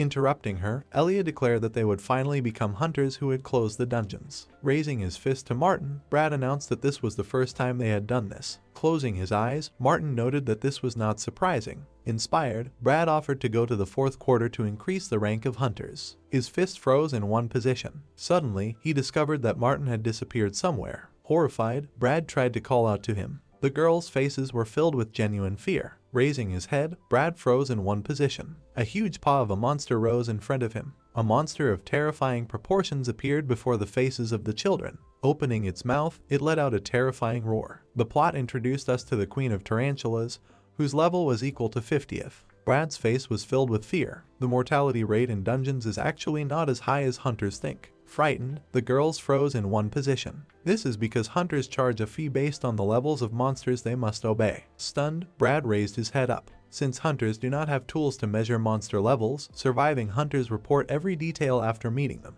The paw of an angry monster hung over his head. Therefore, the more often monsters are encountered, the more information about them appears. In other words, this method is useless for unique monsters. The monster's paws are located throughout the entire dungeon. This is why most hunters die in boss battles. Brad fell to the ground and fell into a stupor. An unbearable scream came from the mouth of the dungeon boss. Looking at him, Brad noted that no one had said that there was anything like that here. Suddenly, with unimaginable power, the boss released a beam of powerful mana from his mouth. A strong explosion was heard in the dungeon. Stunned, Brad covered his head with his hands. Suddenly, his gaze fell on Adis, who used technology to protect him. Turning to a member of Rod's group, he asked if they were of the same level, wondering how his mana could do that. Adis told him that he once dealt with the magic of reflection. Continuing to maintain his defensive technique, member of Rada's group noted that he no longer had any sticks left. Horrified, Brad asked what kind of magician could sacrifice his wands. The enraged dungeon boss extended his paw to attack. At that moment, Brad stated that the monster uses more than just magical attacks. Shielding Adis with his hand, he asked him to be careful. Putting his weapon forward, he prepared for battle. Suddenly, with unimaginable speed, the main character repelled the blow of the dungeon boss. Standing behind Ryu, Adis noted that he was late, asking if something had happened to the spiritualists. After that, the main character said that he had evacuated them, which is why they should already be leaving the dungeon. Appearing in front of a group of guys, the dungeon boss again let out an unimaginable roar. As Brad prepared to fight, he stated that the monster should be slow due to its large body, adding that they should get out of there as soon as possible. With a serious expression on his face, Ryu noted that it would be risky to climb onto the back of the dungeon boss. Adis, standing next to him, considered that judging by the weight and the way the monster carried itself, he could assume that only the outer part of its body was strong. A member of Rada's group reported that without sword skills, it would be quite difficult for others to pierce him. Excited, Brad was sure that the main character would still not succeed in one try. Raising his hand, he wondered what they were talking about, stating that they should hurry up and return to the guild to tell everyone. Brad figured that if they died there, other hunters who came there would end up the same way. Turning his head in his direction, Adis stated that it was quite obvious, noting that this was why they had to kill the monster so that it would not pose a threat. Suddenly, seeing something, Brad was shocked. Towering over them, the dungeon boss prepared to attack. Lost in his thoughts, Brad theorized that he needed to kill the monster, wondering why the two were so calm. Holding his weapon in his hands, the protagonist asked if this was the only way out. Adis noted that only if Ryu agrees. An excited Brad suggested that they didn't have much experience, adding that this was no ordinary boss. Bowing his head, the main character asked the guys to close their ears. Suddenly, Brad started screaming loudly. With unimaginable power, the main character launched a projectile towards the dungeon boss, after which, Ryu's projectile overtook the monster with lightning speed. After being hit, the dungeon boss let out a terrifying screech. Seeing this, Brad fell into a stupor. Looking at the defeated monster, being in his thoughts, he assumed that the main character had stabbed him, adding that it was a broadsword, not a spear. Seeing the monster open its mouth to strike, Brad noted that it had not died. Frightened, Brad asked the guys to be careful, saying that the monster was still alive. Suddenly, a colossally powerful explosion was heard behind the guys. Hunters' shields began to fly away from the explosion site. Stunned, Brad froze in one position. A magic stick flew to his leg. Continuing to think, Brad noted that they stuck a wand into the sword, which caused the explosion. In complete bewilderment, he could not think that they would kill the monster in this way. Next, a panel appeared on the protagonist's face, which notified him that he had purchased 238,110 points. At that moment, Ryu thought that he still had a long way to go. Smiling, the main character thought about the huge number of monsters killed. Turning towards Brad, the main character said that they had cleared this dungeon. After clearing the dungeon, Ryu and Adis headed out. Standing in the elevator, the main character is mired in his thoughts. A frustrated Brad sat in the corner of the elevator. Turning to group member Rod, Ryu noted that this confused him, asking him to look into it. At that moment, Addis noted that Brad was in shock, adding that not everyone is as strong as the main character. In complete despair, Brad revealed that he really tried, saying that when Martin died, he was petrified and couldn't do anything, adding that he was jealous of Rue. Looking at the surprised Addis, he stated that since the main character is strong from birth. Interrupting him, group member Rada noted that Ryu had to live in difficult conditions. Turning to the upset Brad, the main character asked him to stop talking about the injustice of this world. With a serious expression on his face, Ryu asked if it wasn't obvious to Brad that someone had to try their best to survive. The main character was confident that if luck was on their side, they would survive and become stronger. After that, Ryu noted that the same happened to him. Looking at the outraged Brad, the protagonist stated that luck would have been on his side when he met them and survived, noting that otherwise he would have died. An angry Brad said that Ryu was right, adding that if it weren't for him, he would already be in the next world. The elevator lifting the guys began to sway from side to side. With that said, Brad wanted to ask him about Martin, asking if luck was on his side. Continuing to scream, he asked if he should die. Smiling, Martin was glad to see the boys return. Seeing him, Brad fell into a stupor. While beating Brad, Elia asked where his gratitude was, calling him a pathetic worm. Indignant, Martin asked if he knew what it cost the main character to save them. As Brad tried to dodge the blows, he swore he saw Martin's body shatter. Taken aback, Ryu wondered if they had forgotten to say that they had saved Martin. With a smile on his face, Brad's comrade said that Ryu caught him in flight and softened the blow when he collided with the wall, adding that thanks to this he was lucky and survived. Stunned, Brad wondered if this was possible. Is it possible or not? Isn't it hard work? Asked Martin. Brad's face was filled with doubt,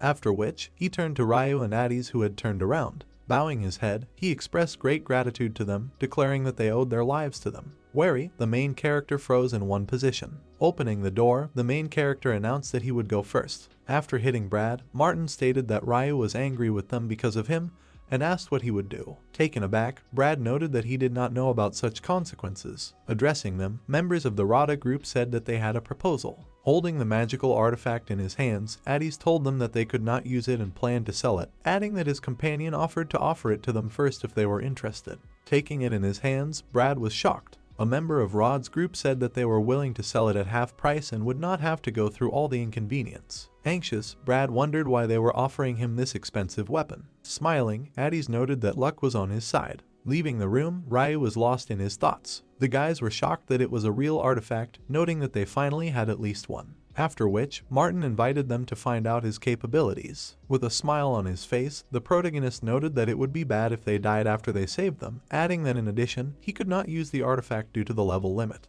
A driver passing by closely watched Ryu as he stood, after which, he began to knock on the wall of the cart. Leaning on the seat, he reported that he had found the warrior to Walter. Holding a sheet of paper with a picture of the main character in his hands, the man asked what about the magician. The coachman stated that he had not yet left the lift. With a serious expression on his face, the man announced the hope that they would want to unite. Wary, he pronounced the magician's name. While Eric was proudly thinking about how well he tried and was able to become more successful, Addis awkwardly accepted the thanks addressed to Eric behind his back. The young man dreamed of how he would help the goddesses who were interested in him thanks to his fame and gain their trust. Eric, focused on his plan to take revenge on the demonic god, did not notice that Addis was standing by the carriage and looking for him. When the magician noted with a smile how well Eric knew how to hide, the young man's attention was attracted by someone knocking on wood. The man with glasses turned to the surprised Addis. Eric decided it was time to go out and quietly called Addis. Standing alone in the middle of a deserted area, the young man realized that the magician had left.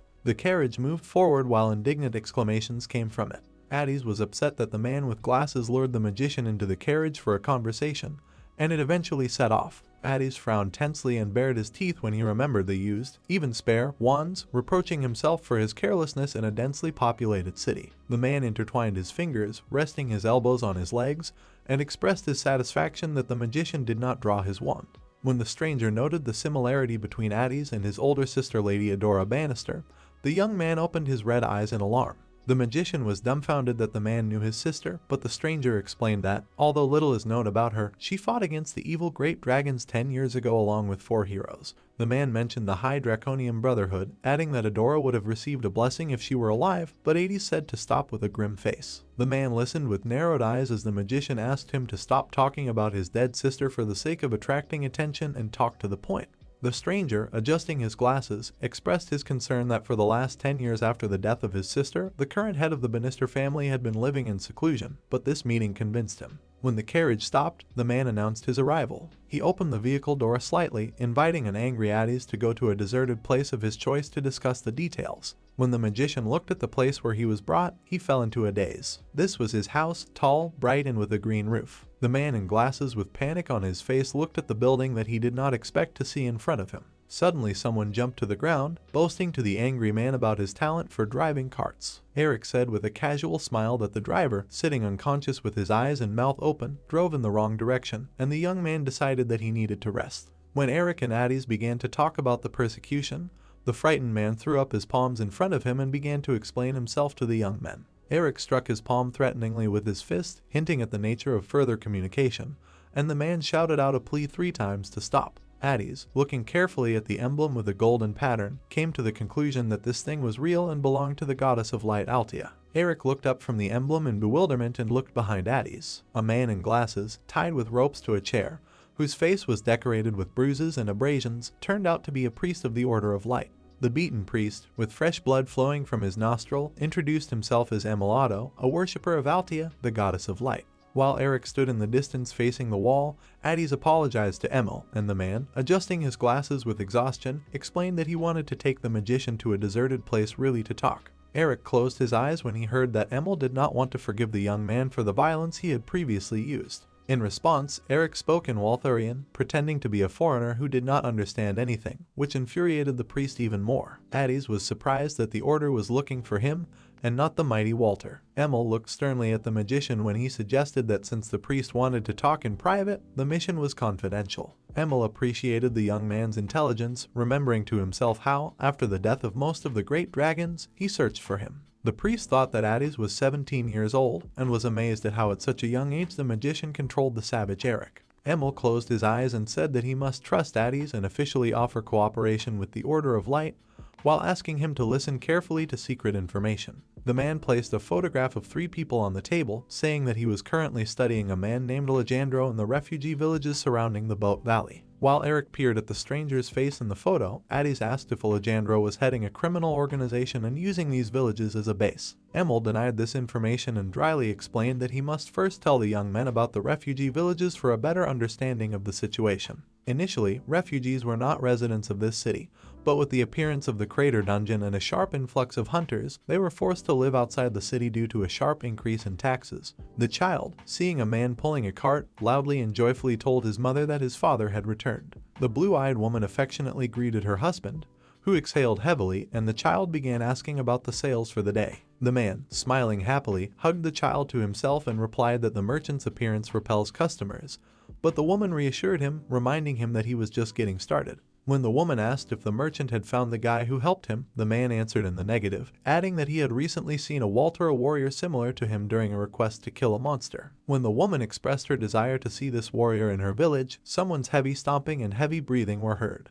Kalaner covered his wife with his hand as a man screaming in panic approached them. The woman covered her mouth with her hands when she saw Joseph, and Kalaner ordered her to run to the center of the village, looking anxiously at the acquaintance in front of her. Joseph, who was missing one tooth in his upper jaw, did not stop running and made a deafening report of the monster. Suddenly the man was swallowed up by a green creature that looked like a huge mutated frog with 3 creepy eyes. The monster closed its lips, between which Joseph's legs were sticking out. While the villagers ran away, frightened by the monster, Kalaner grabbed a weapon in his hands and watched intently as the creature devoured Joseph. When the woman timidly called her husband, he became angry that she was still there, but she hastened to explain that she could not find the child. Kalaner assumed that their daughter might be in the house and hurried his wife when an archer ran up to the man and took aim at the monster. When Kalaner learned that Joseph had gone to the beast's nest to kill one, he became furious and yelled that he was going to send a request to the Hunters Guild. The archer, drawing the bowstring, was indignant because of the hunters who did not want to accept this request for such a small reward. When Kalaner complained about the hunters, his little daughter came out of the house and called her father. The men did not hear the child's voice and continued to chat until the huge frog noticed the girl and extended his long pink tongue towards her. When Kalaner noticed what was happening, he froze in horror. Emil, pressing his finger to the thin frame of his glasses, concluded that the order cannot interfere in the management of territories and therefore they resort to cooperation with hunters to help those in need. As soon as Addis heard the words that in return the order could raise the level of the young men's contributions and increase the chances of meeting the goddesses, he immediately agreed. But Eric put his hand on the magician's shoulder and refused. Eric scornfully told Emil to stop pretending that he was thinking about justice, citing the fact that he had come to the dragon hunter. Emil bowed his head and was forced to admit that the young man was right, adding that the target of the mission was Alejandro's base. Addis froze in shock with his mouth open when he learned that this base was a dragon's nest. The magician, overcome with anger, jumped up from his chair and began to lament that all the nests should already be destroyed, and the order or brotherhood itself should deal with the rest, to which Emil calmly replied that their order wanted to fully investigate everything. However, the priest clarified that they cannot accuse Alejandro of anything, and the actions that he is going to take are, in fact, not criminal. The man added that refugees even consider Alejandro a hero. The girl, hugging an adult, sobbed loudly. Kaliner looked at someone in front of him with wide eyes, stunned. A defeated monster lay on the ground, and next to him were Ether and Aaliyah. The Wyvern smiled when the girl said that they were from a dragon's nest. Aaliyah smiled ominously, clarifying that Alejandro had sent them. Aaliyah clarified whether they wanted her and Ether to help the refugee village. Alejandro replied with a smile that he wanted to provide a little help to those in need, namely to kill the monsters walking around the village. Standing nearby with a doll-like smile, newcomer Hendy expressed his joy that Alejandro had left him to handle the rest. While Hendy thanked the man, Aaliyah wondered why Alejandro sent her and Ether out to support the refugees. The girl did not understand what the man was up to when suddenly he announced that from that day on Hendy would look after the Wyvern. Alejandro reminded Aaliyah that the last time the Wyvern tried to escape. Aaliyah replied that she constantly warned Ether, thinking to herself that if she let the Wyvern go, Alejandro would place all the responsibility on Hendy. The man said with a grin that before everyone else, their actions in the name of justice were secret. Aaliyah listened silently as Alejandro talked about how refugees who want to move here will be accepted after an assessment. Aaliyah did not understand why the man then reduced the number of inhabitants of the nest in order to keep this place a secret and why he suddenly began to tell the world about it so persistently. Suddenly someone loudly called out to Aaliyah, and she looked up. A huge purple monster with human teeth roared at the girl while large drops of a nasty green color flew out of his mouth. The girl called out to Ether, and the Wyvern powerfully kicked the monster in the face while Aaliyah covered her face with her hands. Having thrown the enemy to a decent distance, the alarmed Ether called the girl. The Wyvern asked Aaliyah about her condition, but the girl only sighed heavily in response, which made Ether worry even more. Biological fluid flowed down Aaliyah's body from the monster's mouth, and the Wyvern offered to clean the girl. Ether approached the shore of a clean pond next to a green forest. Aaliyah, shielding herself from the wind with her hands, thought that enough was enough. Ether, who created wind currents with the flapping of her wings, considered it necessary to completely dry Aaliyah's beautiful hair, but she was worried that monsters could remain there. Ether, who lived the life of a wild monster for a long time, warned that if Aaliyah destroys them all, they will realize that there are people nearby. While the Wyvern carefully combed the girl's long hair, she asked Aaliyah if she used the sword without instructions, and the warrior replied that relying only on instructions was not good. Ether laughed and said that she had seen Aaliyah's movements many times while using the guide and noticed that sometimes the girl's pace became unstable. Aaliyah smiled and replied that the manual's magical fencing is very precise, but she wants to learn the magical fencing she saw as a child. Aaliyah didn't know about hunters when she was a child. Her mother combed her in the morning without showing this side of her, but Aaliyah later learned that her mother was a swordsman. Then the girl thought that her mother was a dancer. Aaliyah remembered her mother's wonderful morning training, twirling with swords as if in a dance. Aaliyah remembered an ordinary morning when her mother, having gone hunting, did not return. And a couple of days later Alejandro came for her with an ambiguous smile on his face. He brought the girl to the dragon's nest and forcibly implanted the manual into her body, after which she lay sobbing on the floor. So Aaliyah lost her sight. The girl's face drooped as she expressed her fear that she would eventually become a puppet because she relied on guidance. Ether suddenly screamed shrilly for the warrior to run away. The Wyvern, with a sincere smile, suggested that the two of them fly to the west, where no one would find them, but Aaliyah did not seem fascinated by this idea. Ether became sad when Aaliyah said that Alejandro would kill someone if she left. When the Wyvern asked why not report this to the Inquisitors, the girl replied that this was impossible. Once upon a time, Aaliyah asked a villager for help, and the next day, together with a smiling Alejandro, she looked at his corpse. When a girl refused to train or participate in tests, the man would say that human life was worthless and force her to obey him. Aaliyah said that in the end there is only one way to get rid of Alejandro and the other aliens, have the dragon's nest process all the life force and render it useless. Aaliyah frowned as she imagined what would happen once this happened.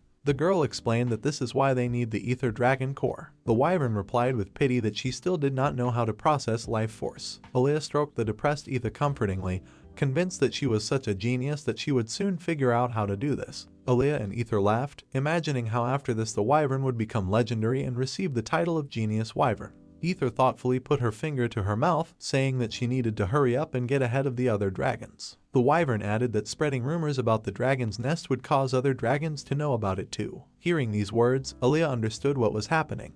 The girl got angry and screamed loudly that Alandro was using the dragon's nest to lure the great dragon, but Ether did not believe that a man could defeat such a monster. Aaliyah said Alandro never takes risks. The girl was sure that he already knew how to extract the dragon core, and all he had to do was find the great dragon. Addis was a little taken aback when he heard that he would have to penetrate this place alone. Emil, looking at the young man through his glasses, dryly explained that Alandro was looking for experienced magicians and would be glad to accept Addis. The priest added that they will provide Addis with the necessary information so that he can pass the assessment test. When Emil began to talk about the spies who had already infiltrated there, Eric slammed his hand on the table and announced that he would also go. Addis looked at Eric with wide eyes, with determination on his face, saying that going alone into the enemy's hideout is suicide, and wanting to go along with the magician. Emil sternly stated that the warrior Walter would not be able to remain unnoticed, and Alandro would suspect him. Eric frowned angrily and replied that in that case they had nothing to talk about, and the request would not be accepted. Addis was thinking hard about something when Eric told Emil to find someone else. The magician jumped up from his chair, expressing his firm desire to cooperate with the Order of Light. Eric looked at his friend in shock. Addis, without looking back at the young man, coldly said that he was his personal guard, and only the master chooses whether to accept the request or not. Emil, pushing his glasses up the bridge of his nose, concluded that the request had been accepted. Before leaving, the priest said that they would wait at the eastern gate and give the necessary things and documents for verification. While Addis, sitting at the table, silently read the document, the angry Eric did not understand how the young man could accept the request without knowing absolutely nothing. Eric, worried that he would not be able to help Addis, shouted at the magician to refuse the request, otherwise he would do it himself. Addis shouted at Eric not to be stupid, explaining that the magician had already accepted the request, swearing on his last name, and that only his family could solve this problem. Eric flew into a rage because Addis, although he was a dragon, believed that everyone not involved was simply left behind. Addis looked angrily at the young man as he shouted that the Bannister family belonged to the human race, which means the magician should have nothing to do with them. Addis started screaming, demanding that Eric take back his words, but the newcomer did not understand what was so important about the name Bannister and wanted the magician to cancel the request. Addis pressed his palm to his chest, shouting that the dragon's nest still existed after the Bannister family sacrificed themselves to destroy them. Eric bared his teeth angrily when Addis shouted that the aliens had no honor. Eric clenched his fists, shouting that honor meant nothing if the magician died. Addis frowned and was silent for a few seconds, and then calmly asked if Eric really thought so. The young man looked in shock at the magician, who thought that he had become stronger after raising his level. Leaving the angry Eric alone, Addis partingly told him not to worry about the magician dying. Eric's face showed regret and sadness as the door slammed shut. A white horse was pulling a wooden carriage. Addis took his disguise and identification documents. Emil explained that they also added an official document with a note that Addis's level was lower than it actually was, so that the young man would not be followed everywhere. Addis, looking from under his brows at the priest with eyes burning with rage, told him to stop talking and distract the magician from reading independently. Emil was taken aback and apologized, thinking that Addis seemed to have just had a fight with the girl. The magician, carefully reading the document, informed the priest about the error. Addis said that the gender indicated there was female, but Emil, opening a huge box of cosmetics, replied that this was not a mistake. When the priest asked if Addis knew how to apply makeup, the young man was confused. There was a long line of people with luggage in the tent in the middle of the road. In the distance, a family of father, mother, and child sat on the ground. When the woman told her daughter to wish her father a safe journey, the girl screamed that she no longer loved him, but Kaliner replied that he would buy her goodies when he returned. The woman with a warm smile wished her husband a safe journey, and Kaliner asked her to take care of herself and her daughter. When Kaliner looked at the line of people and thought it was strange, someone called the man by name. Kaliner greeted Aaliyah, who was standing with the Wyvern, and asked what brought the girl here. Aaliyah replied that she was here to accompany the people heading to the dragon's nest, asking if Kaliner wanted to go too. The man scratched the back of his head with an awkward smile and replied that he was going to work as a builder, because physical labor is the only thing he knows how to do. Aaliyah reminded Kaliner that he would not return home until he finished all the work, and the man had a family. The man, looking at two people fighting in the distance, replied that he was worried about monsters. However, the fact that Alandro would be recruiting hunters through a strict selection process made the man feel more confident. one of the fighters received a blow to the face. The victim was thrown back and fell to the ground upside down. The armored blonde man who defeated him winked, reminding his opponent not to be offended by how natural selection works. Hendy, with a wide smile, shook the winner's hand and said that he had entered the dragon's nest. As the crowd cheered for the blonde, Hendy announced the turn of the last couple, numbers 56 and 60. As the loser was pulled away, Aaliyah thought that the levels of the participants were much lower than she expected. Ether leaned over to the girl and whispered that it was more profitable for high-level people to go to dungeons, and the girl asked the Wyvern to lift her higher in order to better see the battle. Aaliyah sat on Ether's head and thanked her. When Hendy, with his usual smile, asked where number 59 was, someone came running to the battlefield. Among the large men in knightly armor, Addies appeared, dressed in women's clothing and with his long hair in a ponytail. The painted Addies, looking through round glasses, introduced himself as Arianesty with number 59. Emil stood by the carriage, as if patiently waiting for something. When the priest hurried Addies, he shouted that it was he who suddenly told the young man to change his clothes. When Emil tried to open the carriage door to help the young man put on his corset, he, embarrassed, closed the door with his foot, pressing it into the man's face. Addies changed the subject and asked why the Order of Light made this decision and asked about the other 5 religious groups. Emil adjusted his glasses with a familiar gesture and replied that the orders of water, fire, wind, and earth do not interfere when the matter does not concern them, and if you ask for help from the Church of the Night, their inquisitors will burn everything here to the ground. Addies began to descend from the carriage, and Emil involuntarily drew attention to the young man. Addies, who had transformed into a pretty girl in a white shirt and knee-length skirt, asked him with a puppy dog look if he looked strange. Emil immediately took off his glasses and started babbling that they would be ideal for the young man's disguise. Addies put them on and asked if he looked different now. When the young man asked how Emil would see without glasses, the man with tears on his cheeks replied that in his life he had already seen everything he wanted. Addies' mission, to which all the participants looked at with an expression of shock on their faces, was to find out about the existence of the dragon's nest and pass the qualifying round. Hendy, with a friendly smile, asked if he could look at the documents of the recently arrived participant. Addies was no stranger to hiding his identity, but he had never been so nervous because everyone was really staring at him. The men who failed the tests began to fawn over Addies, offering to accompany him on his way back and talking about dangerous guys in the guild. When they joked that Addies might even die during the test, the young man involuntarily remembered his quarrel with Eric. Addies stood up and looked at the men with displeasure, thinking that he had to convince them that he could carry out assignments on his own. Ether complained about the annoying people that are everywhere, and then called Aaliyah, who was carefully watching Hendy and Addies. The girl frowned, noting that there was something wrong with this man. When Addies confirmed his level 30, Aaliyah did not understand why a magician of level 45 would come here, hiding his level. Hendy stared at the document. Addies looked intently at the organizer, waiting for the further outcome of events. Hendy suddenly announced that Addies had been accepted into the dragon's nest, and the young man silently opened his eyes and mouth in surprise. Aaliyah was also surprised by this answer. The knight started shouting, angry that Addies didn't even take the test, justifying it as favoritism. Hendy laughed and explained to the men that the dragon's nest needed magicians, and the tests for them were different. Suddenly, Aaliyah, armed with a sword, approached Addies and Hendy, wanting to prevent people from thinking that Alandro was acting dishonestly. When Aaliyah, as the owner of the 35th level, expressed her desire to test Addies, Hendy was a little surprised by this. Aaliyah ordered Hendy to step aside, thinking that something fishy was going on. The girl rushed into battle, wishing that strong people would no longer join Alandro.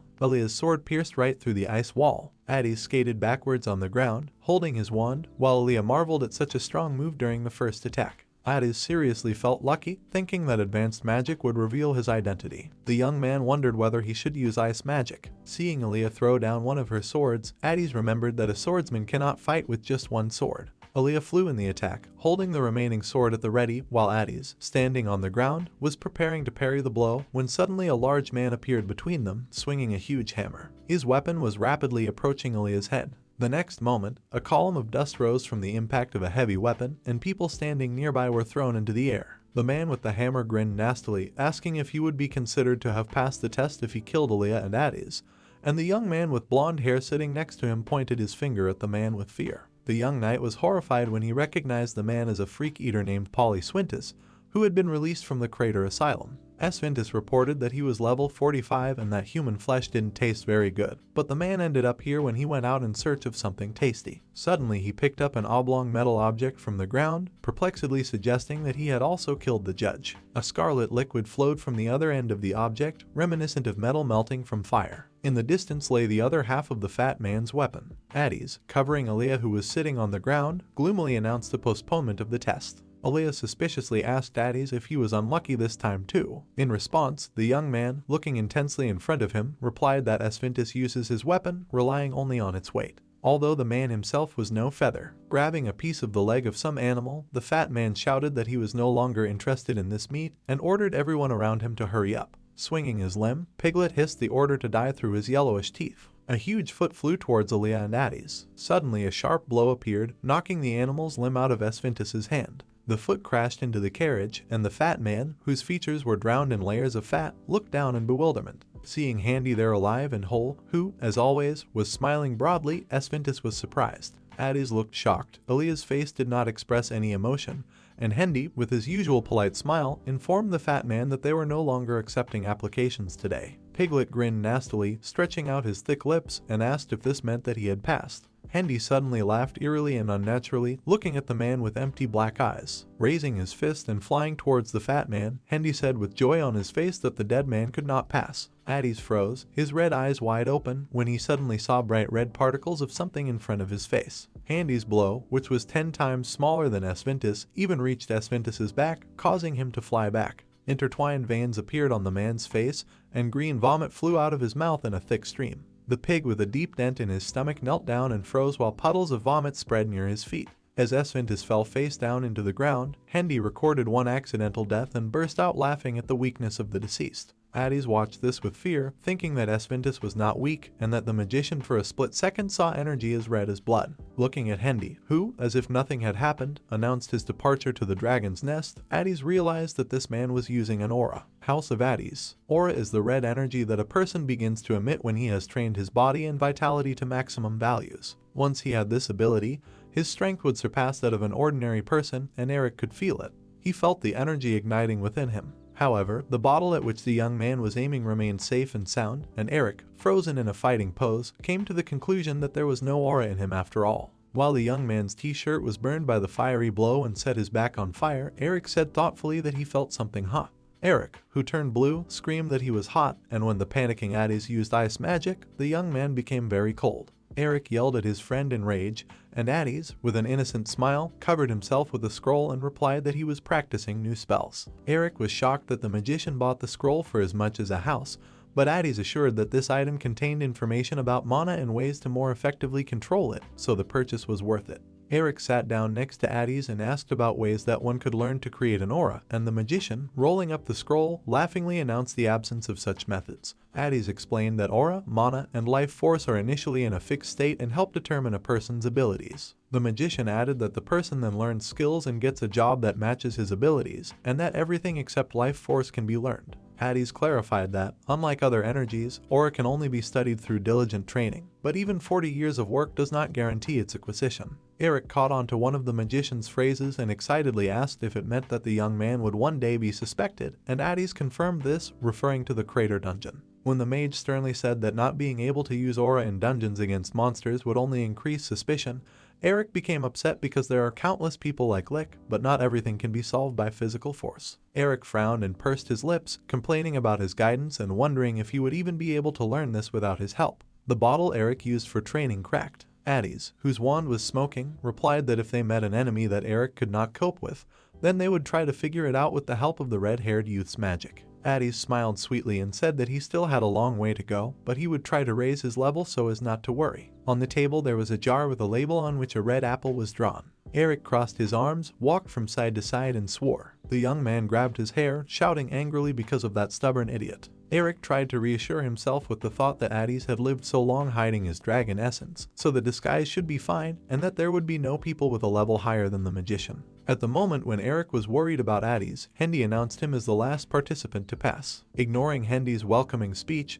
Addis ran to Esfintis, who was lying motionless face down, worried about his condition. Placing his palm on the man's back, where the fat had spread into the shape of Addis's fingers, the young man loudly called out to the judge and expressed his indignation that he had reported the accidental death of someone who was still alive. Looking at Esfintis with glassy eyes, Hendy coldly replied that the man's subcutaneous fat was thicker than the judge expected. Addis looked angrily at Hendy when he said that if they left the fat man, he would die naturally. Addis, taking out a flask with pink liquid, rudely called out to Aaliyah. When the young man desperately asked the swordswoman for help, she moved towards him and smiled. Aaliyah, on the orders of the magician, parted the jaws of Esfintus to pour the potion into it, and Addis said that the fat man must be stuffed into a transport bag and delivered to the dragon's nest. Addis frowned. Hendy's round black eyes opened wide. In the middle of the mountain stood a huge crater stained with purple spots. Inside it stood a line of horse-drawn carts. Men on ropes lifted the load. Passing participants with tired faces got out of the carts with backpacks and sleeping bags on their backs. Exhausted, Ether lay on the ground with her eyes closed and exhaled with relief, rejoicing at the long-awaited arrival.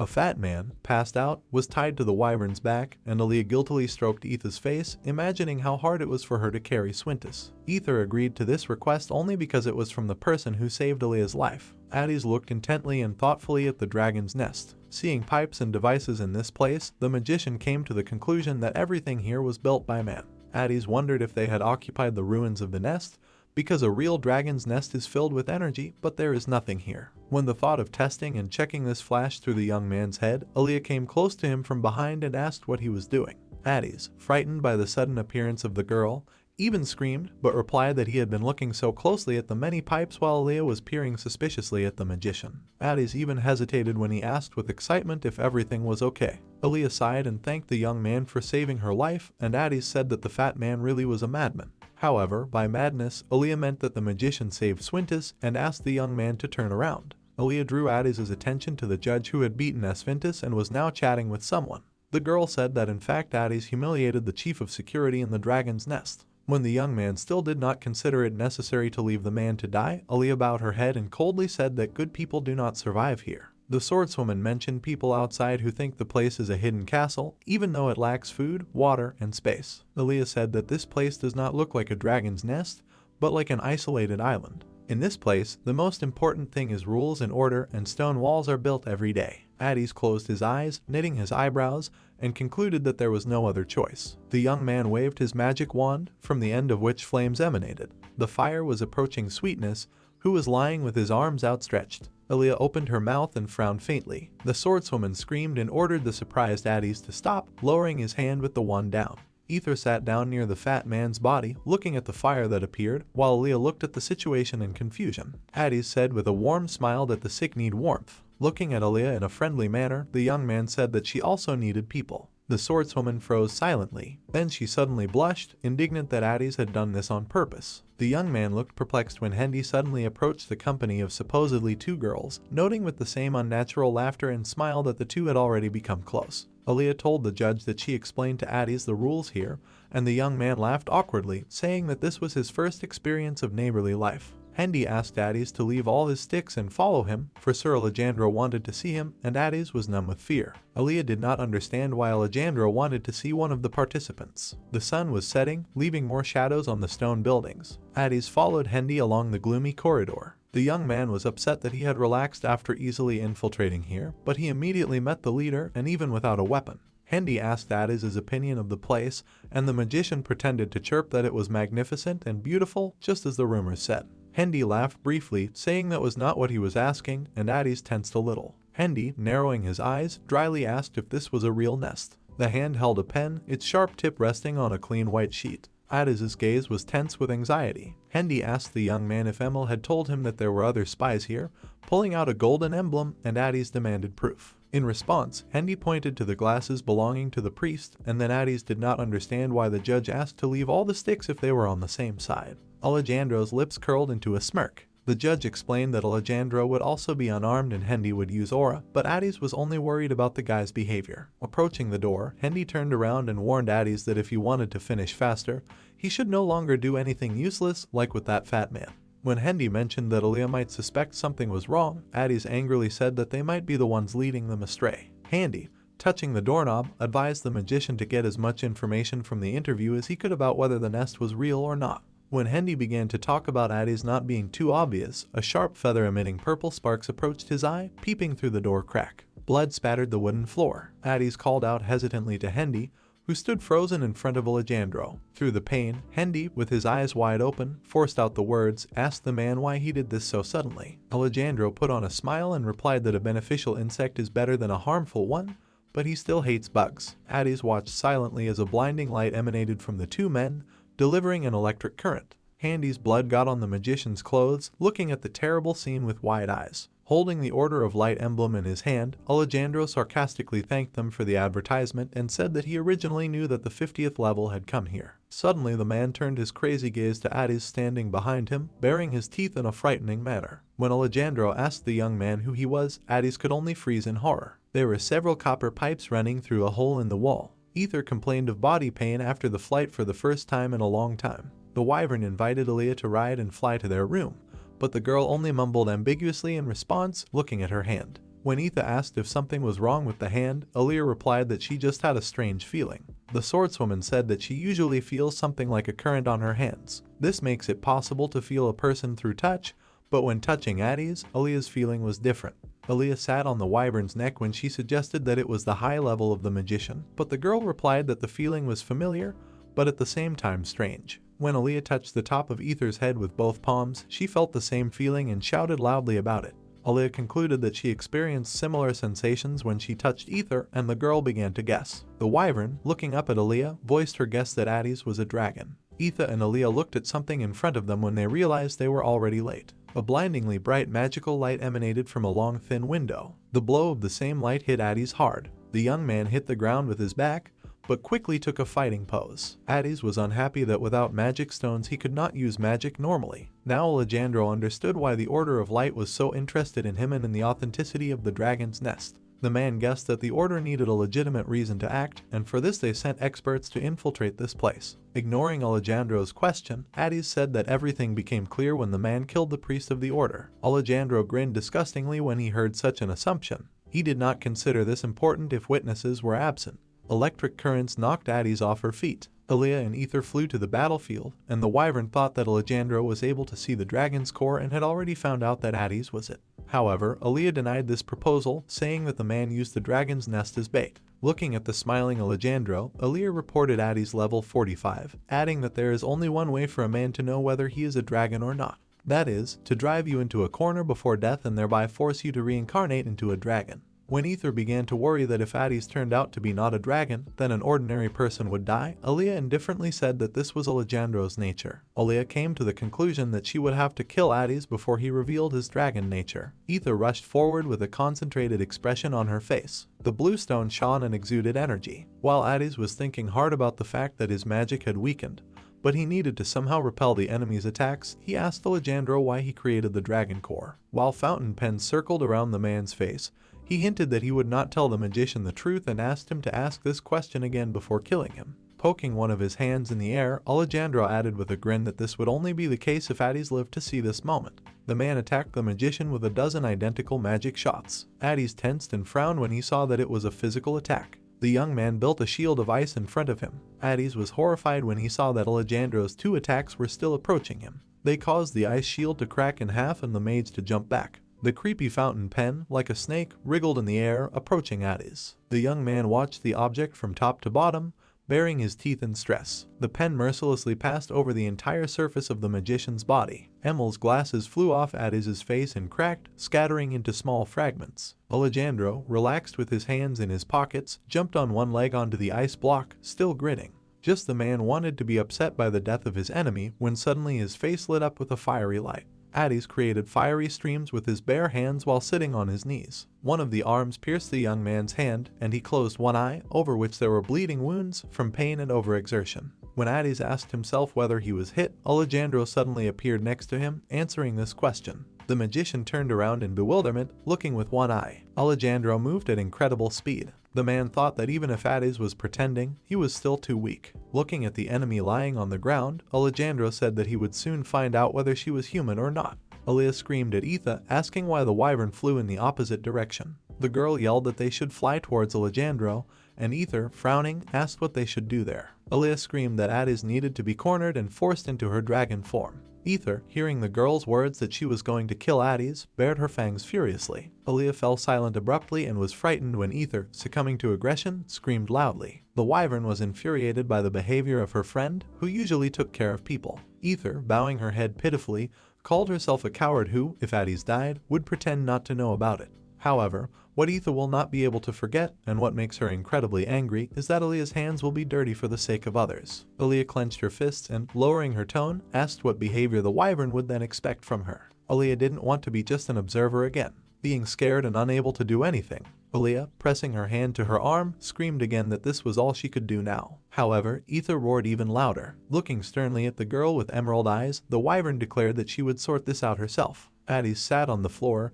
his head limply hanging down while his wrists were tied to the wall. Alandro was getting bored and wondering why else the magician would come here. Addis, whose face was covered with bloody wounds, answered in a weak voice that this place should not exist and that the man would not receive any benefit from it.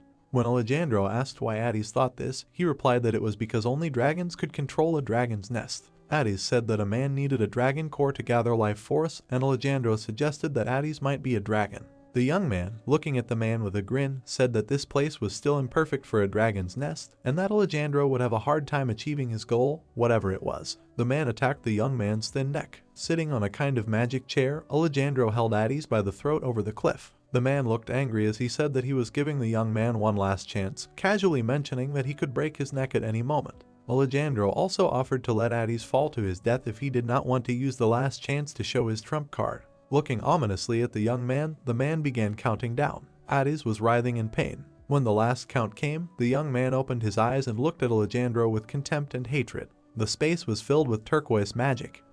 Alandro sat relaxed with the help of magic, holding a rope of mana around Addis's neck, and warned that he had come to the dragon's nest in vain. The man smiled maliciously, informing the great dragon, in his opinion, that he would not be able to raise his level here. Addis was surrounded by bubbles of green energy and, gritting his teeth against the choking rope, loudly declared that he was not a great dragon.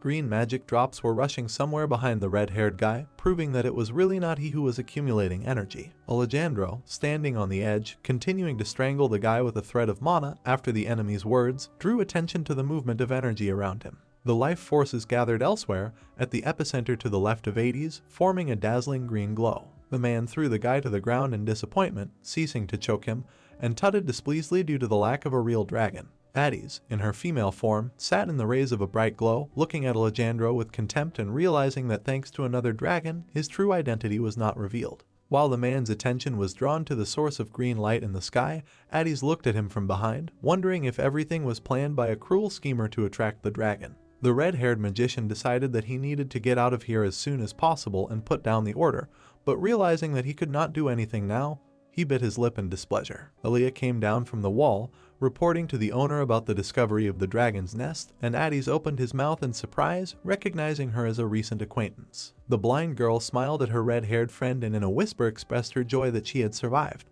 When Elias approached Alandro, reporting that the dragon had penetrated through the other side of the wall, Addis continued to look at her in amazement. The man with a malicious smile said that he mistakenly considered the young lady behind to be a dragon. Then the subordinate suggested going to check, but it would be in vain because of the human appearance of the creature. Continuing to smile widely, Alandro turned around, informing that the dragon would not be able to increase its level here, and as soon as it began to act, all the bridges outside the territory would explode. The blind girl turned to the owner, asking if this was the reason why he isolated this place, and the man, meanwhile, said that if Addis had been a dragon, he would have been immediately captured. He was getting closer and closer to the red-haired guy pretending to be a girl, uttering provocative words. Alandro grabbed Addis by the chin, adding that he managed to conduct a good experiment, while the guy looked at him with hostility with a grin. The man smiled predatorily, apologizing for giving the young lady hope that he would leave her alive, justifying himself by saying that there was a shortage of resources in this place. Aaliyah, standing to the side, tried to distract the owner with a thoughtful look, reporting the damage to the dragon's nest, and Addis sat with bulging eyes. The dark-haired swordswoman began to cheat, declaring that she felt disharmony from the very appearance of the red-haired girl,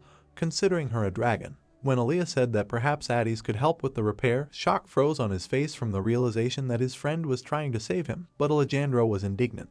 When he turned fully towards the dark-haired subordinate, a smile appeared on his frowning face again. Placing his hand on Aaliyah's shoulder, Alandro unexpectedly agreed with the girl's idea, deciding to get at least some benefit from Addis and leaving him under her supervision. Having given the necessary instructions to a trusted person, the man began to calmly leave the scene of the fight, expressing hope that the girl would do a good job. Finally, Alandro burst into his signature malicious smile. It was daylight over the crater dungeon, the sun left shadows on the walls. In the long underground corridor, lanterns are mounted on beams to illuminate the road. Addis felt awkward with a slight trembling in his voice as he addressed Miss Sword Magician. Aaliyah calmly said that the girls would work together for some time, asking to be called by her first name and wanting to know the real name of her current partner. While the dark-haired girl walked measuredly along the dungeon corridor, Addis introduced himself. Afterwards, he anxiously asked if Aaliyah was having a hard time carrying him, but she explained that she was using energy forces without making much effort. After asking about convenience, Addis, dumbfounded, began to make excuses, noting that it was unusual to ride on the back of a lady, and when the swordswoman asked if they were both girls, the magician decided to walk.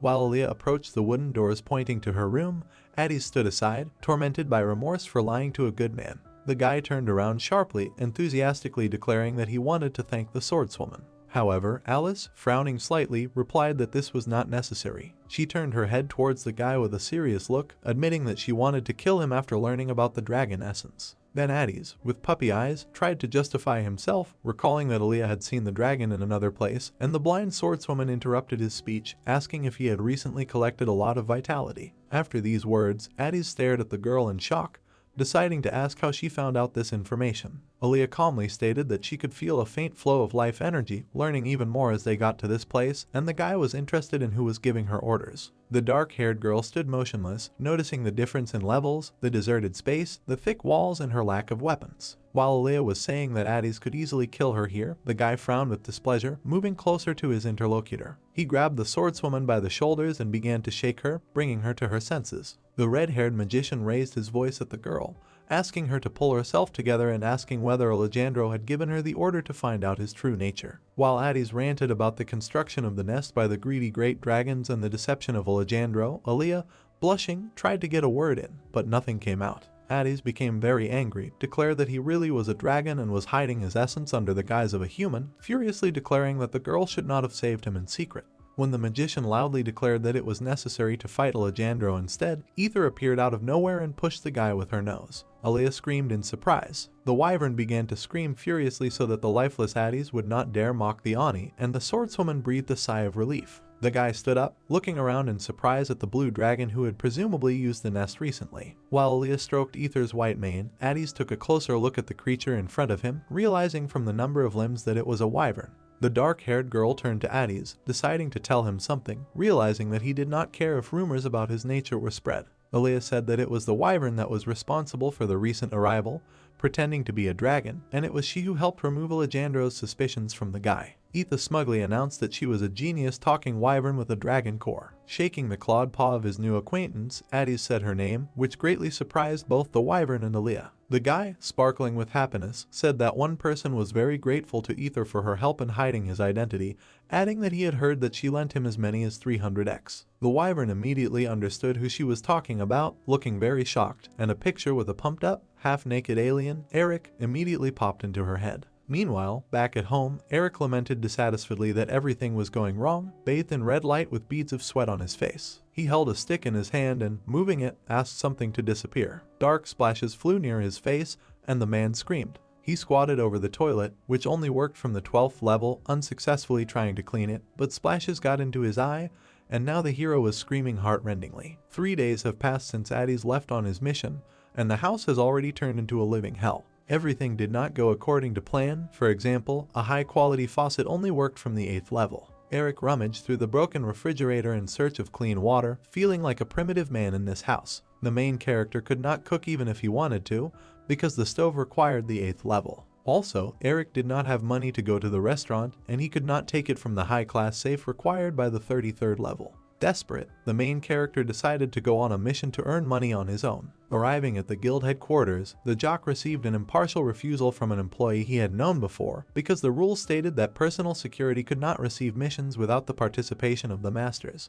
The girl with glasses looked detachedly at the book, trying to find a job, but there were difficulties with this when suddenly shaking began. While the building was shaking, the employee turned over her mug of tea and screamed heart-rendingly in fear. It felt like a new earthquake had formed right below them, but in reality it was just Eric kicking the counter. Noticing this, the girl with a frightened expression on her face immediately agreed to give the guy a job, adding that the reward would be small since it would be considered a personal favor. Taking the glasses by the temple, the girl, struggling with doubts, began her story about the events that happened a week ago. The employee was happily returning from shopping, having bought a lot of new things for the party. However, she subsequently failed to find them for 4 whole days before the event began.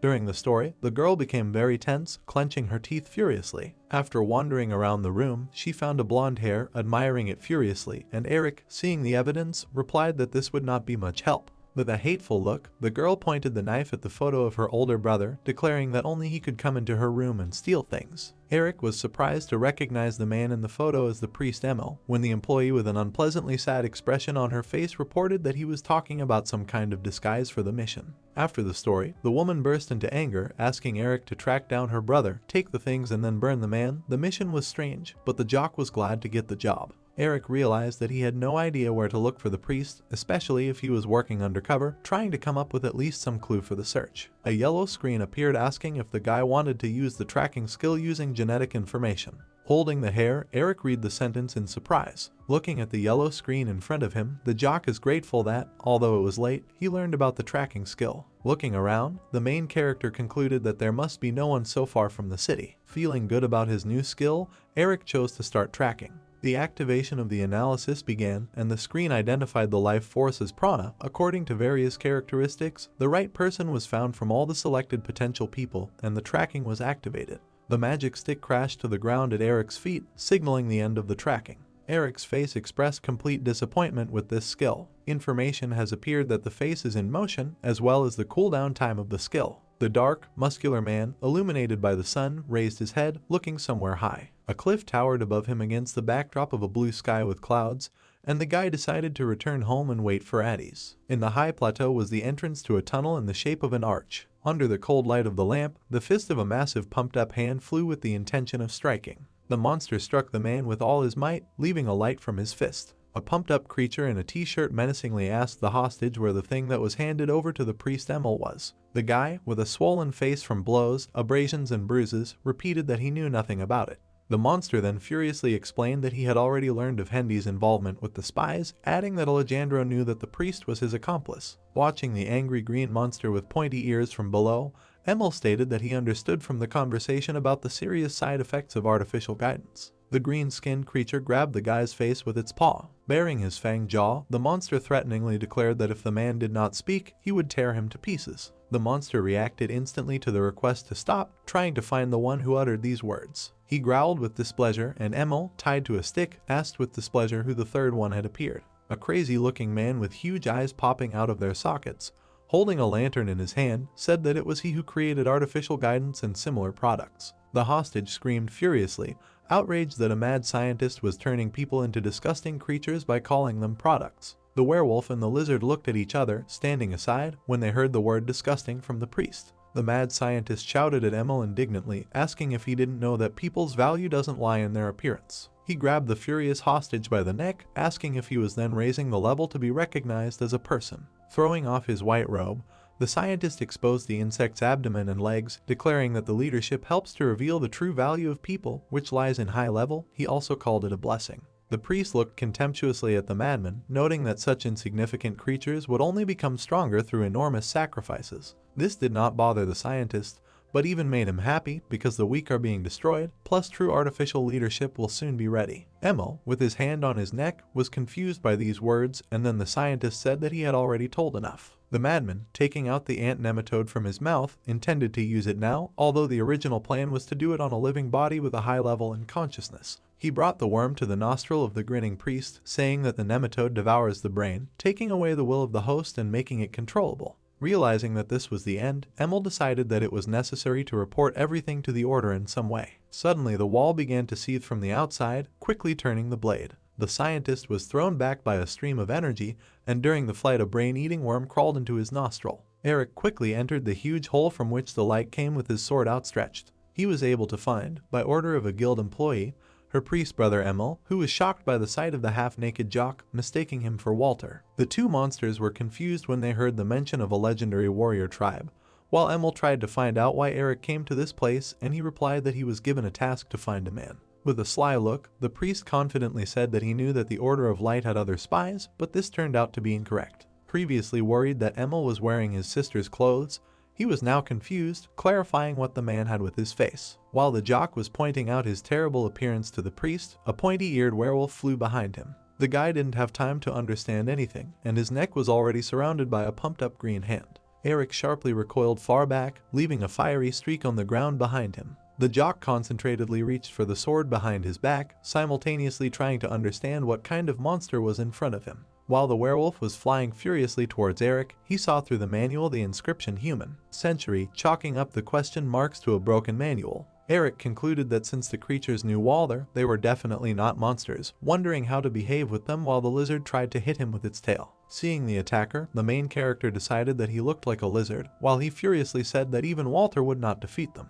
Eric assumed that the beast people were fighting him, and then stopped himself, fearing that he was being racist. The jock was flipped in the air as the beast-like pair activated their fist skill. They used the tiger and snake hands, creating a powerful stream aimed at the guy hanging in the air upside down. Eric panicked, looking at the combined efforts of the opponents, his eyes widening. The main character was pushed out of the tunnel at high speed, his body hitting huge stones in flight.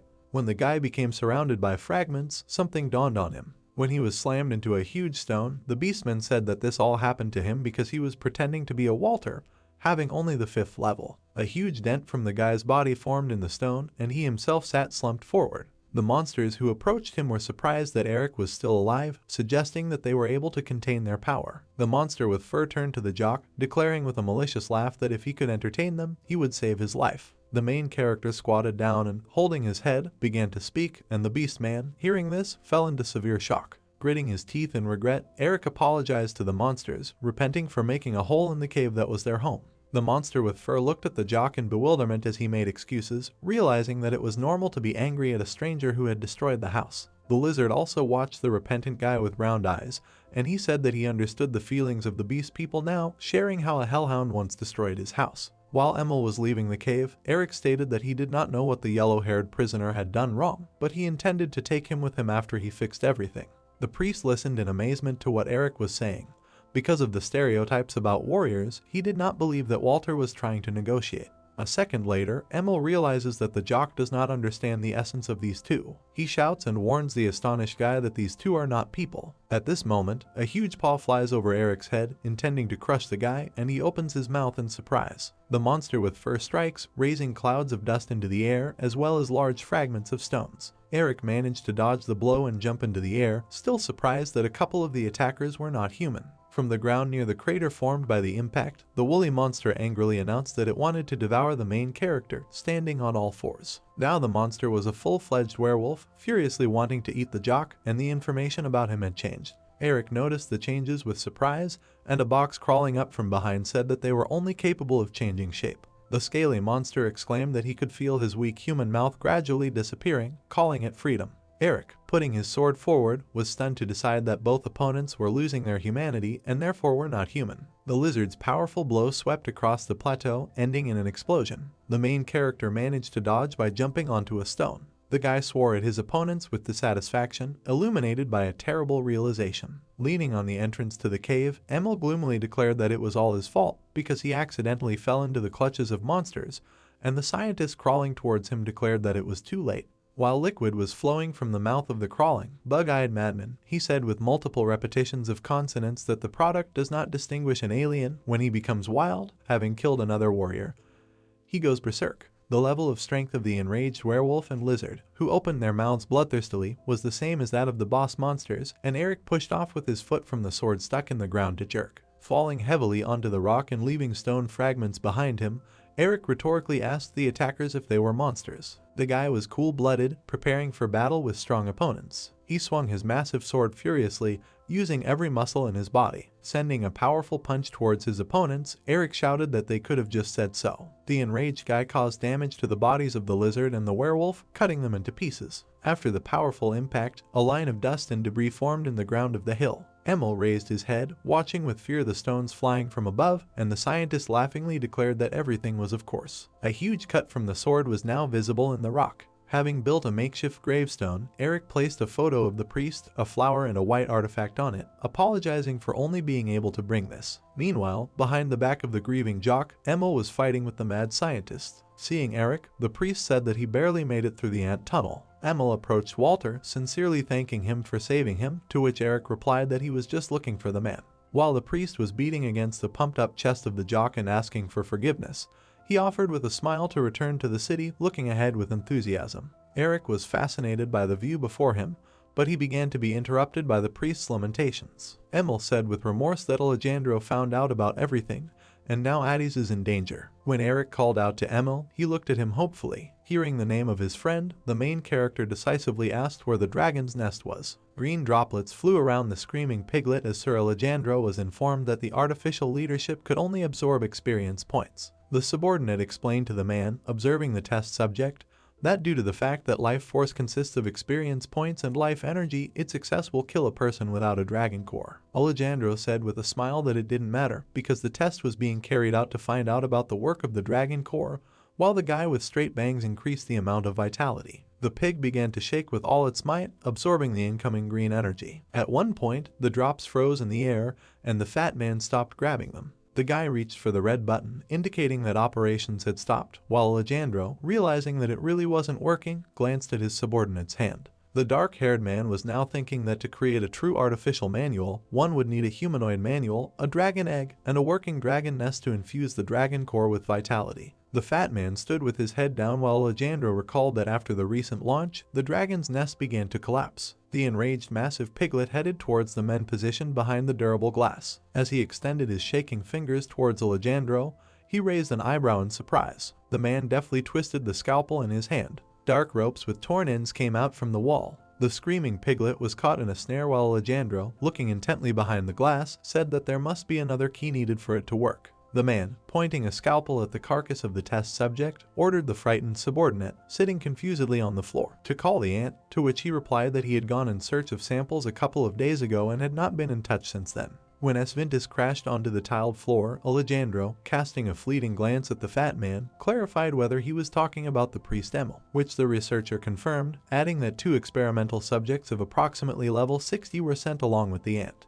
Alandro frowned, sensing something was wrong, because he had no idea who could fight these 2. Opening his eyes slightly, he curled his mouth, involuntarily thinking about the Inquisitors, declaring that this was making things more complicated. When the taken-aback scientist stood at the exit with a tablet, Alandro, without turning around, gave him the order to place the test subjects on guard of the deepest floor. The researcher with the strange hair looked at the boss in shock, thinking about merging life force. The guy asked how many test subjects to send, and Alandro, not paying attention to the question, left the laboratory. Stopping for a moment, the man turned back gloomily and briefly answered everyone. A whole week has already passed since Miss Addis arrived at the dragon's nest. All this time, the undercover guy and Aaliyah continuously explored the area. Addis, being a dragon, knew about the dragon's nest, which made life much easier. The Wyvern lay on the ground, drooping from the thought that she could not help the Unnai, if only because due to her large body she could not even go inside. Ether was bored and lonely because she could not often communicate with the girl close to her, but she did not have much free time because she was busy completing the dragon core. With tears in her eyes, the suffering Wyvern decided to mock Miss Addis after the end of business and completely ignore the Unnai now, so that later she would look at her scaly friend differently. Ether was distracted from her dark thoughts by the appearance of Aaliyah,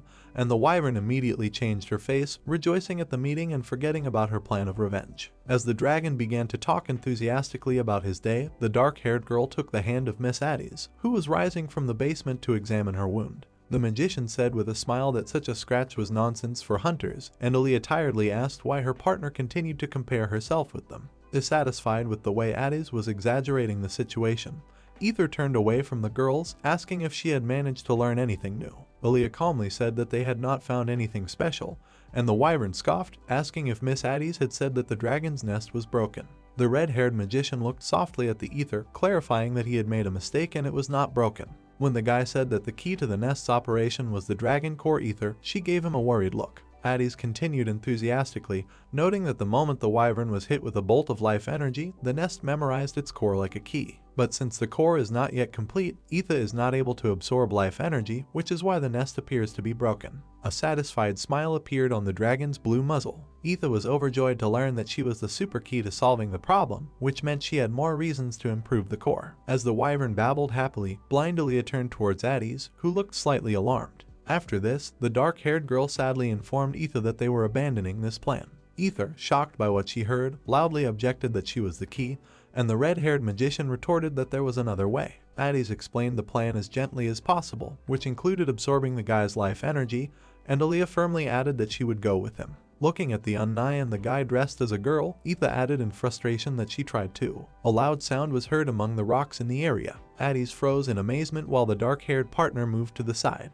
The guy and girl walked to the very edge, watching the crowd below surrounding the place where the hole began to form. Aaliyah didn't want to believe that this was what she was thinking. A pumped-up pig with a flabby belly and teeth around his neck was now rising from a fissure in the ground. The ordinary people around him were all frozen in shock. The fat man with empty eyes said monotonously that he was hungry and wanted meat. The teeth on the neck closed, hiding the head and forming a huge mouth, above which were the eyes. The creature that Piglet had turned into continued to roar for meat, and the crowd tried to leave the place as quickly as possible. A blow flew at the monster, creating a small explosion on its body. However, he did not leave a single scratch on the fat man who was hungry for food. Standing above, Addis and Aaliyah discussed what was happening and also the connection of this situation with Alejandro's plan, while the wyvern stood aloofly to the side. The red-haired magician, intently shooting from his wand, asked whether there were hunters in reserve, but the blind girl said that even if there was one with a low level, only Addis could get closest to the monster. Addis began to evaluate the enemy with a serious look, noting the difference of 6 levels, as well as the pointlessness of distance attacks.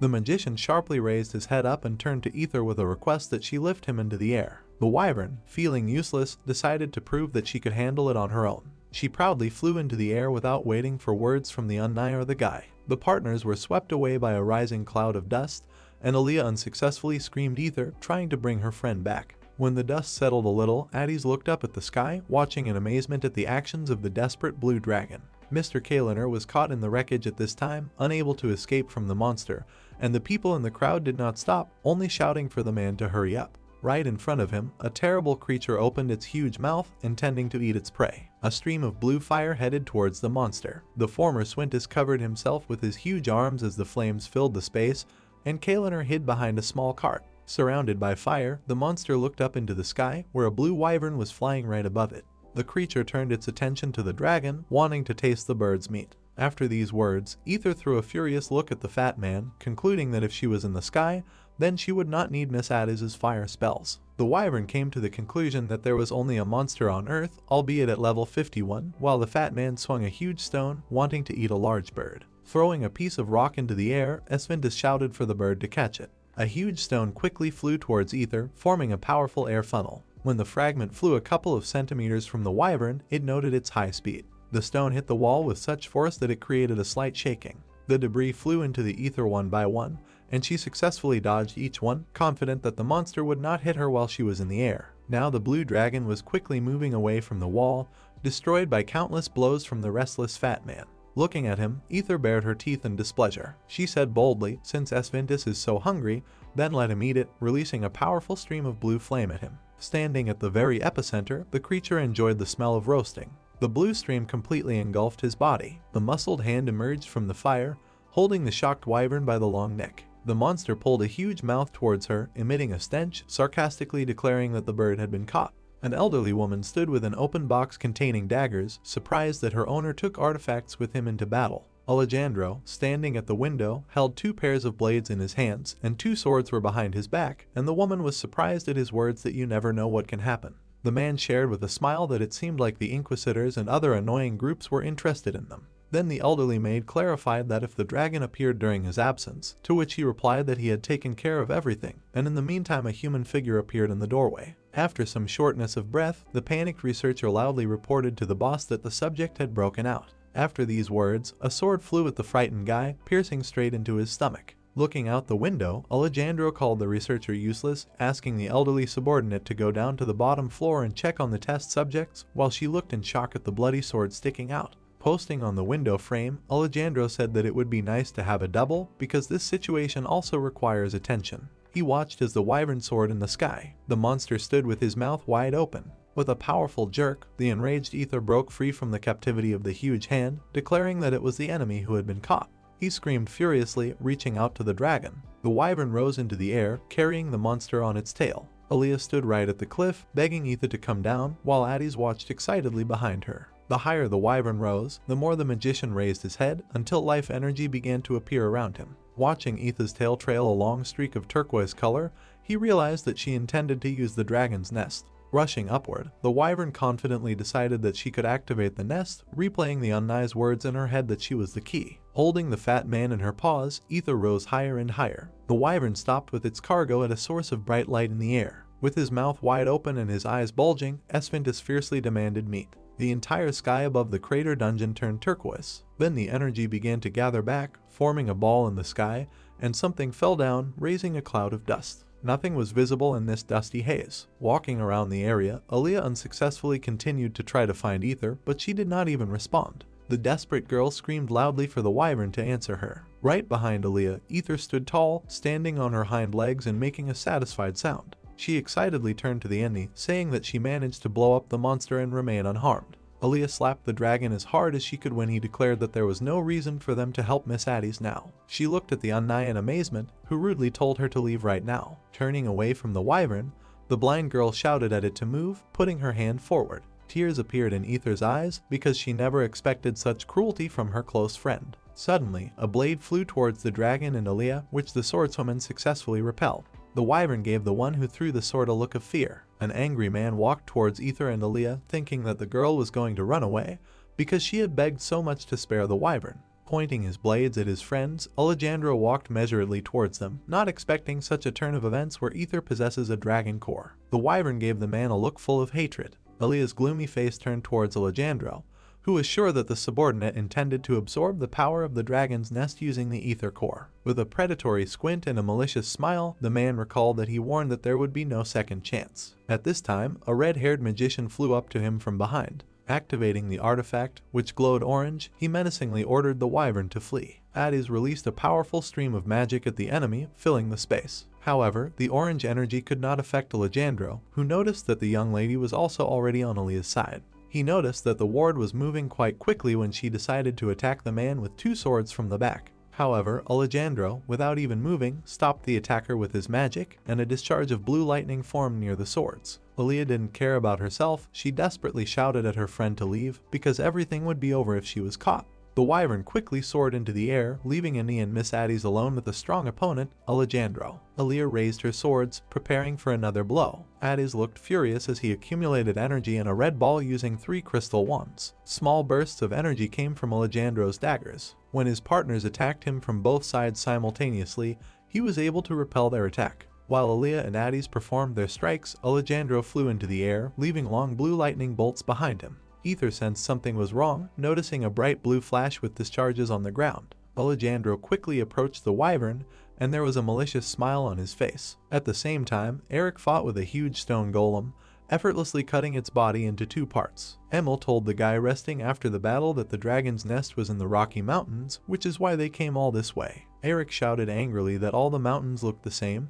Then the priest suggested that they look more carefully, adding that this place looked like Walter's house. Then the jock looked contemptuously at Emil, saying that he was a useless spy, and he replied that he was a high-ranking priest. While Emil indignantly continued to make excuses, Eric looked at the ant in bewilderment, asking him whether they were going in the right direction. The insect no longer understood human speech and was not able to pronounce it. While the huge ant walked in circles around the jock, Emil concluded that he had finally turned from a scientist into a monster. While Eric carefully fed the ant clover, the priest, not paying attention to them, displeasedly concluded that he needed to return to the order and take the soldiers with him. Noticing how relaxed Walter was giving the flower to the insect, he burst into rage, and Eric calmly explained that in this way the ant would lead them to the right place. Standing behind the calm Musliman, Emil angrily said that while he was fooling around, Addis might already be dead. Something in Eric's head clicked and his eyes widened. After an outburst of anger, the priest apologized because he shouldn't have said that, and the main character, getting up, replied that he didn't hold a grudge. Eric remembered how Addis said goodbye that he could die, treating his partner as a weakling, but he believed that he was right then.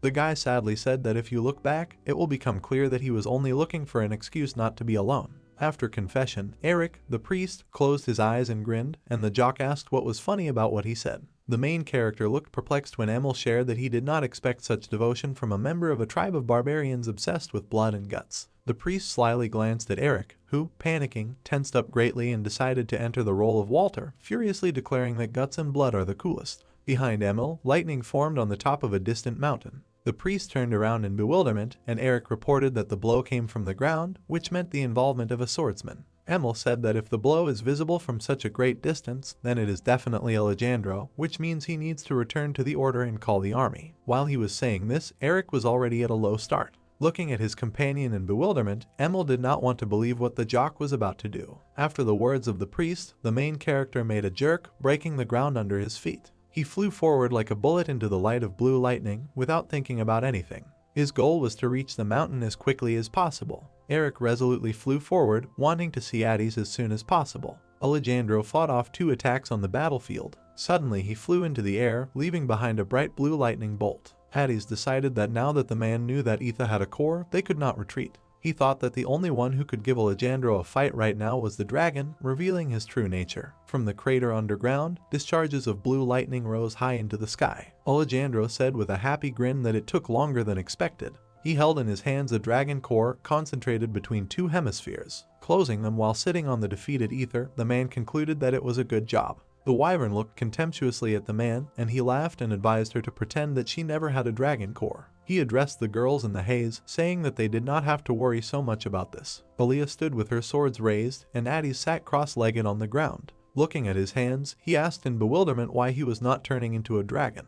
Aaliyah said seriously that Alejandro has countermeasures against the dragon, which have appeared since the day the identity of the red-haired guy was revealed. On Alejandro's neck was a unique polymorphic medallion that had the ability to transform a dragon into a human. Looking gloomily at the artifact, Hades concluded that they had no other ways to defeat the enemy. Holding swords in her hands, the gloomy Aaliyah loudly called out to Alejandro. She screamed that she was the last element left to complete the artificial leadership, asking to let the others go, and the man looked at her sideways. Putting the blade to her neck, the girl threatened to ruin all plans with her death if Alejandro did not comply with her demand. Ether was very frightened by the unnice behavior, and Alejandro was even amused by the situation. The man sarcastically told the girl that she knew him too poorly, adding that he did not bring many Ratnians here in order to change this place. The girl did not remove the sword from her neck, and the man continued his monologue, clarifying whether she felt the accumulated vital energy. Hades looked at Alejandro in shock, realizing that the dragon's nest was an unusual place. Quickly snatching the sword from Aaliyah, the man added that it is used to extract the life force of people and other living beings. Hearing this, Hades widened his eyes in surprise and asked again.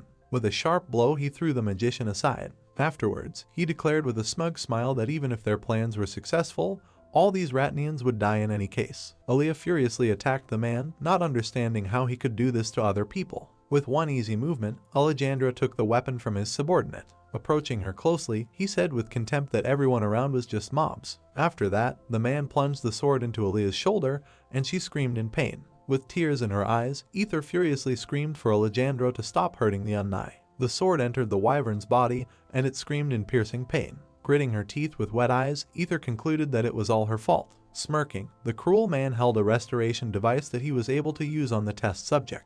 He grabbed the screaming girl by the shoulder, lifting her into the air and explaining that she should be grateful to him. He stuck the device into Aaliyah's neck, telling her that he helped her meet her late mother. To minimize the side effects of artificial guidance, we need data that is similar to the experimental data. Alejandro was amazed at the stupidity of the Ratnians, preparing to plunge a dagger into the girl. He added that it doesn't really matter now because ignorance will allow her to die peacefully. A fiery orange energy appeared right in front of Alejandro's face. Hades, standing at a distance, directed a powerful stream of fire at the man. He shouted furiously for Aaliyah to take this chance. The girl, gritting her teeth, illuminated by the energy from the blow, reached forward with her hand. At that moment, Alejandro swore at his subordinate, pushing her hard, and she flew into the hole behind. Despite her wing being damaged by the sword, Ether resolutely rushed to help her friend. She ran to the edge of the pit, preparing to drop down behind her Unni. Hades continued to attack Alejandro while Aaliyah and Ether were in a deep hole. Holding fiery arrows in his hands, he decided to drive away restless thoughts from himself because now was not the time to worry about his girlfriends. Hades wanted to assume they were okay and do everything he could right now. He held an arrow while 3 others floated in the air, emitting a red glow. An energy ball was concentrated at the tip of the arrow. Hades sent an incredibly strong stream of fire towards his opponent.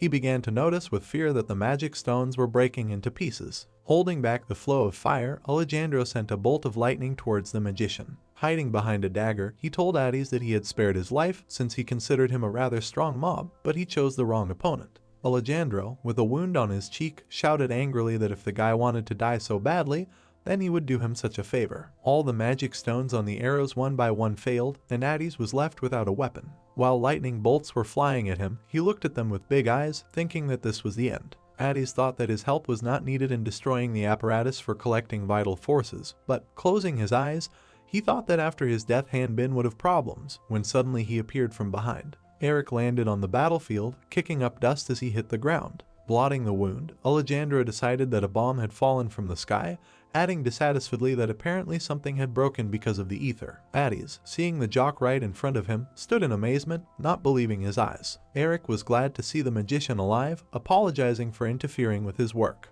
Then the guy got up from the ground, realizing that something was wrong.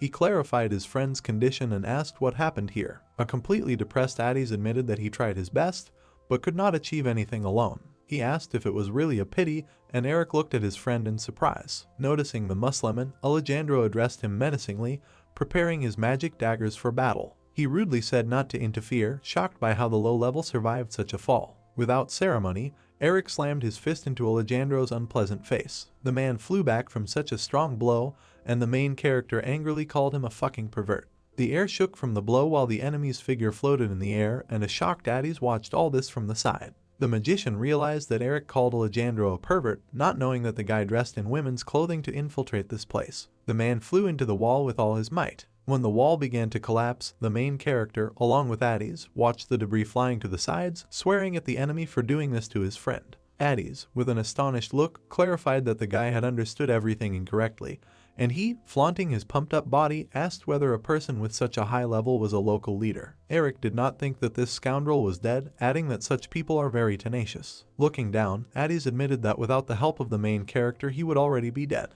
The pumped-up guy in the green light turned to his friend, asking him not to talk bad about himself because of Alejandro. A strong green glow appeared in front of the guys, emanating from where Alejandro landed. Having noticed him, Eric concluded that one blow was not enough. Hades corrected his partner, informing him that the man was absorbing life energy. Using the dragon core, Alejandro began to rise and walk towards the enemies. Surrounded by turquoise streams of energy, he was enraged, holding his daggers in his hands. Looking at the guys with contempt, Alejandro called them fucking mobs. While Alejandro, enraged by Hades' fiery attack, insulted the young man, Aaliyah quickly flew into a large hole in the middle of the earth. The sword that had pierced her was sticking out of the girl's shoulder, and her heart was pounding. Ether, who was pinned to the ground by the sword, moved forward, tearing her wing. Ignoring the pain, the Wyvern took off and loudly called out to its friend. Ether rushed into the abyss, looking with frightened eyes at the falling swordswoman. The abyss was deep, round, and illuminated only by the sun's rays reaching its bottom. The bloody sword lay not far from the girl with her wounded shoulder carefully bandaged.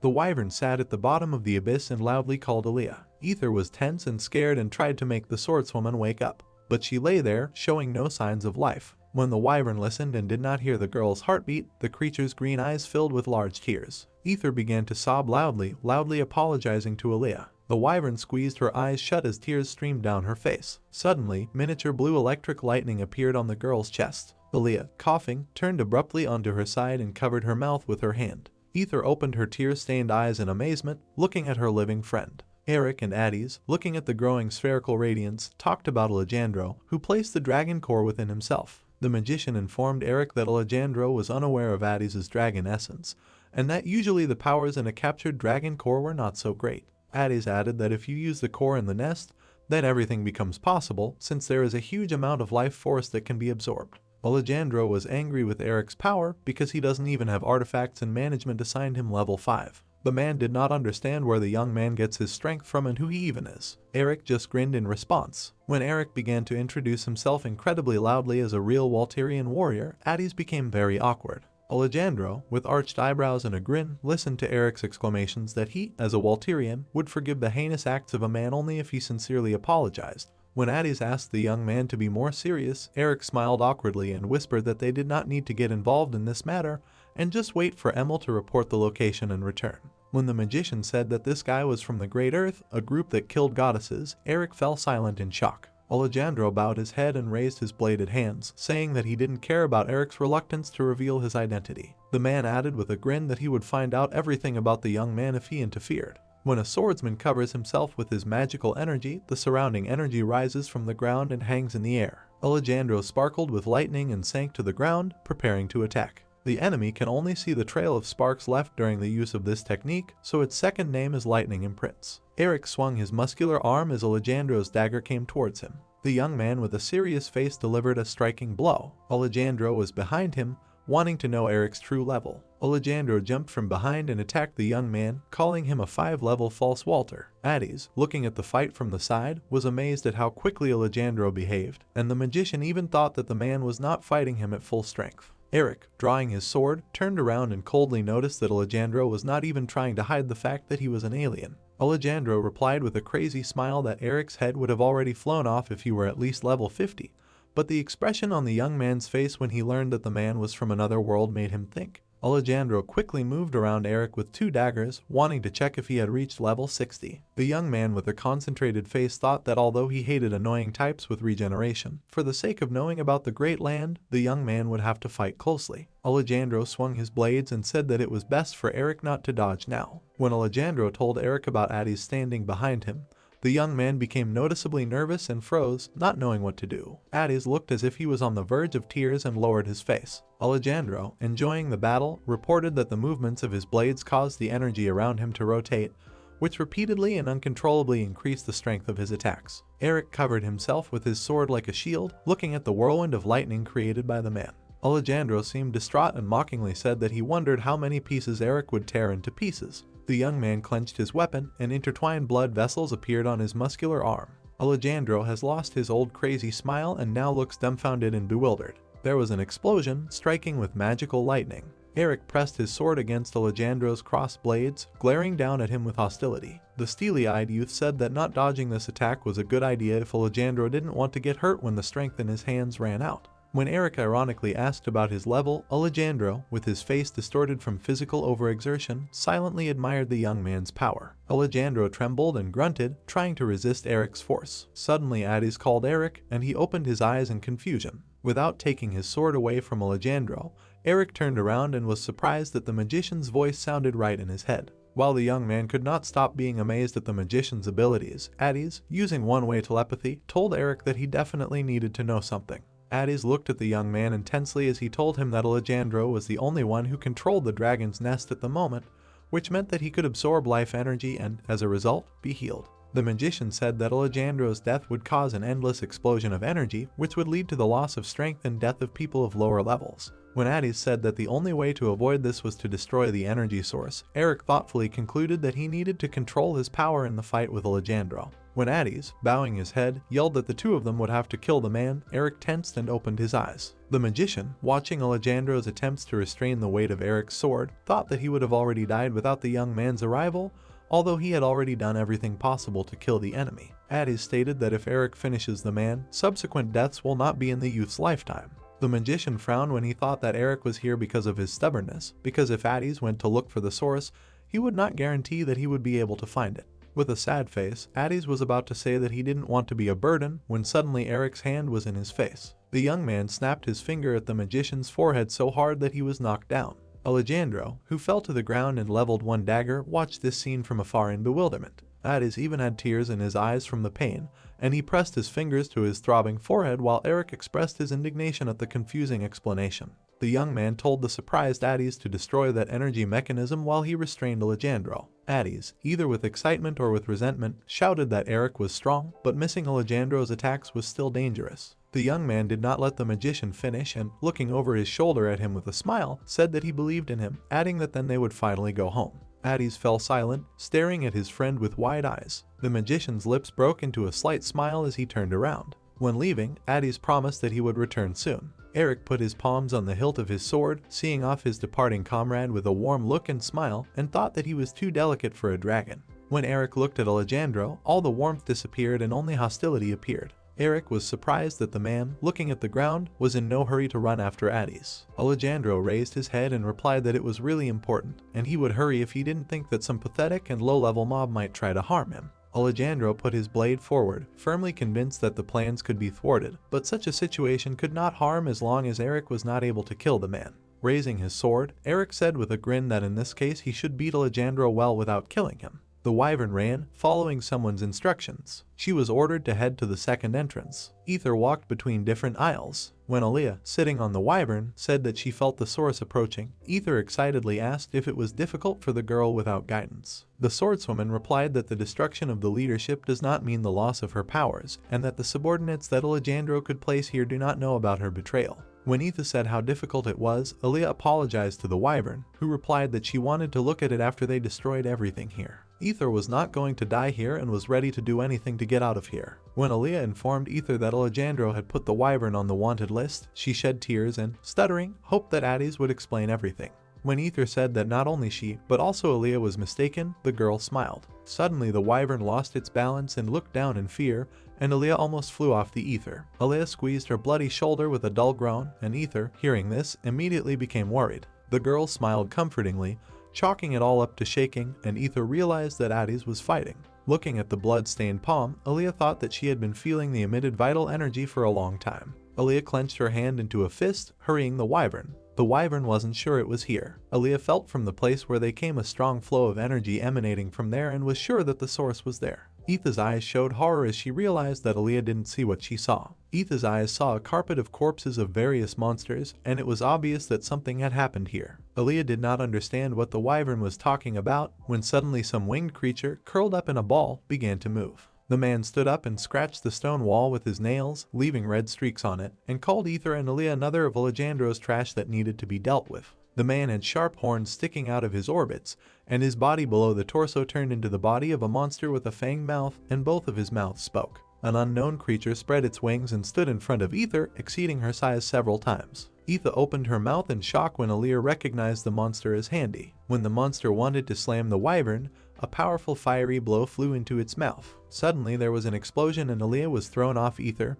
who closed her eyes. Handy, enraged that his mission was being interrupted, screamed at the top of his lungs. Addis, clutching his magic wand, was horrified at how the priest Handy, whose level was more than 50, was turned into a test subject. Addis shouted to Handy that they were not his enemies and had come to destroy this place, but the monster did not listen, obsessed with the idea of killing everyone, and prevented him. Enraged, Handy rushed to attack Addis. Eric deflected Alejandro's blow with his sword, but was still sent flying back by his force. Sparks swirled in the air. Alejandro the next second found himself in front of the young man, leaving magical waves behind him. Eric continued to dodge the man's attacks, constantly retreating back. The blade hit the metal surface of the sword. The man, looking at the gloomy young man, came to the conclusion that his style has many shortcomings, but he makes up for them with strength and speed. Alejandro smiled madly as he said that Eric could be really dangerous to him if he could take his head off now. The young man prepared to attack. With a sword in his hands, a clenched fist and his face twisted with rage, Eric moved towards the enemy. When Eric raised his open palm over the man's head, he declared that he would not allow a blow that would not kill him.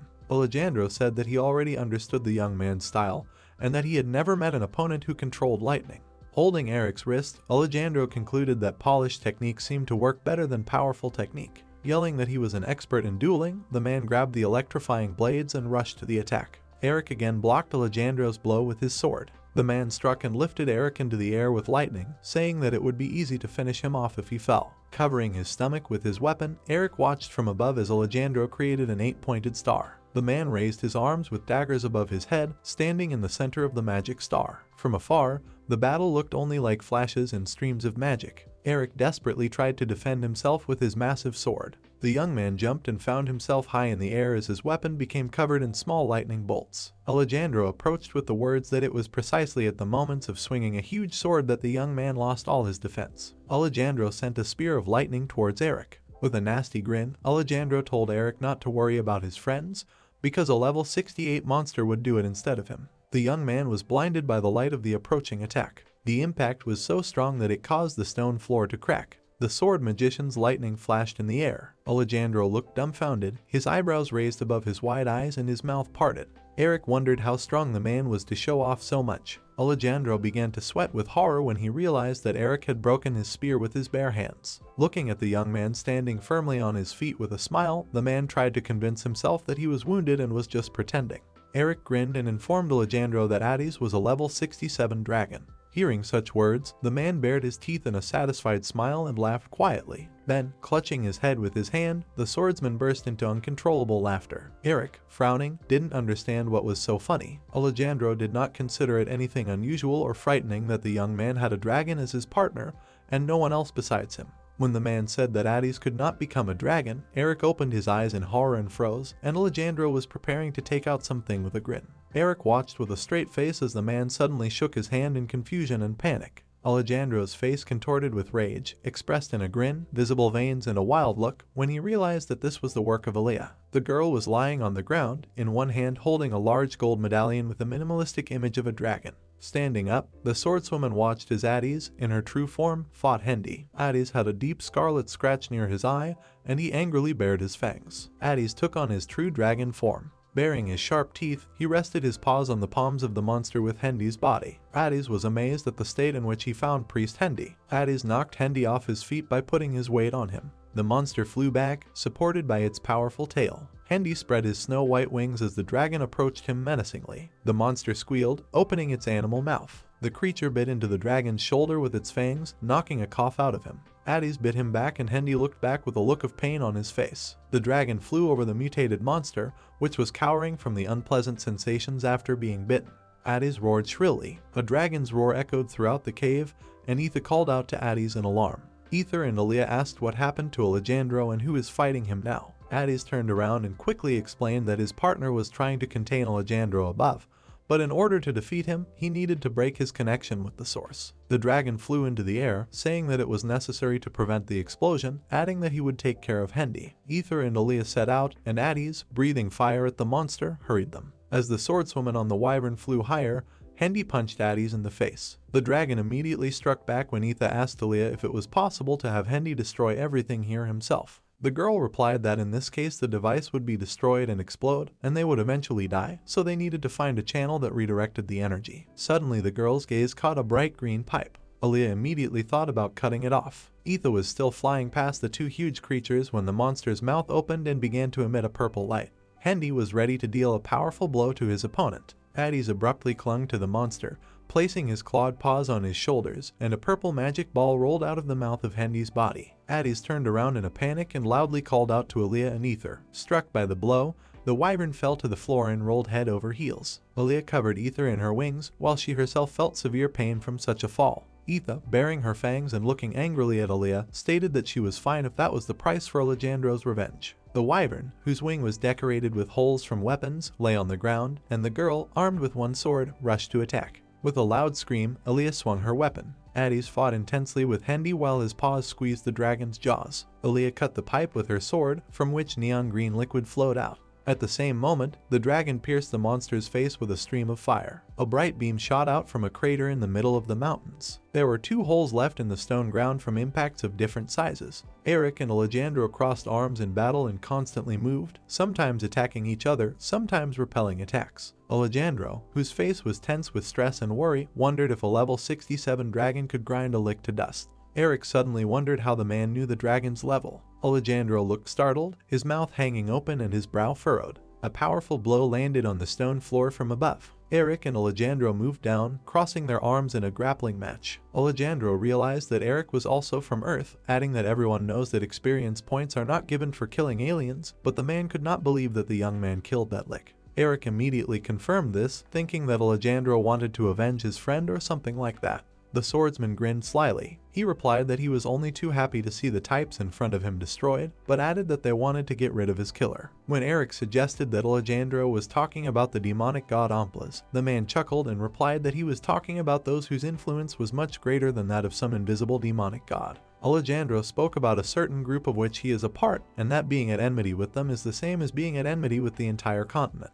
Eric listened silently with a straight face as the swordsman said that he had found a way out by making the dragon lick the killer. Alejandro, with a smile, invited Eric to quietly leave with Addis and continue on their way, and he himself wanted to receive all the rewards. In response, Eric only kicked Alejandro on the leg with force, twisting the knee joint in the opposite direction and clarifying whether the man was still regenerating. Alejandro screamed deafeningly, struck by acute pain. The man fell to the ground, clutching the dagger, and loudly shouted an insult towards the young man, but he even liked it. Eric, smiling maliciously, leaned towards the enemy and said that Addis would not accept this because he hated bad guys. Enraged, Alandro tried to hit the young man, thinking that he was relying on his status as an alien. When the man said that he and the young man were nothing compared to them, Eric noticed something and was surprised. Alandro held the artificial manual in his hands and shouted with crazy eyes that he was entrusted with its development, and hoped that they would forgive him if this weapon would help him destroy Eric. Suddenly a metal hemisphere appeared, covered with spikes of different lengths. Spikes flew through the air and Eric stumbled back. Covering his eyes with the sword, the young man thought that this was a side effect of this thing, while Alandro seemed to disintegrate into atoms. However, upon closer inspection, Eric realized that this was the same feeling as what he felt when he was transported from Earth. Alandro screamed silently as the emerald-colored substance enveloped his body and seemed to slowly burn him. A dark, bony hand appeared in the air. Now in the place of the swordsman there was a creature resembling a mutated half-man or half-monster. Eric, looking at the four-eyed Alandro with gray skin and abnormally long fingers, did not see its appearance and only learned that it was a level 72 creature and its creation process was 9% complete. Alandro strode with his legs, reminiscent of tangles of black muscle fibers, talking about how the incomplete blessing of Omlas causes a lack of vitality. As the monster walked past Eric and started talking about the source, a fresh, bleeding scratch appeared on his cheek. The young man turned in horror at what Alandro had become. Addis, bending over Hendy, apologized guiltily to him. The powerless wyvern lying on the floor called out to the swordswoman. She turned around and, showing a thumbs up, replied with a smile that Alandro could no longer use life energy from here. Ether lowered her head to the floor with relief and exhaled. Suddenly a woman appeared in gray clothes with dark hair tied in two buns. She bowed when she saw Aaliyah,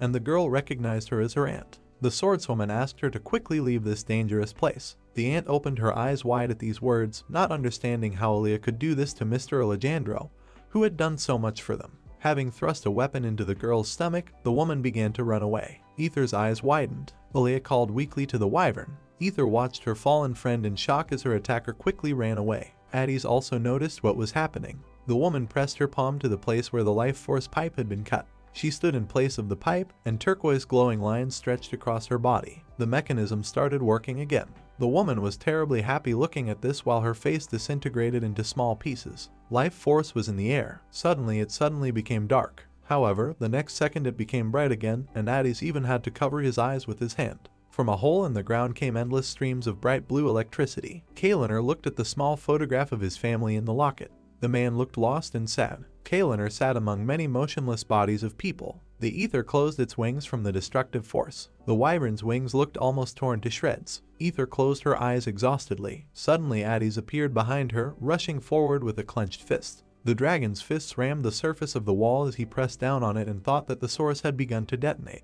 The dragon, baring its teeth, grabbed the wires and thought that absorbing energy would only be a temporary measure. Ether excitedly looked back at the screaming Addis, clutching the magic wires in his paws. Blood appeared in the air. Addis opened his eyes and turned his attention to the wyvern, who shouted that its core would stabilize the source a little. But this was only a temporary solution, and the only way to return strength to people was to destroy that huge clot of energy. She added that physical attacks would not work, but using other powers would cause the source to dissipate, and Miss Aaliyah's sword skills were the only way to accomplish this. Tears gathered in Ether's eyes as she screamed that Aaliyah was no longer just injured. She had lost consciousness and her vitality would be drained from her. Addis, hearing this, tensed. The reincarnated Alandro, looking around his new body, concluded that he now understands why people want to receive the blessing of Omlas. The man added with an ominous smile that Eric must also see the benefits, because he has a manual that allows him to see the levels of opponents, identify their species, and even gain experience for killing them. The man tensed his biceps and declared that he could be called immortal, since an endless supply of vital energy would help restore his body and he could not be destroyed by four forces.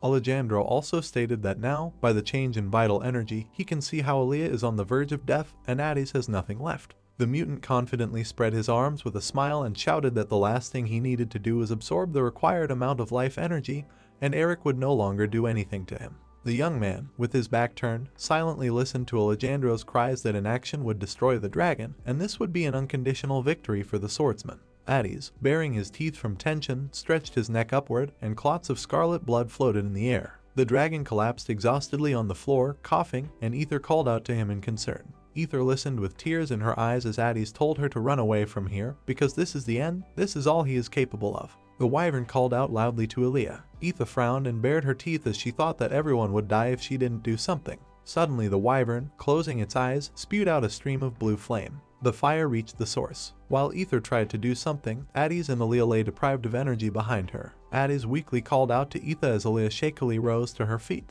Addis turned his gaze to the girl when she addressed him. Aaliyah stated with determination that she wanted to ask the dragon for one more favor. Ether continued to attack the magical sphere with flames, silently indignant that she could not do anything. Suddenly the fiery stream was interrupted, Ether coughed, and small red drops sprayed from her throat. The wyvern planted its forelimbs on the floor and bowed its head, coughing up blood. Tears streamed down her determined face as she decided she didn't want to be alone. Aaliyah walked with uncertain steps along the bloody surface. Ether's gaze softened when she felt the touch and heard Aaliyah's voice very close. As the swordswoman collapsed, Ether became worried and told her not to waste her last strength, and Aaliyah apologized, adding that she had always been here alone. When Aaliyah, stroking the wyvern's head with her palm, said that she always stood out and was braver than the swordswoman thought, Ether, through her tears, plaintively said that she could not fight like Aaliyah or at least somehow help her. Aaliyah smiled and, holding a large golden medallion in her hand, reminded Ether that she was a genius talking wyvern. Ether looked at the object in the swordswoman's hand with shining eyes. The wyvern turned around in confusion as Addis explained that this unique item allowed dragons to imitate other species. The dragon lying in a pool of blood hissed through his teeth that Ether is a very smart wyvern,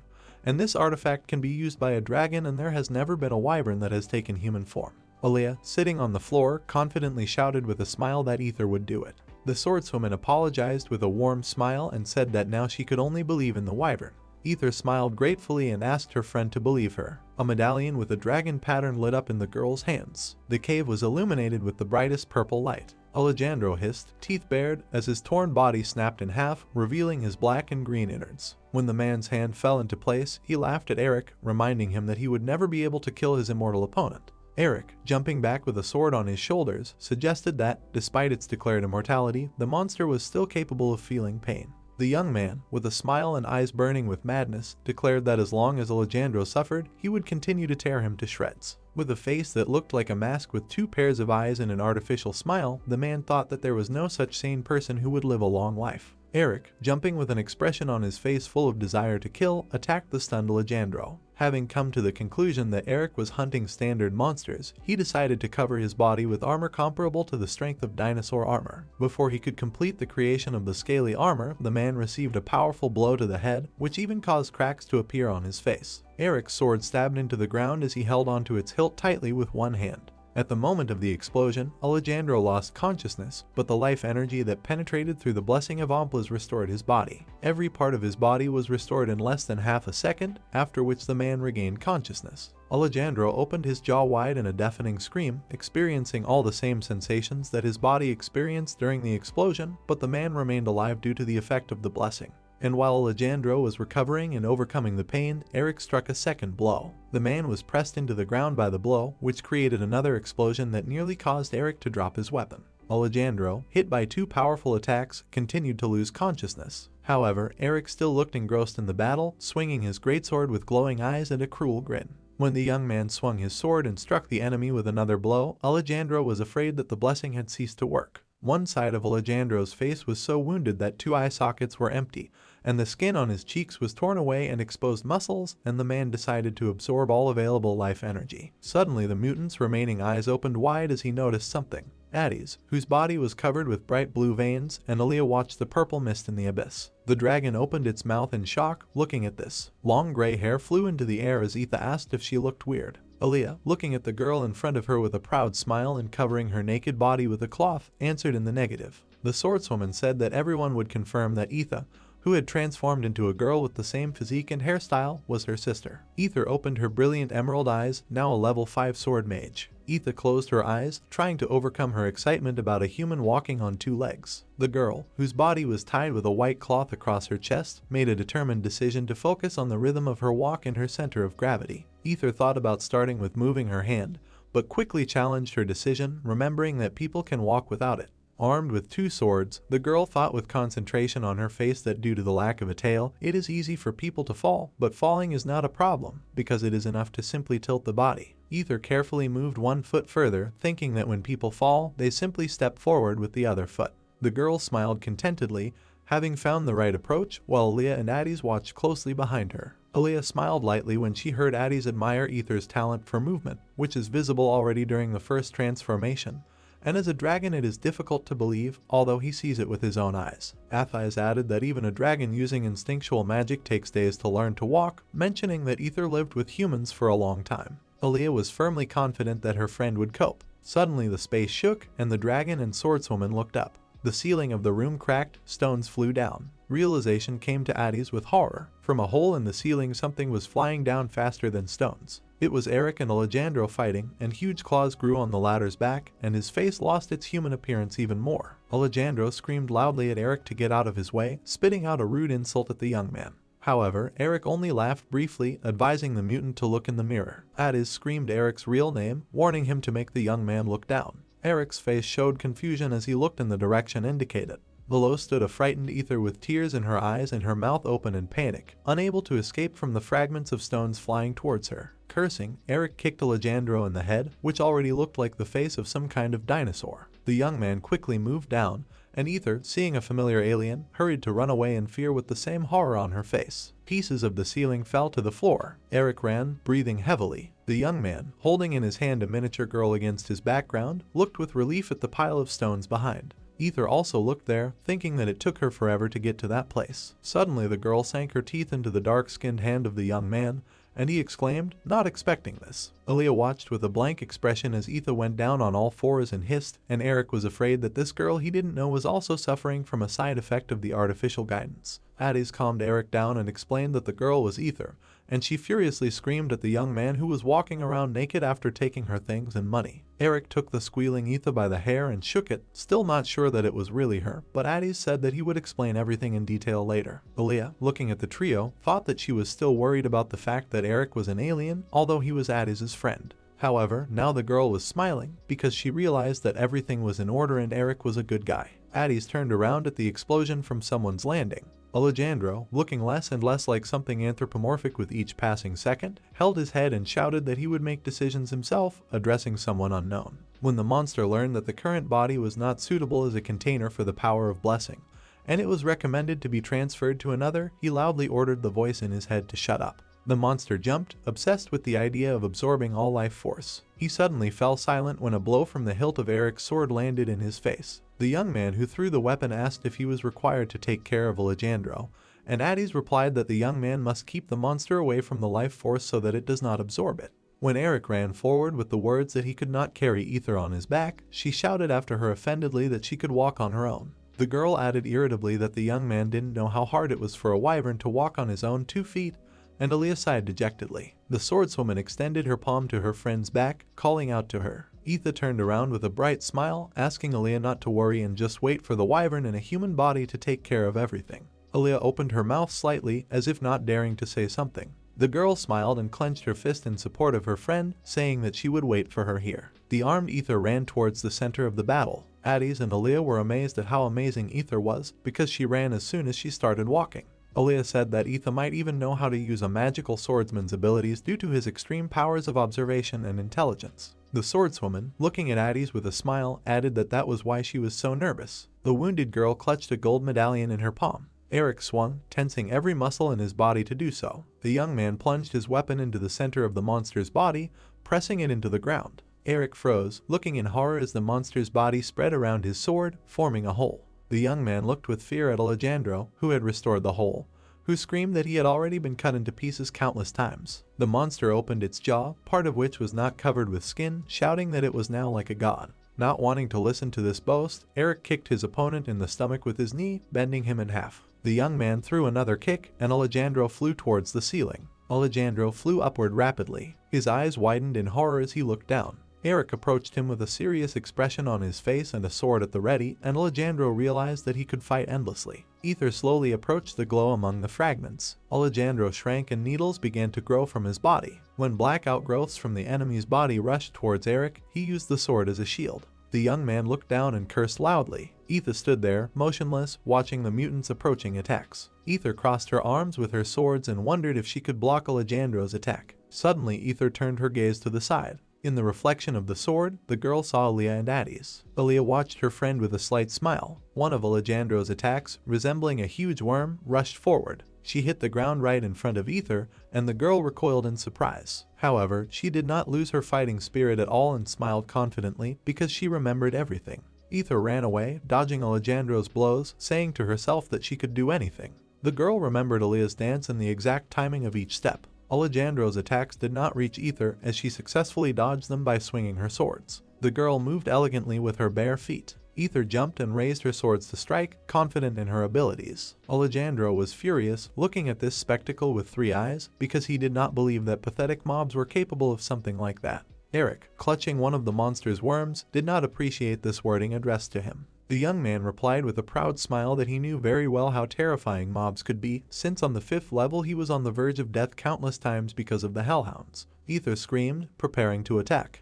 Eric looked tense as he fought with Alejandro. Ether jumped and cut the shining ball of vitality into 2 halves. The entire space was lit up with a dazzling flash of different colors. Alejandro's face froze and his eyes bulged. A wave of light struck from the ground, causing it to crack into pieces scattering around. Aaliyah sat with her head down as the blood from her body flowed down and formed a thick puddle. The girl dropped the medallion from her hands. A continuous rain poured from the sky. Stunned, Emil froze in one position. The victory that day was like a miracle. Wary, he gave orders to the guards standing next to him. Experiments on humans planned by the Great Land. Only after opening his eyes did Human try to come to his senses, and people below the 10th level, whose life force was pumped out, came to life again. Having come to his senses from what he saw, he fell into a stupor, because their life force incredibly returned to them. After resting, they were able to return to their normal lives. The alarmed Otto's gaze fell on the distraught resident of the city, whom they were trying to heal. There were 36 deaths in total, most of them were those who were given artificial guidance. It continued to rain endlessly outside. This disrupted all the plans of the Great Land. Seeing something, Emil was shocked. Those who dealt with Alejandro were called heroes. Approaching him, the main character tried to cheer up Otto. However, their victory was not celebrated. In the arms of the disgruntled Ether was Ellie's exhausted body. With shouts of joy, their bodies were enveloped in a colossally heavy downpour. A huge amount of water flowed into the depths of the cave. Instead, there was dead silence. After the rain stopped, rays of light enveloped the expanses of the church. All of us, including Ether, received protection from the Order of Light. The story takes us 3 days later to the Order of Light Crater Temple. Adjusting his glasses, Emil said that it would be announced that the cause of this incident was an unknown magical disaster. Otto was forced to apologize for the fact that the Order of Light would not provide any official reward for this incident. Looking at the guys, Emil noted that the unofficial reward for them would not be small. Holding something in his hands, Ryu stated that it was a limited edition item. Taken aback, Addis said that they understand this, adding that this incident is connected with the Great Earth and aliens. Surprised, the protagonist asked if something this big should have been announced worldwide, noting that he could never know what those pathetic worms would do next. Walking forward along the temple corridor, Emil reported that even if Ryu was Walter, he was sure that he had heard about the attack on the goddess 20 years ago. The main character asked if this was where the Great Land tried to kill the goddess and the 4 great heroes protected her. With a serious expression on his face, Otto stated that it was true, adding that after the incident, a comprehensive hunt for the aliens began. Excited Addis pretended to insult the aliens in every possible way. There were 2 guards standing at the entrance to the lower part of the temple. Emil noted that among those who were captured, only 30% were real aliens, reporting that the rest were ordinary people. Going downstairs, Otto said that the nobles were using the hunt for aliens as an excuse to kill countless people, supposedly in honor of cleansing the world from the influence of a demonic god. Passing by a glowing lantern, Emil reported that the Order then realized their mistakes and did everything possible to stop the litigation if there was not enough evidence, noting that 20 years was not such a long time. Looking at the excited guys, Otto stated that the hostility that the Order felt towards the aliens had not gone away. Suddenly, my gaze fell on Ether, who was behind bars. Emil said that this child will go to a hearing in 10 days, and after that he will be sent to the crater camp. Looking at the alarmed Wyvern, Otto stated that there was a lot of evidence against her that indicated that she was working with Alejandro's direct subordinate, adding that if she was indeed Ellie's twin, then they would judge that she too had received the blessing of the demon god.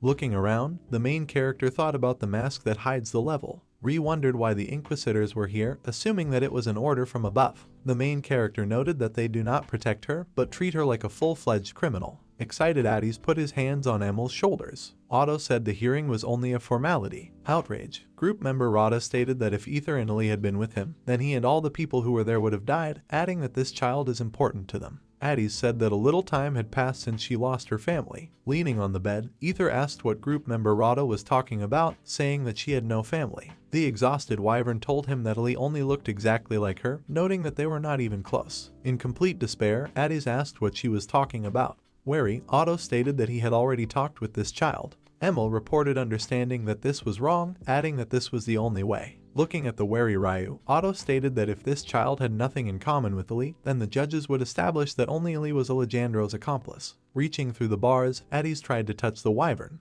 Otto reported that they could not allow the alien's accomplice to live. Worried, group member Rada asked if Etha was okay. Continuing to reach out to her, Addis was confident that they would find another way to help her. Stretching out his hand, the man said that a member of the Rada group could not go further, adding that he was allowed to come down here only thanks to the patronage of the clergyman Emil. After which, he asked Addis not to cross the line. With a serious expression on his face, the main character stated that he leaves the rest to Emil. Turning to him, Otto asked him not to tell him about. Suddenly, Ryu's hand leaned against the stone wall, after which, he fell behind bars to Ether. Grabbing his sword, the man asked if the main character understood what he was doing. A stunned Ryu stated that he only leaned lightly on the door, suggesting that he suffered a fracture after it broke. After punching the protagonist in the face, Otto asked if these were the consequences of that battle. Taken aback, the man reported that Ryu had been fine for the last 3 days. After what had been said, Emil said that Walter had a strong spirit, suggesting that he simply did not show pain. Otto stated that he could not cure him with his powers right now. Turning to the shocked guys, Emil asked them to help him take Ryu out of there. The agitated man tried to communicate what he needed to protect. Interrupting him, Ether noted that Addis would be there, wondering what there was to worry about. Holding the body of the main character in his hands, Otto announced that they would return in 5 minutes, after which they left the cell area along with Ryu. Closing his eyes, Addis declared that he swore that the main character was too reckless. Bowing her head, Etha called group member Raud and Ryu good people, adding that they are trying to help her, despite the fact that they don't know her at all. Looking at the embarrassed Wyvern, Addis said that he understood her feelings, adding that everything was fine. Ether stated that if group member Rada is so worried about her, then she does not feel as depressed as he thinks. Waving her legs, the Wyvern said that when she thought about everything, they had not known Annie for very long. An image of Ellie appeared in her head, hugging her with a smile on her face. Ether noted that they had to go through the worst ups and downs. Tilting her head, the Wyvern said that they had to be very careful, hoping every day that no one would find out about anything.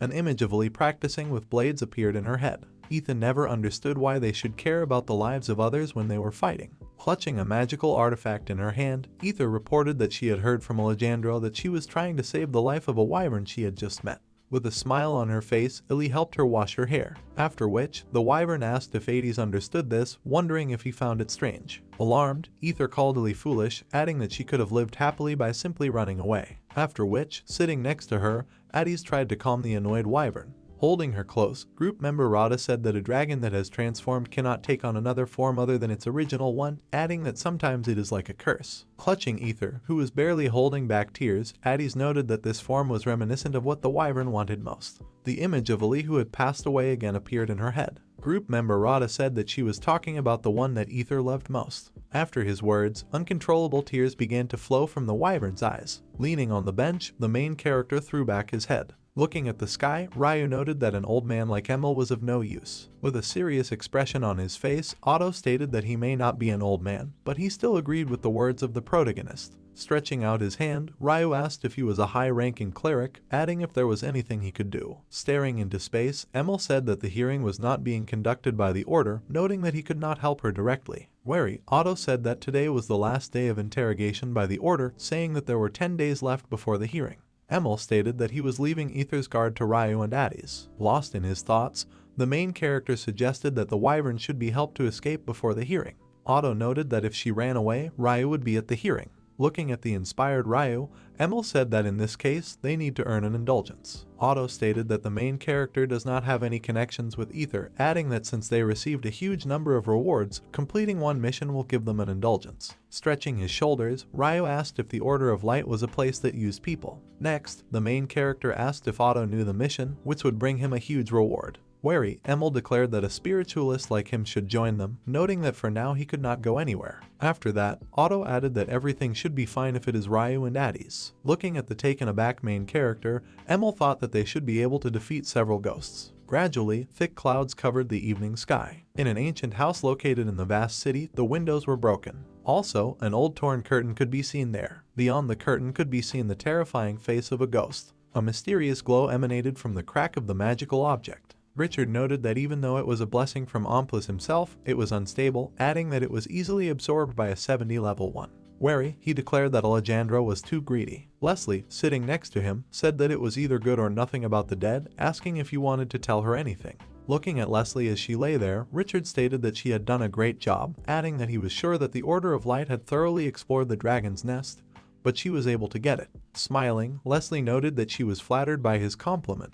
Further, she assumed that the Ratnians decided that it was an ordinary modified crystal ball and therefore did not touch it. Lowering his head, Richard said that the demon god's blessing was very valuable to them, noting that they had been waiting for it for 10 years. He told her that with this they could calm their anger caused by the loss of the dragon's nest. Leslie considered it unknown whether the Order of Light suspected anything, stating that this was their problem. Holding a picture of Ryu in her hands, she noted that they now had a very useful dog. Leslie suggested that they began to actively dig under the great earth. With a serious expression on his face, Richard said that they were lucky that the Order of Light was doing this, adding that if they were Inquisitors, they would have already been taken. Approaching him from behind, Leslie told him that in the past the Ratnians were afraid to death to even pronounce the name Great Land, noting that now they are like the fallen off tail of a lizard. Raising the magic ball, she wondered why they had to be that tail. Afterwards, she asked if he spoke like that when they had this thing in their hands. With a stony expression on his face, Richard was lost in his thoughts. Rising from the couch, he asked Leslie not to misunderstand him, telling him that there were countless other aliens who could replace them. Hearing this, Leslie's expression suddenly became dissatisfied. Richard noted that they chose them because they could control their urge to kill everyone. Turning in her direction, he said that it would be best to quickly clean up the place before the Order suspected anything else. Next, Leslie asked if he was planning to just run away because he didn't want to get beaten by that dog. With that said, she wondered if they needed to do this. With a smirk on her face, Leslie stated that they could just pull his teeth out to prevent him from biting them. She noted that if they need to restore order, then they should propose a mission that will bring together all these teams so that they can deal with them at the same time. Suddenly, the hands of a ghost appeared from the wall of the room. Leslie said that she leaves the guests to her, after which she turned to the ghost, whose hair hung on the floor. A heavy fog rose in the vicinity of the abandoned house, a dilapidated estate that was sold by a bankrupt family. It was located near the village and was famous for its ghosts. The huge capsules contained unknown contents, but in fact, the Great Land conducted its experiments here. This place hid many secrets. The room of the abandoned house was littered with many different traps. In order to keep these secrets secret, the place was full of traps. These traps were hidden in every corner of the mansion, like hidden masterpieces of art. Suddenly, due to the triggered trap, a strong splash of blood appeared. The only thing I regret is that the world will never see these masterpieces, for whoever sees them will not live. Smearing paint on the wall, the ghost thought that it was not fitting for an artist like her to fight her enemies herself, which is why Leslie knew her better than anyone. Floating in the air, the ghost declared that fear is art and despair drives it. The undead noted that they could not sleep, thinking how the victims would shake in fear. The plot takes us to 4 days later. Having stopped, the ghost froze in one position. Lost in his thoughts, he assumed that something had gone wrong during the preparation of the mission. The undead wondered if she should check out the location. Pouring the contents of the buckets onto the walls, the ghost could not tell which was blood and which was wallpaper because they were so late. After which, the undead said that this was a blow to her pride, adding that she should redraw everything. An image of a path leading to an abandoned house appeared in her head. The ghost wondered if this place was difficult to find due to the fact that it was in a desert area. He suggested that this might be very likely since that was the whole idea. The undead noted that there were many trees around the mansion and it was not visible from afar. Holding a hammer in her hand, the undead said that the exterior decoration was as important as the interior, adding that she needed to prepare the main gate.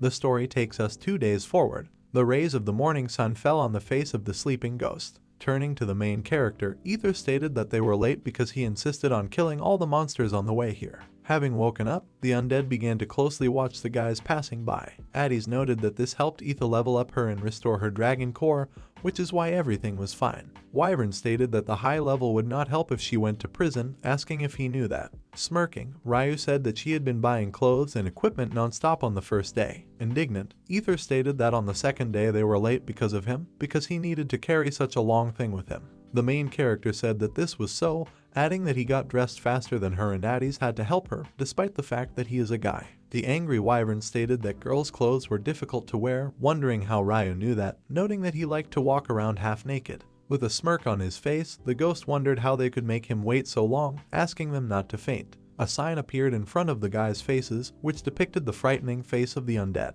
Seeing him, the main character fell into a stupor. Smiling, Addis called it a cute warning sign. Etha felt this was reckless, stating that she had no idea what its creator was thinking. The Wyvern said that it looked amateurish. Watching them, the ghost was sure that a lot of effort had been put into this, after which, the main character invited the guys to move on. The eyes of the undead filled with hatred. Looking at the smiling Etha, the ghost declared that he would take her corpse first, adding that he would kill her when she ran away in fear. Clouds rose above the gloomy sky of the old house. Addis noted that it was good to have a spiritualist on the team when dealing with ghosts. Raising a finger, he stated that they had a skill that attracted immaterial monsters, adding that since they did not have spiritualists, they would have to find the ghost themselves and deal with it. Encouraged, Etha asked that if they didn't have much time, then why don't they split up and look for him separately. Group member Rada noted that it sounded good. With a horrified face, Ryu assumed that they didn't know since they had never seen the movies, asking if they knew that they were a cliché. Looking at the guys who were taken aback, the main character asked them not to worry, saying that it was just a ghost, adding that he would take care of it. Afterwards, Addis reported that this was the case, asking if physical attacks were useless against ghosts. Ryu's gaze fell on the bloody wall, where a request for salvation was written. The stunned protagonist asked them to look around, wondering if they thought it looked normal. Ryu asked why the guys were so calm at that moment, suggesting that there was a hidden camera somewhere. The main character noted that if this is so, then he does not consider it funny at all, adding that he is not surprised by this scary house. With a scared face as he glanced at the door, Ryu added that it wasn't like he could use any of the 4 powers, suggesting that he would just have to wait. The main character said that he would wait outside, asking the guys to shout if they found a ghost and be sure to greet him for him. Etha's finger slowly touched Ryu's body, after which, the main character screamed in horror. Taken aback, Addis asked if ghosts were different from them. Laughing, the Wyvern asked not to tell her that Ryu was afraid of ghosts. Indignant, Ryu stated that he was not scared at all. Ether noted that he looked bad, asking if he was going to cry. After which, an angry Ryu raised the Wyvern up. Frightened, Ether said that some robber was pestering her, asking him to let her go. Having set off, Addis said that he would go in this direction, asking the guys to go in the other when they finished. At that moment, all this was observed by a ghost, whose hands were leaning against the wall. Group member Rada stated that Etha would tell Ryu about the ghosts. In despair, the main character asked how Addis could leave him here. Smiling, the undead continued to observe them. The voice of the undead was heard in the vastness of the abandoned building. Afterwards, the ghost asked why they came to her house. Frightened Ether, in a trembling voice, said that they had come to find flowers. The angry undead asked what flowers they had come to find. Terrified, the Wyvern declared that they had come to find roses. Indignant, the main character asked her to shut up, noting that she had better stop after this song. Next, Ryu asked if Etha was there to play. Taken aback, Etha said that she was trying to calm the atmosphere, noting that she had also seen quite a few ghosts when she was a Wyvern. Heading further, Ryu asked her to talk about the undead and not waste time on this strange song. After which, Ether told him that these are low-rank monsters that take away the health of their victims, adding that they are quite annoying because they can fly. The Wyvern further noted that they usually live around the remains of monsters or in damp places, reporting that they are very active in the summer. Ether added that this is the reason why people who cannot use the 4 powers buy holy water from the Order of Light, as it can banish ghosts. Grinning, the protagonist suggested that the ghosts were local mosquitoes, saying that where he was from, every summer, usually early in the morning, he used an entire bottle of F-Killer to get rid of these parasites. Ryu explained that it was holy water, noting that it was a physical version of it. Suddenly, a huge ghost appeared before the guys, whose body was shrouded in an aura. The protagonist noted that in any case, since they are on the battlefield, they must be careful not to be caught off guard. Seeing the undead, Ryu fell into a stupor. With a malicious grin on his face, the ghost thought that the guys had been caught, saying that a huge number of undead were waiting for them there. On their way, there was a huge number of ghosts that were heading in their direction. The undead noted that these ghosts were just bait to lure them deeper into the mansion. A plan emerged in her head according to which the traps were set. The ghost stated that the moment they take a step forward to get rid of the ghost, the traps hidden there will kill them. Looking at how the main character's foot froze a step away from the trap, the undead declared that it was time for them to activate her masterpieces. A worried Ether informed Ryu that there was a trap there. Suddenly, scared to death, the main character rushed through them. As he ran past the ghosts, almost all the traps began to activate. Seeing this, the undead fell into a stupor. Raising her blades above her head, Ether prepared for battle. powerful streams of mana from the Wyvern's weapon headed towards the ghosts. With lightning speed, Ether pierced the bodies of the undead. Heading towards Ryu, the Wyvern stated that if he ran like that, he would activate all the traps, noting that for a second, he scared her. Indignant, the main character asked her to shut up, saying that he was not afraid at all. After his words, Ether asked if he was aware that he was sweating now. Heading further, the main character stated that it was all because of the ghosts, asking the Wyvern to go back because he was worried about Addis. Smirking, Ether was confident that group member Rada could easily deal with ghosts of this level. The main character was sure that Addis would suffer because of all these traps. Smiling, Etha stated that she really thought that Addis would not fall into any of these traps, adding that the traps were in obvious places. The undead face was filled with indignation. The Wyvern noted that these traps were also disposable, saying that this place was easy to clear. Etha believed that Ryu was the only one who fell into these traps. The angry protagonist again asked her to shut up, saying that she should apologize to the hunter. The undead were amazed that Ryu destroyed all the traps. The body of a ghost hung behind the frightened Ether. Beside himself with rage, the undead declared that he had destroyed all her masterpieces. Looking at the stunned protagonist, the Wyvern asked if everything was okay. Suddenly, the frightened Ryu rushed towards the barricaded wall. Frozen in one position, the main character reported that his sword was stuck. Seeing something, Ryu was shocked. Turning around, Ether asked if it was Addis, asking the main character not to joke like that.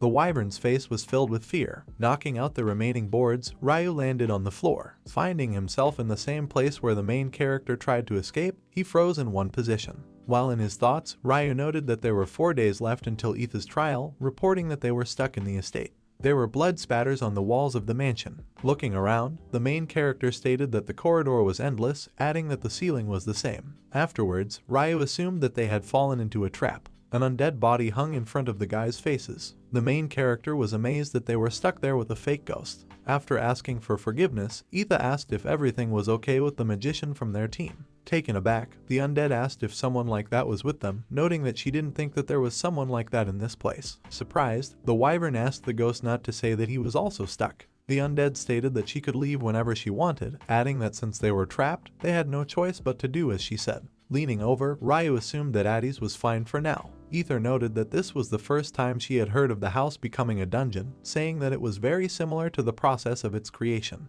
The main character thought that this meant that even if there is no clearly marked exit, there is definitely a way out somewhere. An image arose in his head of how a hunter, raising his prey above his head, climbed inside. Ryu stated that once he found the source of the dungeon, which was the artifact, he could clear everything there, noting that the people inside would be instantly transported outside, meaning they wouldn't have to look for a way out. Smirking, the undead said that the rules were simple, adding that she had prepared tests in each room. The ghost noted that all they had to do was complete them to go to the next room. The undead stated that they just needed to clear each one. Opening the door, Ryu fell into a stupor. A room appeared in front of his face, things in which were chaotically scattered. The undead told them that somewhere there was a key that could open the door on the other side of the room. Ghost noted that there were also clues hidden around, adding that she wished them luck, calling them losers. Taken aback, Ryu assumed it was a quest. Inspired, Etha stated that it was a treasure hunt, noting that she finally felt like a real hunter. At that moment, the main character asked what was wrong with this, saying that where he was from, something similar was arranged on a regular date, calling the Wyvern a child. Smirking, Etha asked if Ryu was talking about dating him. The main character stated that she would become a corpse if he found the key first. Watching them, the undead thought they were in big trouble,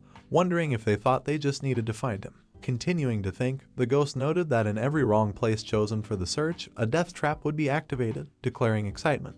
The undead were glad that they would be able to witness their suffering as they tried to overcome all the twists and turns of its tricks. After crossing, Ether's blades were covered in streams of mana. The undead suggested that it would be difficult for the hunters to cope with this since they would have to use their brains. Rejoicing, the Wyvern reported that she had found the key. Surprised, the main character asked how she did it. Etha stated that she could use her power to find metal objects. Indignant, the ghost called it cheating. The Wyvern noted that the undead had not spoken about this. Ordering her to be quiet, the undead declared that if she said it was against the rules, then it was, declaring that she would not let them leave. Ryu's hand went to the door that led them to the next area. The ghost noted that the next test would not be so easy, adding that if they wanted a clue, they needed to look at the clock. Suddenly, the main character tore the door open, asking if he had won. Seeing this, the ghost fell into a stupor. With a serious expression on his face, the main character said that this is how adults fight, calling the ghost and Ether kids. The indignant Wyvern and undead reported that he could not break down doors. Next, the guys began to undergo many tests that the undead prepared for them. Etha attempted to remove her swords as Ryu's body gradually entered the barrel. The protagonist's face showed the diligence he was putting into passing the test. With a smirk on his face, Ryu and the ghost spun the log Etha was on in an attempt to avoid the monster in the water. The Wyvern's face was filled with fear. From what he saw, the ghost laughed. On the way, the guys met a huge snake that made a terrifying roar, after which they rushed into battle. The percentage of magicians from hunters is less than 10%. Cracks appeared on the walls of the ancient mansion, and those who exceed the 40th level are less than 2%.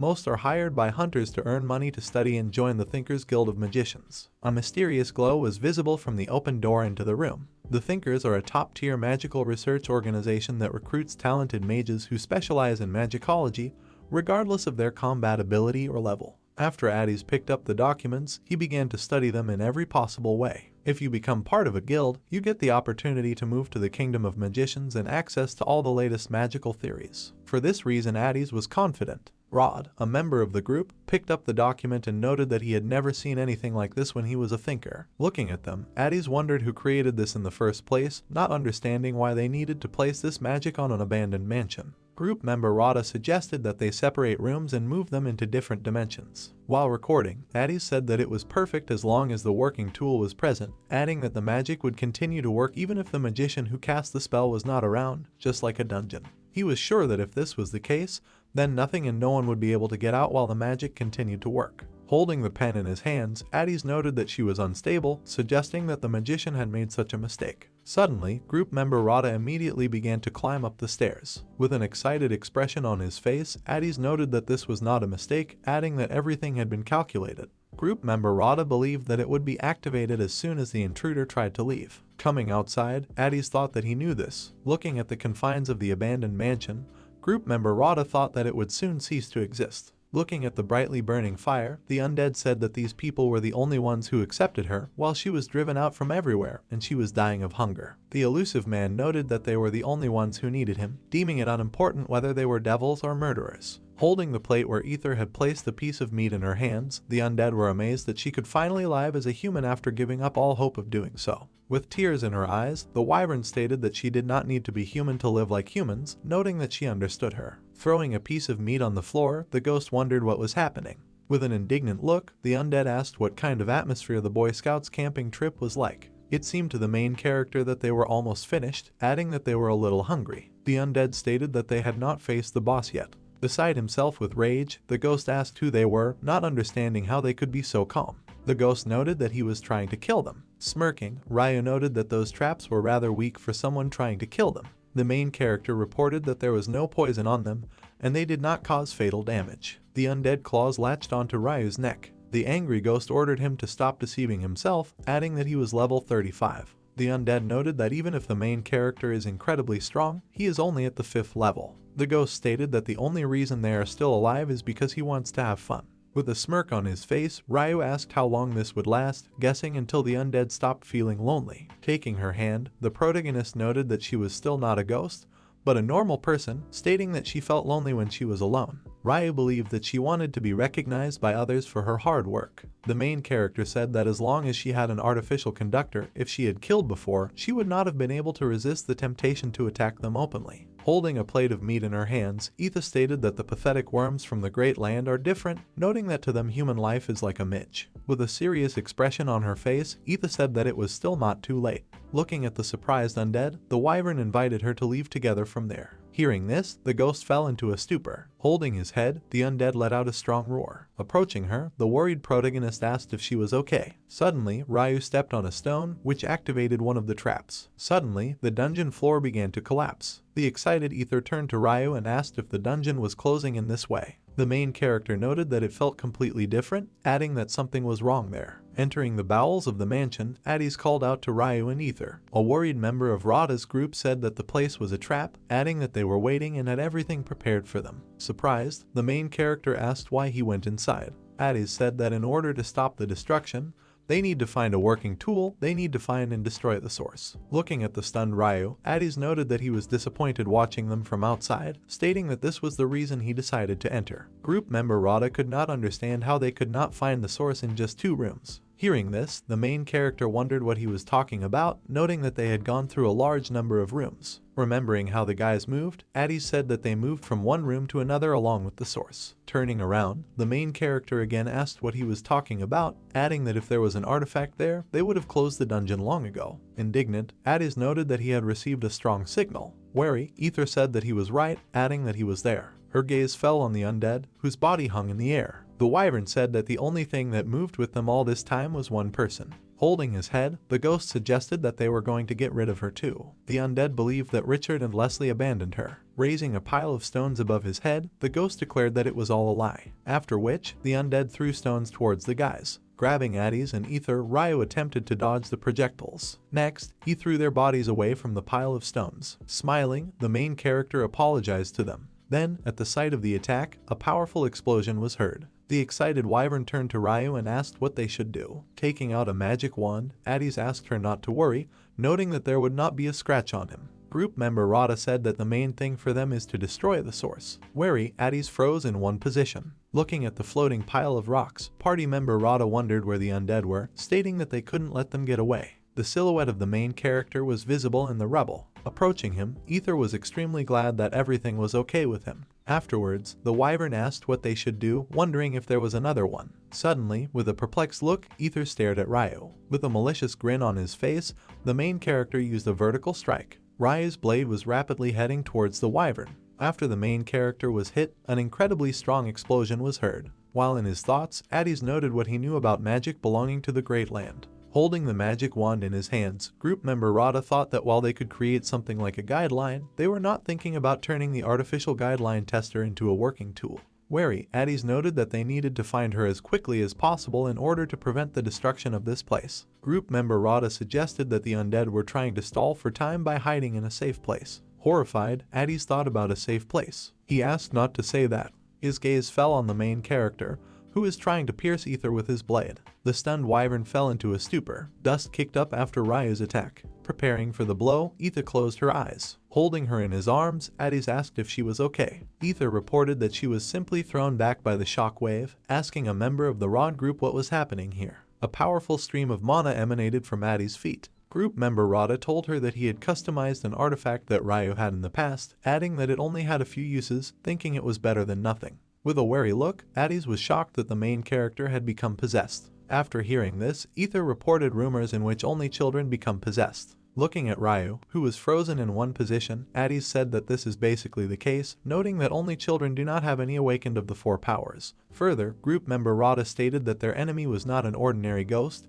but a test subject with consciousness. Wary, Addie's suggested that this may not be an ordinary obsession, noting that the undead are trying to take over the body of the protagonist, completely taking possession of his soul. Turning to Maiden, Ether asked why she was doing this, saying that if she continued in the same spirit, they would all die. The excited Wyvern asked the undead to let him help her, adding that they would get out of there and live together. A distraught Maiden ordered her to shut up, stating that if they wanted to live, they would have to kill her in Ryu's body. After which, the undead struck the main character's body. After which, just a step away from the blow, Ryu's body suddenly stopped. Seeing this, the guys fell into a stupor. Looking at how the main character showed his thumbs up, they assumed that Ryu was currently controlling the body. Encouraged, Addie's noted that a highly trained physical body could actually suppress magic. Next, Etha asked if group member Rada was sure that it wasn't just Ryu's muscle power that was taking over his brain. At that moment, in the hands of the main character, one could see how his soul was fighting the invading Maiden. Addie stated that they should not have given up, adding that Ryu was still fighting.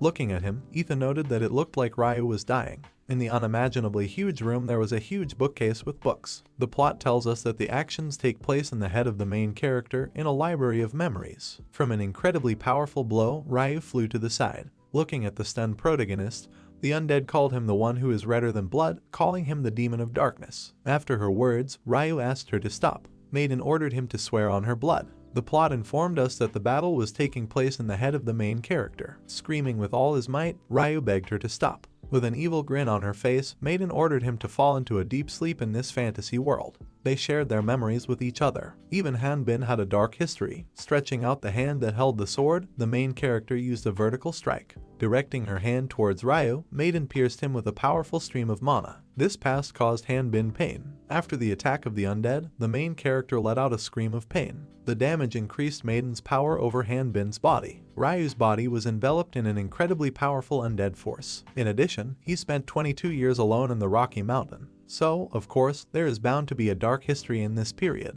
Taking the mysterious book in hand, the undead assumed that everything was ready. Next, the undead asked how the main character thinks or he looks, after which Maiden fell into a stupor, but it also worked in Maiden's favor. For someone as dark as her to be locked in a mansion. Taking a pen in hand, the undead began to make some kind of record. Rushing towards Maiden, Ryu asked not to tell her about this. Was her own dark history. After landing countless blows, the protagonist stated that tears came to his eyes when he thought about the undead against the backdrop of a starry night. The main character wondered where his loved one was. Ryu asked her to simply call him in this gaping void that dispels his voice. Trying to dodge his blows, Maiden begged him to stop. The main character stated that she was the one whose voice was like the stars that he could not reach. Next, Ryu asked where she was, wondering why she wasn't answering his call. Concentrating all his power in his fist, the main character declared that she was a star without a name. After which, Maiden's body, due to the colossal attack, flew to the side. At that moment, the main character was talking about a love letter that was written to her imaginary lover. Black blood gushed out from the undead's mouth. Smirking, Ryu thought about how a high damage attack would have a strong recoil. The main character said that the shame was for the onlookers. Holding her notes in her hands, Maiden said it was for him. Holding the torn sheets in his hands, Ryu declared that this was the end for the undead. At that moment, the main character found Maiden's fanfic about 4 great heroes. After the hands of Ryu and Maiden touched, a powerful glow appeared. A strong spark appeared between the protagonist's fingers. Due to the force of the spark, a powerful whirlwind arose in the vastness of the mansion. Watching him, Etha wondered how serious the battle they were having there was. Heading towards Addis, the Wyvern asked if the device, which was assembled from garbage, would work. Continuing the construction of the device, group member Rada stated that since the Great Earth used it to create this place, it should work. Addis believed that the problem was that. Interrupting him, Ether asked about the root of the problem. Wary, group member Rada revealed that the problem was that they were using magic from another world through their guiding line, stating that the basic principles were unknown to them. Addis told her that they could not create it themselves. Continuing the work, a member of the Rada group was sure that there was a spy for the Great Land in the Thinkers. Suddenly, the magic seal on the stone cracked. In Addis's hand was a mysterious magical artifact. The plot told us that it was a magical device consisting of 2 parts. If one breaks, the same happens to the second. Leslie suggested that they could finish what they started since the other side had taken the bait. With a serious expression on his face, Richard suggested that with this they would not leave any evidence. Smirking, Leslie noted that they had many useful magical devices, adding that she was sorry that they would lose them all. Richard stated that they don't need to worry about this when it comes to completing missions. Taken aback, Leslie said it was true. Her gaze fell on the city, the walls of which were shrouded in bright light. Richard's partner stated that this was the holy land of magical tools. The story takes us to the magical kingdom of Runna. With a smirk on her face, Leslie asked if they would go shopping, noting that it had been a while since they had done so. Unwinding the magical artifact, Richard said that they would do this after the task. Suddenly, a thread consisting of a stream of his mana grabbed onto the roof of the building. Putting the mask on her face, Leslie asked if they really needed to look like that when they were just going to report on the creation of the Ampla's blessing. While climbing the rope, Richard said that there was nothing special about it. He noted that the Symposium of Magicians was about to begin, adding that there would be many eyes there. While climbing the rope, Richard stated that the man did not want to be seen. The light from the lanterns illuminating the city fell on the walls of the huge building. The plot tells us that the events take place in the Thinkers Guild of Magicians in the First Division. The Symposium of Magicians began as an ordinary lecture, but only noble people began to collect magical tools created by the Thinkers as luxury items. The Thinkers began to become popular and the symposium also aroused their interest. Members of the local nobility were actively engaged in conversation. Thus, it became a place where new magical tools were shown and where nobles came to socialize and show off their acquisitions. While guarding order, the knight was at the entrance to the guild. Richard and Leslie were on the roof of the guild. Once inside, Richard asked her to be quiet. Looking around, the man asked if he heard it. A security guard standing nearby assumed it was from a party. The man thought it sounded closer than it seemed. Running down the corridor, Leslie stated that they could just kill the guards, calling them pathetic worms. Richard said that they did not need to leave any traces, asking her to follow him. Frozen in one position, Leslie wondered what was in front of them. A huge magical golem appeared before their eyes. Suddenly, a magical seal was activated on the golem's head, after which it announced an invasion. Blocking his blow, Richard assumed that it was a golem. A projectile flew out of the golem's hand with lightning speed. Next, Richard chopped it into small pieces. In his hand was a weapon, thanks to which he used the aura blade. Then, with unimaginable power, Richard used a diagonal strike. Holding the golem's head in her hands, Leslie noted that there could be no monster there, finding it obvious that it was an artificial golem. She wondered why Richard, knowing this, would ruin his sword. Upon entering the room, the girl stated that they had come and destroyed the product they were going to show at the symposium. At that moment, the guys' faces were shocked. The girl noted that they also destroyed her laboratory in the past. They took a knee and apologized. Smiling, the girl noted that it doesn't matter if what they want to tell is worth it. The plot introduces us to the archmage of the four heroes, Zenobia. Maiden looked around in confusion at the scarlet space into which Eric had carried her out of her head. She turned her head from side to side, remembering that just a second ago she had been fighting with her arms bent at the wrists, like a ghost. The computer screen showed that she was standing on a platform in the middle of the mountains, from which a huge sword was sticking out, concluding that after death she had gone to some strange hell. Sitting on one of the stones not far from the giant blade, Maiden reflected on what a useless life she had lived, suggesting that if she died, then the trio managed to get out of the mansion. Hugging her knees, the girl lowered her head on them, realizing that she would be sorry if the guys died, and was glad that she had fun and did not die a painful death while the dog came sniffing her. Maiden was distracted from her thoughts, following the retreating animal with her gaze. The dog walked measuredly, stepping on the wooden platform with his paw pads. Realizing that a dog had passed by her, the girl began to be perplexed. The dog turned and, with a narrowed gaze, humanly spoke to the girl to stop whining like a child about her death. After that, the animal continued to remove, adding that it was all over if the girl stopped moving forward, and she grinned questioningly, sliding towards the edge of the platform, under which fanged, bloodthirsty demons were waiting. Maiden looked down in shock, noticing the horrific sight, and her hair stood on end. Remaining behind the moving platform, the girl did not collapse towards the demons, realizing that this was not hell, but still Eric's consciousness. The ghostly-looking girl flew out of the guy's head with a scream, still not believing what was happening. Maiden turned in horror at Eric, whose pupils were rolled up and her mouth was slightly open, concluding that the guy was dangerous with his injuries in his head. The girl stood next to the lying guy, being with him in a magical turquoise circle, and Addis and Ether were nearby outside of it. The blonde screamed when she noticed Maiden, and the concentrated magician replied that he saw it too. By placing his hand on a small magic circle connected to a larger one, Addis activated the operation, and the opponent began to rise into the air. A girl with corpse-colored skin began to scream heart-rendingly. Having broken the dilapidated roof, a magical turquoise ball appeared above the old mansion. It began to expand and fill the space of the night street with dazzling light, and debris of the roof rose around it. The magic ball continued to expand, turning into a large bright dome over the wooden mansion. In the rubble on the ground where the building had once been, a red rag could be seen wrapped around his thighs and muscular body. Eric, with a mad look, rose in his arms, and under him lay the living but beaten Ether and Addis. Getting to his feet, the half-naked jock shook his head, not understanding why he was standing among the rubble and what happened to the mansion, while the magician happily told the blonde that the magic worked, despite the loss of consciousness. Addis noticed with panic that it was already morning and the whole day had passed, remaining before Ether's trial, and the girl at that moment laughed, declaring that the last step was hers. Maiden, with normal skin color, looked at her hands in panic, trying to figure out who she was. Addis seriously replied that due to the spatial trap, he was able to nullify her role as a working tool, and now she became an ordinary person. The girl screamed, questioning why the trio didn't just kill her, and the magician protested that he would have done so if she had completely taken over his friend's body. Addis began to angrily say that because of Maiden, Ether would not have time to get to her own trial, but she still wanted to save their dark-haired opponent. After this, Maiden burst into rage, declaring that the girl was crazy to show useless pity for someone like her. Turning to Maiden, the main character displeasedly remarked that it was rude of her, and Ether shared that the Great Land used her nigh in exactly the same way, which is why the Wyvern in human form was sentenced to trial. The green-eyed blonde looked confident, declaring that this was her way of fighting, and even if she went to prison, she would do anything to survive. Maiden's fervor turned to a pitying look when Ether said that by staying alive, she would be able to win battles. When Eric said that prison was not such a bad place, the hot-tempered blonde hit him on the nose, and Addis said that they would not allow the girl to go to jail. Looking at the boys' squabble, Maiden stated that there was still a way out, and all three looked at her in surprise. She pointed to a carriage that was driven by a mechanical engine. Due to the lack of mechanical performance and power, the engine uses magical power from mana stones. In front of the stunned heroes stood a glittering, multi-legged golem carriage, with the horse's shape retained for aesthetic purposes. Addis clung to the mechanical horse, glad that they could get there quickly, while everyone else stood at a distance and watched his reaction in amazement.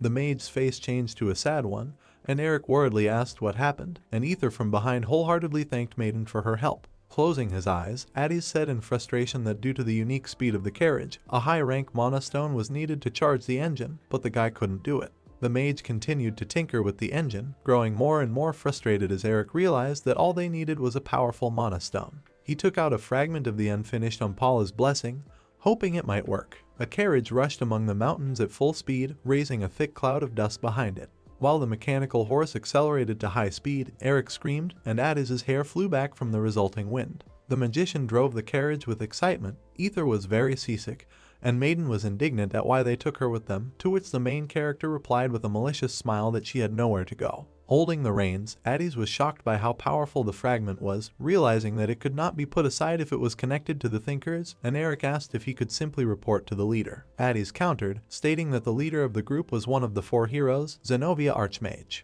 Besides her various strengths, the woman was also the queen of the magical kingdom of Rune, and with all the aristocrats dreaming of marrying her, someone like Addis would not be able to get close to her. After this story, Eric was very interested in the age of the legendary woman, and Addis explained that the 4 heroes were blessed by the goddesses for their deeds, which is why their bodies did not age. Hearing the mention of the 4 heroes, Eric recalled that he had heard something about them from Ether, and the magician kindly offered to tell him more about them, because it was a well-known fact. The strongest of the 4 heroes is the Sword King Berold, and thanks to him, the current situation of the Walterians remains the same. However, no one has seen him for several years. The second of the 4 is the ultimate spiritualist Halion, who was once the strongest nymph and considered the beauty of the spirit species, but is now the queen of Alendia, the spirit kingdom. One of the 4, however, is still active in his activities, Garin the Terrible, who was the regent and true monarch of Kaljuria, a kingdom for 1,000 years. Eric was delighted with Addis's story, joking about the gathering of the legendary 4, and the magician laughed. Addis said that there would not be a single person capable of uttering a word.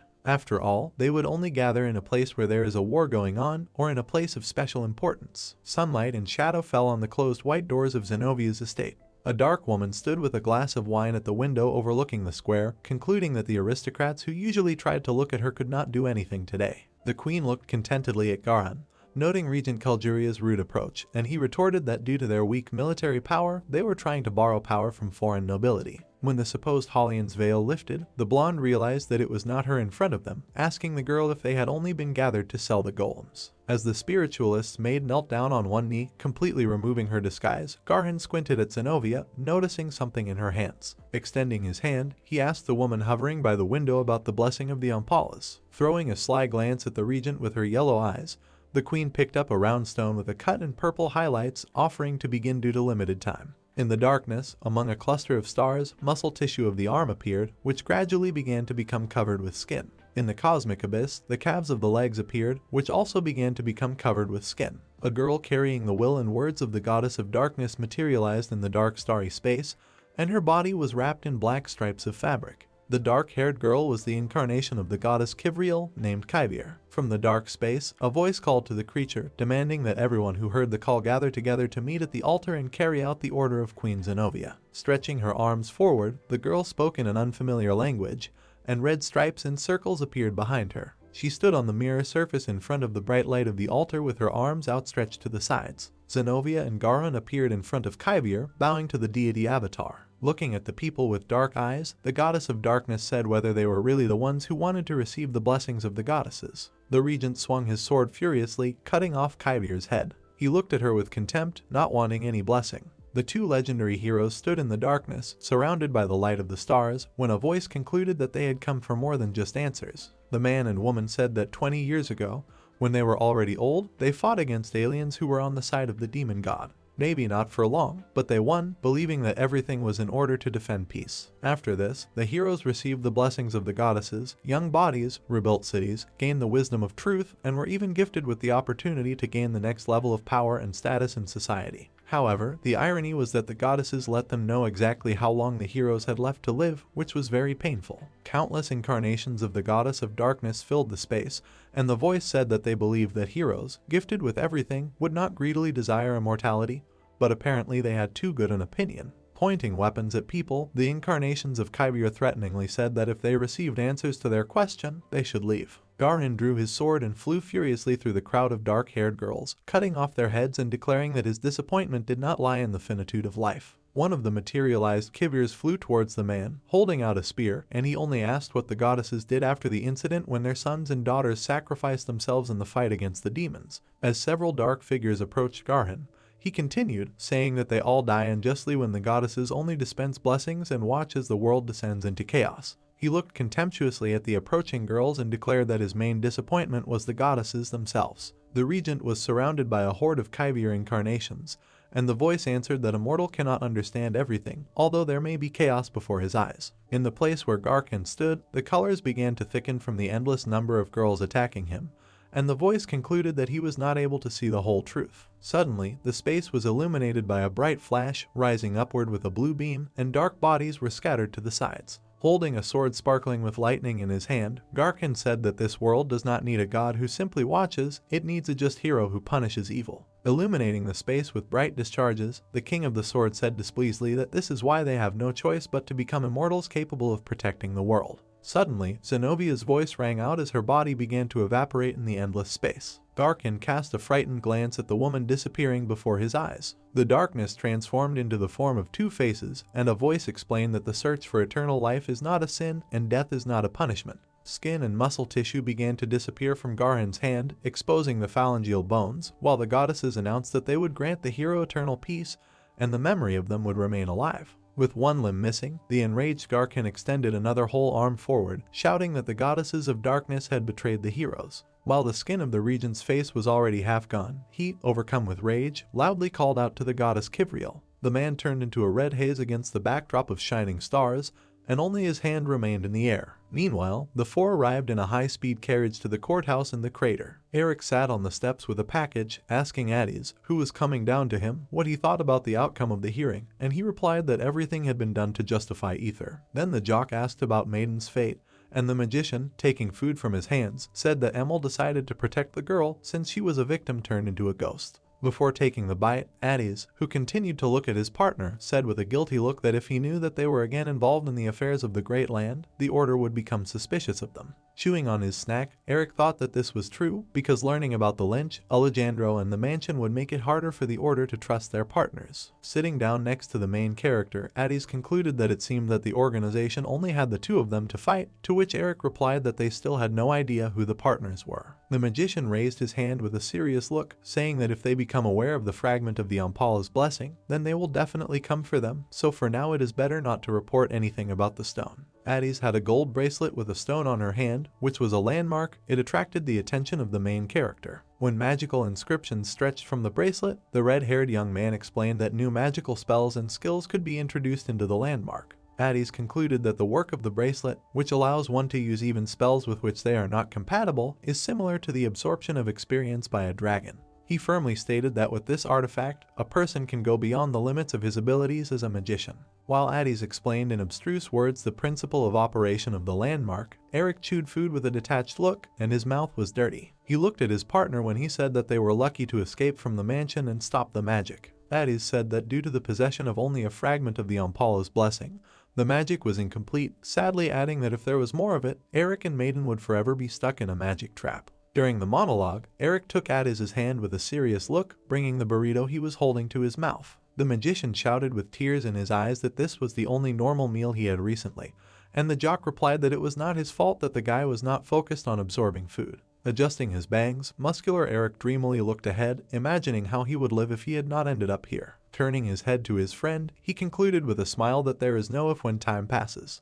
When Eric added that it was also important that they be able to stay alive until the right moment, Addis looked at him admiringly, agreeing. Hearing footsteps, the red-haired guy turned towards Ether and Maiden, asking how it went. The broadcast began to say that thanks to Maiden's testimony, she was quickly rehabilitated, when suddenly both girls blushed with embarrassment, noticing the guys very close to each other. To clear up any misunderstandings, Addis showed the burrito, complaining that Eric had taken a bite of it. Ether furiously attacked the jock, taking out her swords, and he was perplexed for what he received. Eric looked furious, staring madly at the girl. She raised her green eyes to him in fear and opened her mouth. Addis, afraid of his friend's terrible reaction, extended his hand in the hope of calming him down. While the magician watched in panic at the evil expression on the jock's face, he calmly put his hand on Ether's head, and she screamed in surprise. Scrolling through an endless film of detailed frames with memories in his head, Garkin concluded that goddesses, unlike people, are beings of a higher dimension, and mortals would in no way be able to understand those who live in the fourth dimensional world.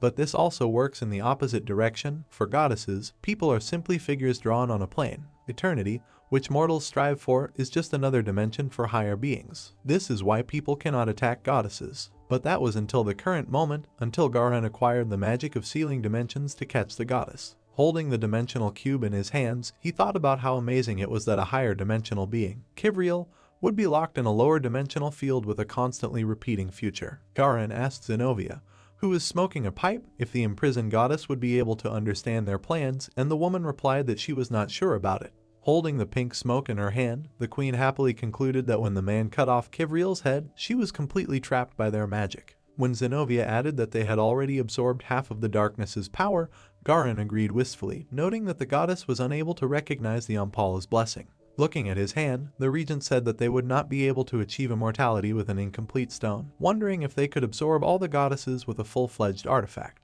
After these words, Zenobia asked how Garhan plans to create this, reminding that in order to completely seal the gods, they need to remain in this neutral space. The woman pulled the tube to her mouth, adding that in this space there is no time, which means their lives will not be shortened, and they will be able to constantly absorb the power of the goddess. Suddenly, Zenobia sharply shouted that she heard Kivriel's voice, saying that this is impossible in a small dimensional space, and the regent concluded that it is worth it since it surprises even the archmage. Closing her eyes, the queen asked if her partner had used the absorbed power, which he confirmed, and then the woman noted that even if he wanted to use the Great Land, the Order of Light was watching. In response to these objections, Garkin boldly declared that they would pit religion against religion, which embarrassed the Dark Blonde. The regent said with a serious look that it was only necessary to give a command to the Dark Brotherhood on behalf of Kivriel. In his hand was a picture of a sword in the form of a cross. Ether was overjoyed, surprised that Addis wanted to form a team. While the girl continued to chirp with happiness, Addis, behind the counter, was trying to negotiate the acceptance of a 15th level newcomer into the ranks of hunters, and Eric simply stood nearby,